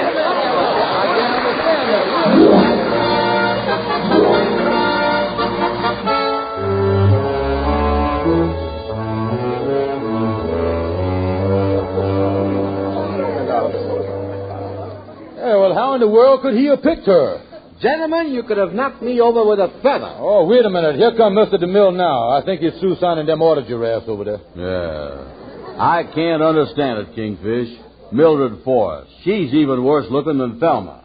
Henrietta Snow ought to have been the winner. Oh, what you talking about, Henry? Thelma Washington ought to got the thing. Wait a minute. Mr. DeMille, excuse me, sir. Can we see you over here, please, sir? What is it, boys? Yeah, Mr. DeMille, we are shocked by your decision. That's what we is. Yes, I don't understand it at all. Tell me this. How did you happen to pick Mildred Forrest, Mr. DeMille? It's this way, boys. You other two judges had your reasons for picking Henrietta Snow and Thelma Washington. You, Mr. Van Porter, I know that selling insurance is uppermost in your mind. And you, Mr. Brown, I guess the almighty dollar is every bit as important to you. Well, I had a reason for voting the way I did. You know, there's one thing in this world which a person cherishes and wants to keep.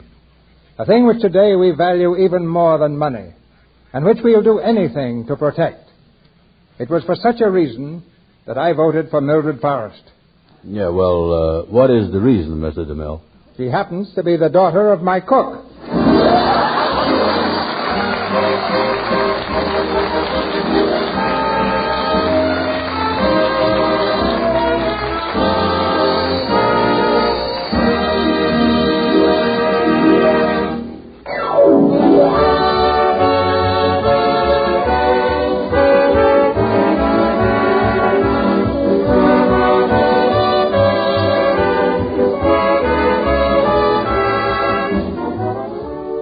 Be sure to tune in next Friday night at this same time for another half hour of fun with Amos and Andy, when Andy has to hide from a 6'4" sailor for 30 days. Our thanks to Cecil B. DeMille for appearing with us tonight. His latest production, the Paramount picture, The Story of Dr. Wassel, will have its Hollywood premiere early in June. And here's a tip. Listen for Betty Grable, Dick Powell, and Carmen Miranda, a great combination, all together in next Monday night's Lux Radio Theater presentation, Springtime in the Rockies, with Cecil B. DeMille, of course. That's Lux Radio Theater next Monday night. See your local paper for time and station. This is Harlow Wilcox, and before I say good night, just one more thing. This is no time to relax about saving fats. Now they're more urgently needed than ever for the precious sulfate drugs that will save lives, for ammunition that will bring us to victory sooner. Every drop, no matter how dark, is needed. You'll get paid, and you'll get 2 red points for every pound you turn in. Thank you, and good night.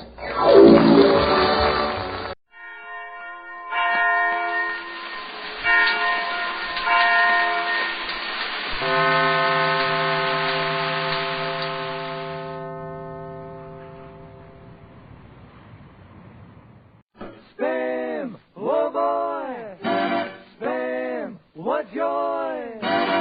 George Burns, Gracie Allen, on the show and his orchestra, for singing glee with a smooth E3. Last but not least, with Bud Heaston.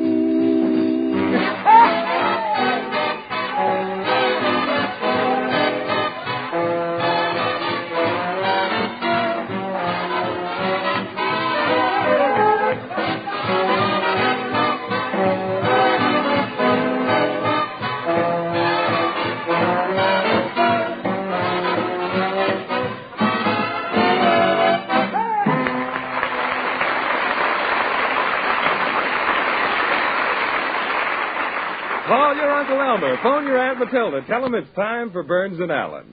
And when you want to fill the chairs around your table in double quick time, tell the family there's baked Spam for dinner. Spam, S-P-A-M, is tender, delicious, easy-to-serve meat. Originated by Hormel, Spam has a flavor and a quality all its own. There's nothing quite like it, nothing that tops its flavor, because Spam is sweet, juicy pork shoulder meat combined with tender, tasty ham. So give your family baked Spam. Just open the can, take out the meat, and bake for a few minutes. The easy directions are right on the label, along with other recipes for serving Spam cold or hot.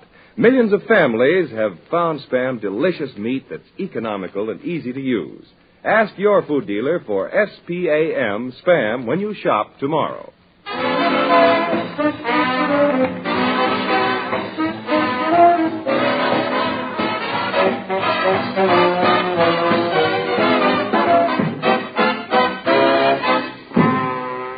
now for Spam's Meatheart, Gracie Allen, and George Mink Coat Burns.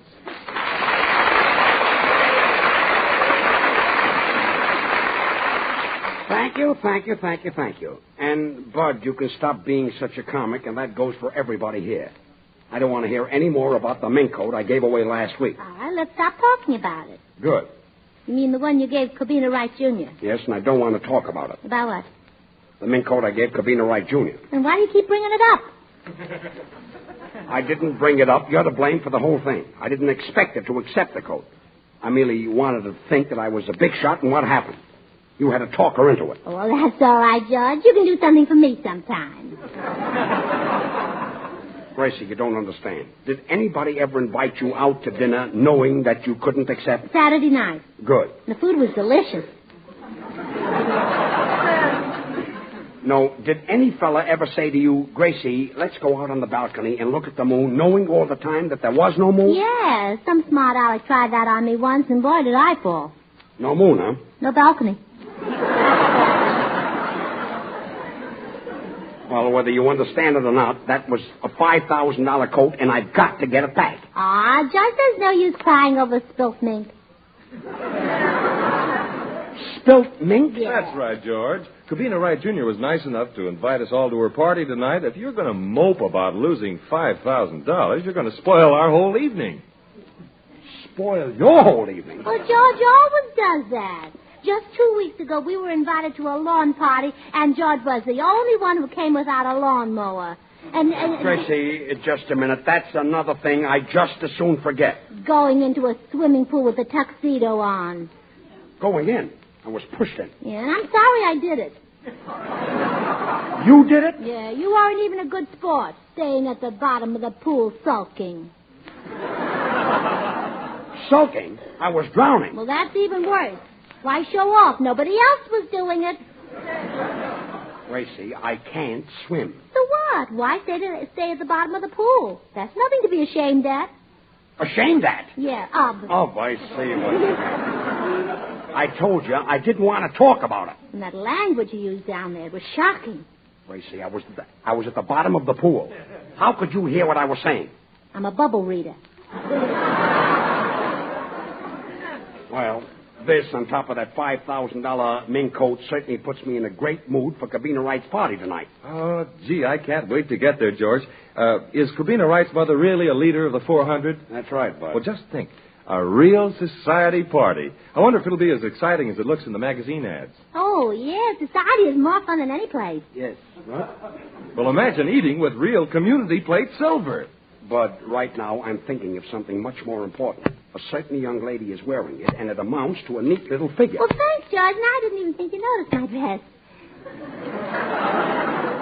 Your dress? And imagine eating Spam between a Vanderbilt and an Astor. Well, it's also good between rye bread and a pickle. It's nice, spicy stuff. Yeah. Look, you're all talking about parties and clothes. Nobody is interested in the mess I'm in. I am, George. Of course, the sleeves are too long, but then again, the pants are too short. But outside of that, I look fine. Yeah. Now, if you can get somebody just to press it, it'll only bag at the knees. And I always say... Never mind what Hello, you always George. say. Hiya, George. How's the old fur trapper? Fur trapper? Yep. Every time you open your trap, you lose a fur. Look, Frenessy, what should I have given her, a clarinet? George, were you afraid you'd lose Cabina if you didn't give her a mink coat? Leave Cabina out of this. I've got lots of girls, and I can keep my women.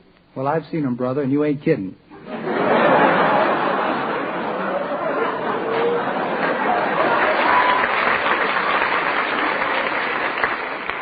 Ladies and gentlemen, that was Artie Shaw's band laughing at Artie Shaw's joke. As arranged by Lenny Hayden. Say, Artie, at Cabina's party tonight, how many dances are you going to have with me? Well, gee, Gracie, I'm afraid your program will be full. Oh, well, I never eat so much that I can't dance. Artie, make up your mind. Are you going to dance or not? Oh, please, George, I asked him first. I'm asking for you. Well, it won't do you any good because I'm dancing with Artie. Oh, please. What about it, Artie? Well, I'd like to, Gracie, but I've got a sore heel. Well, she can dance with George. Gracie, don't let him fall flush. No, I won't. We'll two-step. Yeah, that's not half the dance the fall flush is. Bueno, ¿y a mí por qué no me invitaron a la fiesta? ¿Qué no cuento yo aquí o qué pasa, hombre? Yo también sé We're de back esas in cosas, Mexico ¿verdad? again. Nomás That's eso the me guitar falta. player. What is it, Senor Lee? I wasn't invited to the party tonight, and I'm an insult. Well, that's an outrage. Senor Lee, if I were you and didn't get an invitation, I wouldn't accept it.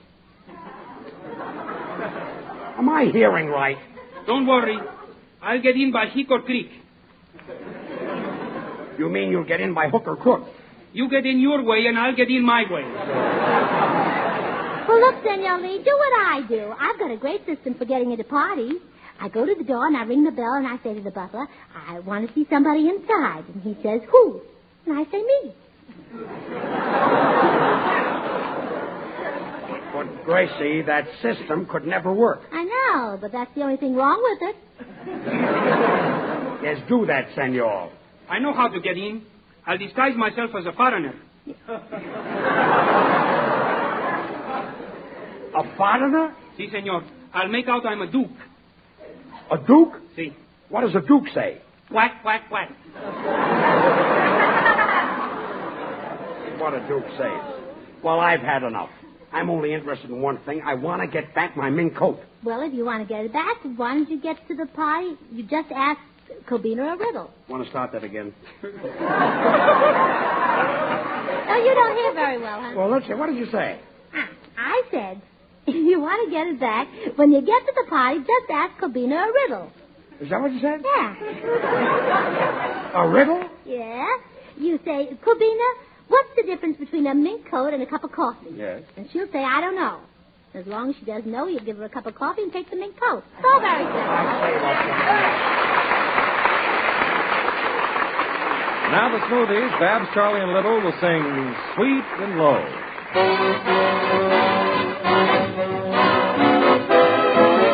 Sweet and low, sweet and low, wind of the western sea.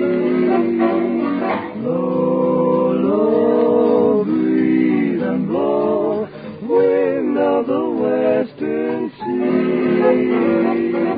Over the rolling waters go, come from the dying moon and blow, blow him again to me. While my little one, while my pretty one sleeps. Low, low, rock-a-bye, my pretty baby, listen to my lullaby. Sleep and rest, oh, sleep and rest, oh. Father will come to thee soon, here by the light of the moon. Blow, blow, breeze, why don't you blow? Wind of the west, western sea. Over the rolling waters go, come from the dying moon and blow. Blow him again to me, to me, to me.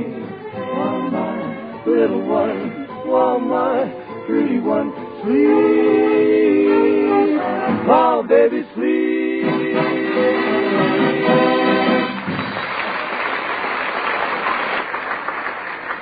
Well, when we get to the party, I'm going to get that mink coat back. I'll just tell her the truth.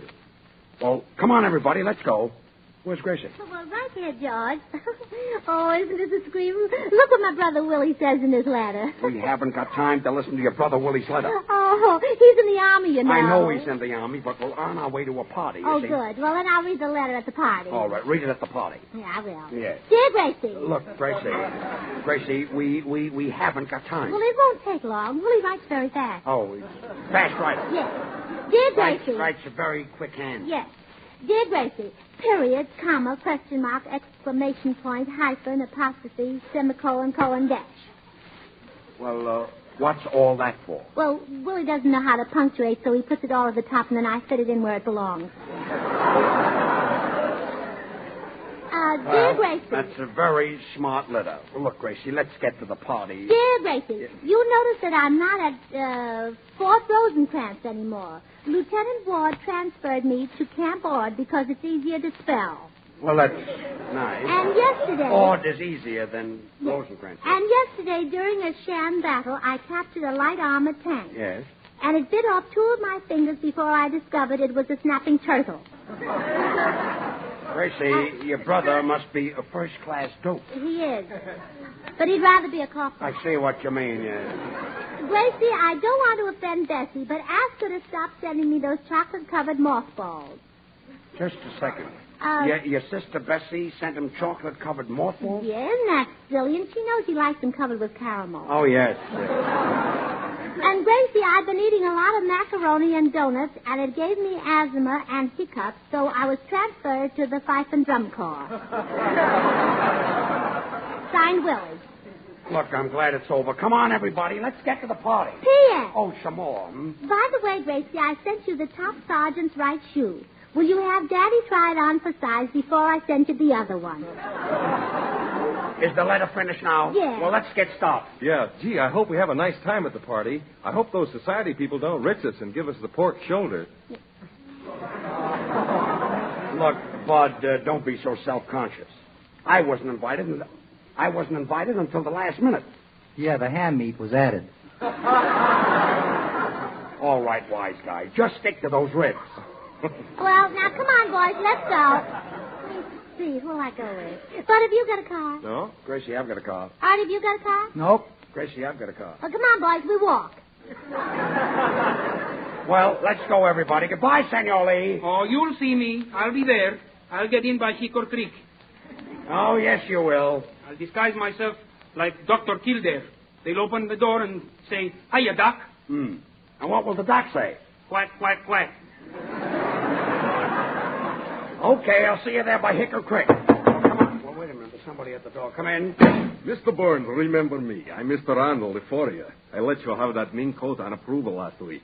You wanted it for 5 days, and it's now 7, so I thought I'd drop in either for the check or for the coat. Well, I'm sorry. Mr. Burns isn't here, are you, Judge? Quiet. Mr. Randall, will you just give me a few more days? Gladly. Well, I don't think George will need a few days. With the system I've got, he'll be able to get the coat back tonight, even if he has to steal it. What did you say? Steal it. Steal it! Now, Randall, don't get excited. Don't get excited. I've got a right to get excited. You got $5,000 worth of fur off of me. Oh, I know. What did he use, an electric razor? Randall, I'm not going to steal your coat. No, Mr. Randall, George doesn't have to steal coats. No. No, he just gets them on approval and doesn't pay for them, like a gentleman. Look, Artie, stop helping me. Yeah, Artie, if George wants someone to talk like a numbskull, he can do it himself. Look, Mr. Randall, will you wait here? I'm going to a party at Cabina Rice, and I'll get the mink coat and bring it right back. Well, all right. Now, well, you don't have to worry, Mr. Randall. You'll get that coat, and we have to bring it back a sleeve at a time. A sleeve at a time? Yes. Mr. Burns, I'm going to that party with you. I'm not taking any chances. Well, Gracie, you've got things balled up nicely. Oh, it was nothing, George. You could have done the same thing yourself if you tried. Oh, will you stop? Hey, Senor Burns, if this man goes to the party, then I can go too. I'm a furrier. You're a furrier? Sure, I'm a furrier. I haven't even taken out my first papers. Oh, furrier, I see what you mean, yes. But don't worry, I'll get in by I hit a trick, I know. Randall, I can't take you to this party. How can I take a furrier to a society party? Well... You give up? Well... Oh, I know a way. I thought so. We'll introduce him as Reginald Worthington Schuyler Bullock IV. Look, that's too long a name, and it sounds exaggerated. Well, then we'll call him Reginald Worthington Schuyler Bullock III. Well, that's much better and much, much shorter. Now, Artie Shaw and Clarinet and his boys will play Old Rockin' Chair.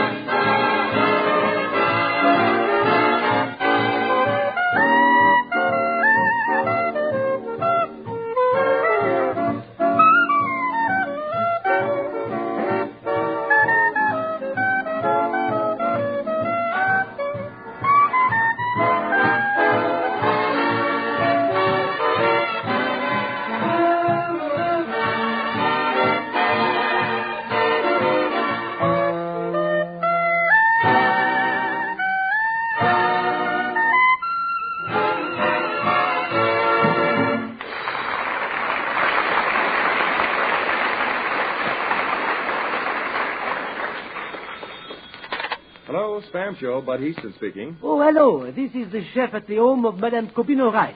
Is Monsieur Georges Burns available for the conversation? Why, no, not just now. Well, the butler have just informed me of a party. Oh, yes. I'm coming over right away, and the rest of them are on their way. Oh, c'est impossible. Rien préparé. What will I do? I do not know how to serve on so short notice. Oh, boy, what an opening you left. Qu'est-ce que c'est? Well, you want to serve a really scrumptious meal and do it quickly? Oh, oui. Then give us Spam. What? Spam? That's right. S-P-A-M. Spam. Now, listen. Just send the third assistant keeper of the pantry right over to the grocery store, get some cans of Spam, and get plenty, because Spam is a meat that keeps without refrigeration, Chefy, old boy. Now, here's the way you prepare baked Spam. First, open the can of Spam. Do I open it? Yes, that's very important. Then take a handful of cloves and stud the top of the meat with them. That's right. Then put the Spam in a shallow baking dish. Now, pop it into the oven and bake it. There's a swell brown sugar sauce described on the label of the can if you want to baste it with a dressing. And there's your main course, done in a jiffy. And your guests will love it. Spam is tender, juicy meat because it's a perfect blend of pork shoulder meat with ham meat added. And when you take it out of the oven, Chef, you can be sure that you have a pièce de résistance, a main course that is so delicious, so taste-tempting, so ooh-la-la that your party is bound to be a success. So take my advice and prepare a Spam bake tonight. Ah, Monsieur Histon, you are magnifique. Voilà, it shall be done. Voici, we'll be right over.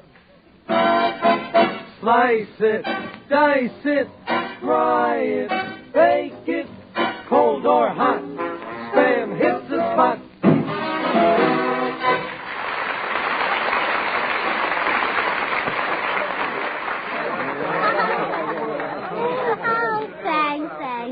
George, I'm having a wonderful time at this party. This gentleman here is a wonderful dancer. And we must have the next dance, too. I'd love to, madam, but I've got to go back and polish the silverware.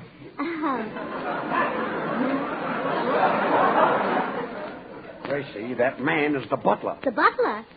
Did you notice he was carrying a load of drinks? Well, you could never tell it. He danced like he was perfectly sober. Well, quiet. Here comes Cabina. Now, don't forget, George. Just get her alone and tell her the truth. It's bound to work. It had better work. Relax, Florrie. And don't forget your name is Bullock. No, I'll get her outside alone. Oh, there you are. You all having a nice time? Hang on, Cabina. George, is there anything I can get you? Yeah, mink coat. Quiet. Cabina, could I see you alone for a minute? Gee, I've never been to such a swell party. Thanks, Gracie. See, who's that attractive-looking girl over there with the freckles? Oh, that's Elizabeth Brown. Her father has millions. Oh, yeah, he ought to carry a parasol. Cabina, could I see you Cabina, alone? is there any way of brushing off that silly dame who's been chasing me? There she is over there. Mr. Shaw, that happens to be my aunt. Oh, well, I didn't mean her. I mean the fat one next to her with the bobbed hair. That's my uncle. Boy, can he dance. Cabina, could I see you alone Hey, for a Cabina, minute? who's that tall, good-looking fellow standing over there examining the silverware? It's Bud Easton. Hello, Bud. Hey, Gracie, it's real community play. Is it? Gracie, you've tried Spam with eggs, haven't you? Oh, yes, and it's delicious. Well, try it with real silverware. It's wonderful. Really? Look, it isn't polite to yell, Bud. What? It isn't polite to yell. What? Hey, it ain't polite to yell. Who was that? My mother. Cabina, could I see Come you here, Mother. alone? I want you to meet some of my friends. This is George Burns. Oh, well, how do you do? George Burns? Why, Cabina, you're wrong. Doesn't look so old. Old? Mother, this is Miss Allen. How do you do, Miss Allen?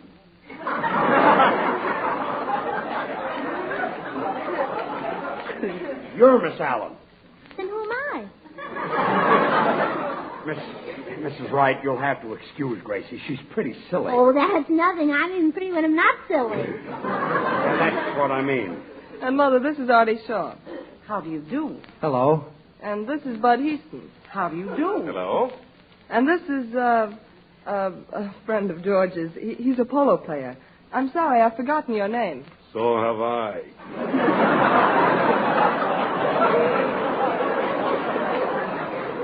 Mrs. Wright, he's Mr. Bullock. You know the Bullocks. Oh, the Bullock family. Oh, certainly. What branch are you? 7th and Broadway.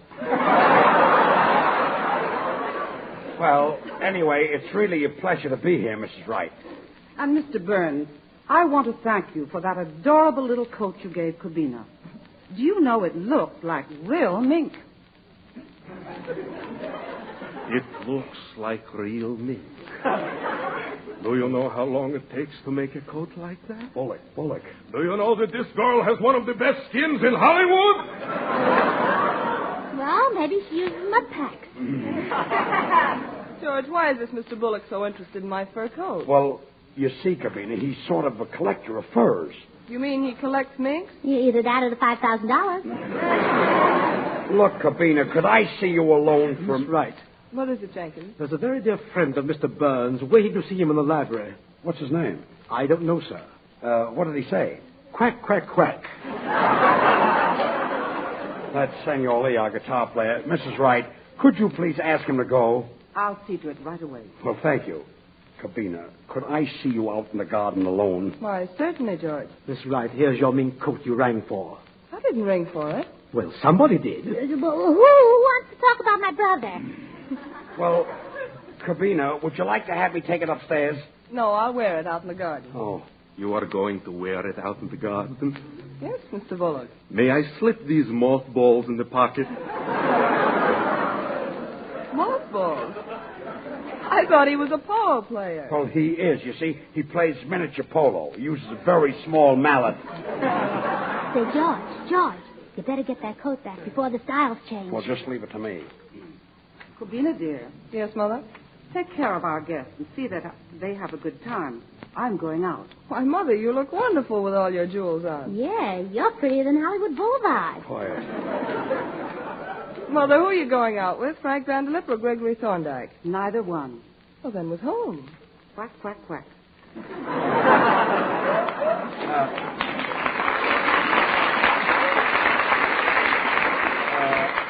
Corbina, could I see you outside? George, what's on your mind tonight? Something seems to be troubling you. Well, sure there's something on his mind. How would you like it if your best friend was a polo player named Bullock and his name turned out to be Randall? Gracie. If a thing like that happened to you, Corbina, you'd jump out of your skin. And if you did, I bet George would grab it and Randall would grab George. Oh, quiet. Look, Corbina, last week you said a nice girl shouldn't accept a coat from a fellow she just met. And I agree with you. You're so sweet to admit it, George, that I'm going to keep it. Oh. Oh, look, Gracie. George fainted. How can we revive him? Well, just throw a mink coat in his face.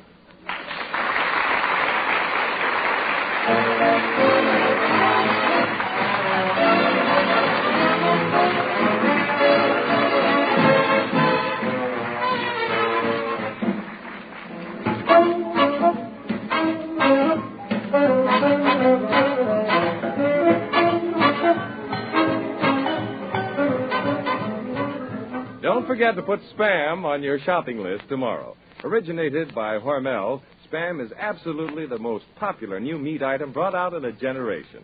A perfect combination of pork shoulder and ham, this delicious meat in a handy can has become a mealtime mainstay in millions of homes. If you haven't yet tried Spam, do so tomorrow. You're really missing something extra good because cold or hot, Spam really hits the spot. Ask your food dealer for Spam. Ladies and gentlemen... Oh, Gracie, say goodnight. No, good night. That's right. Ladies and gentlemen, we leave tonight, and our next broadcast will come from Chicago. George, you can't leave yet. Why not? I gave the man the checks for the trunks. I gave him the check for the suitcase. Yeah, but you forgot to give the man the check for the fur coat, if you know what I mean. Oh, good night. Good night, sir.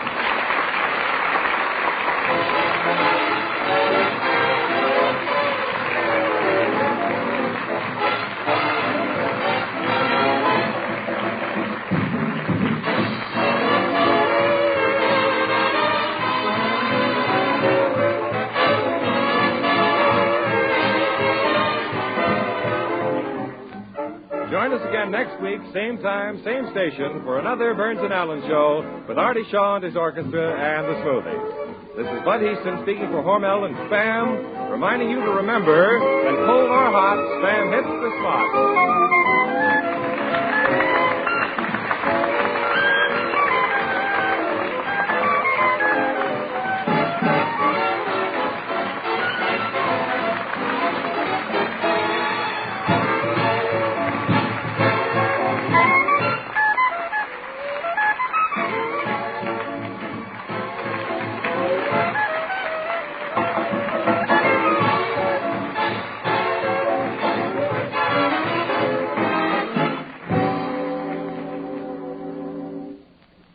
Have you tried Hormel chili con carne? Even those who think they don't like chili do like chili con carne the way Hormel makes it because it's different and everybody likes it. Double your money back if you don't like it. Try Hormel chili con carne tomorrow. This is the National Broadcasting Company.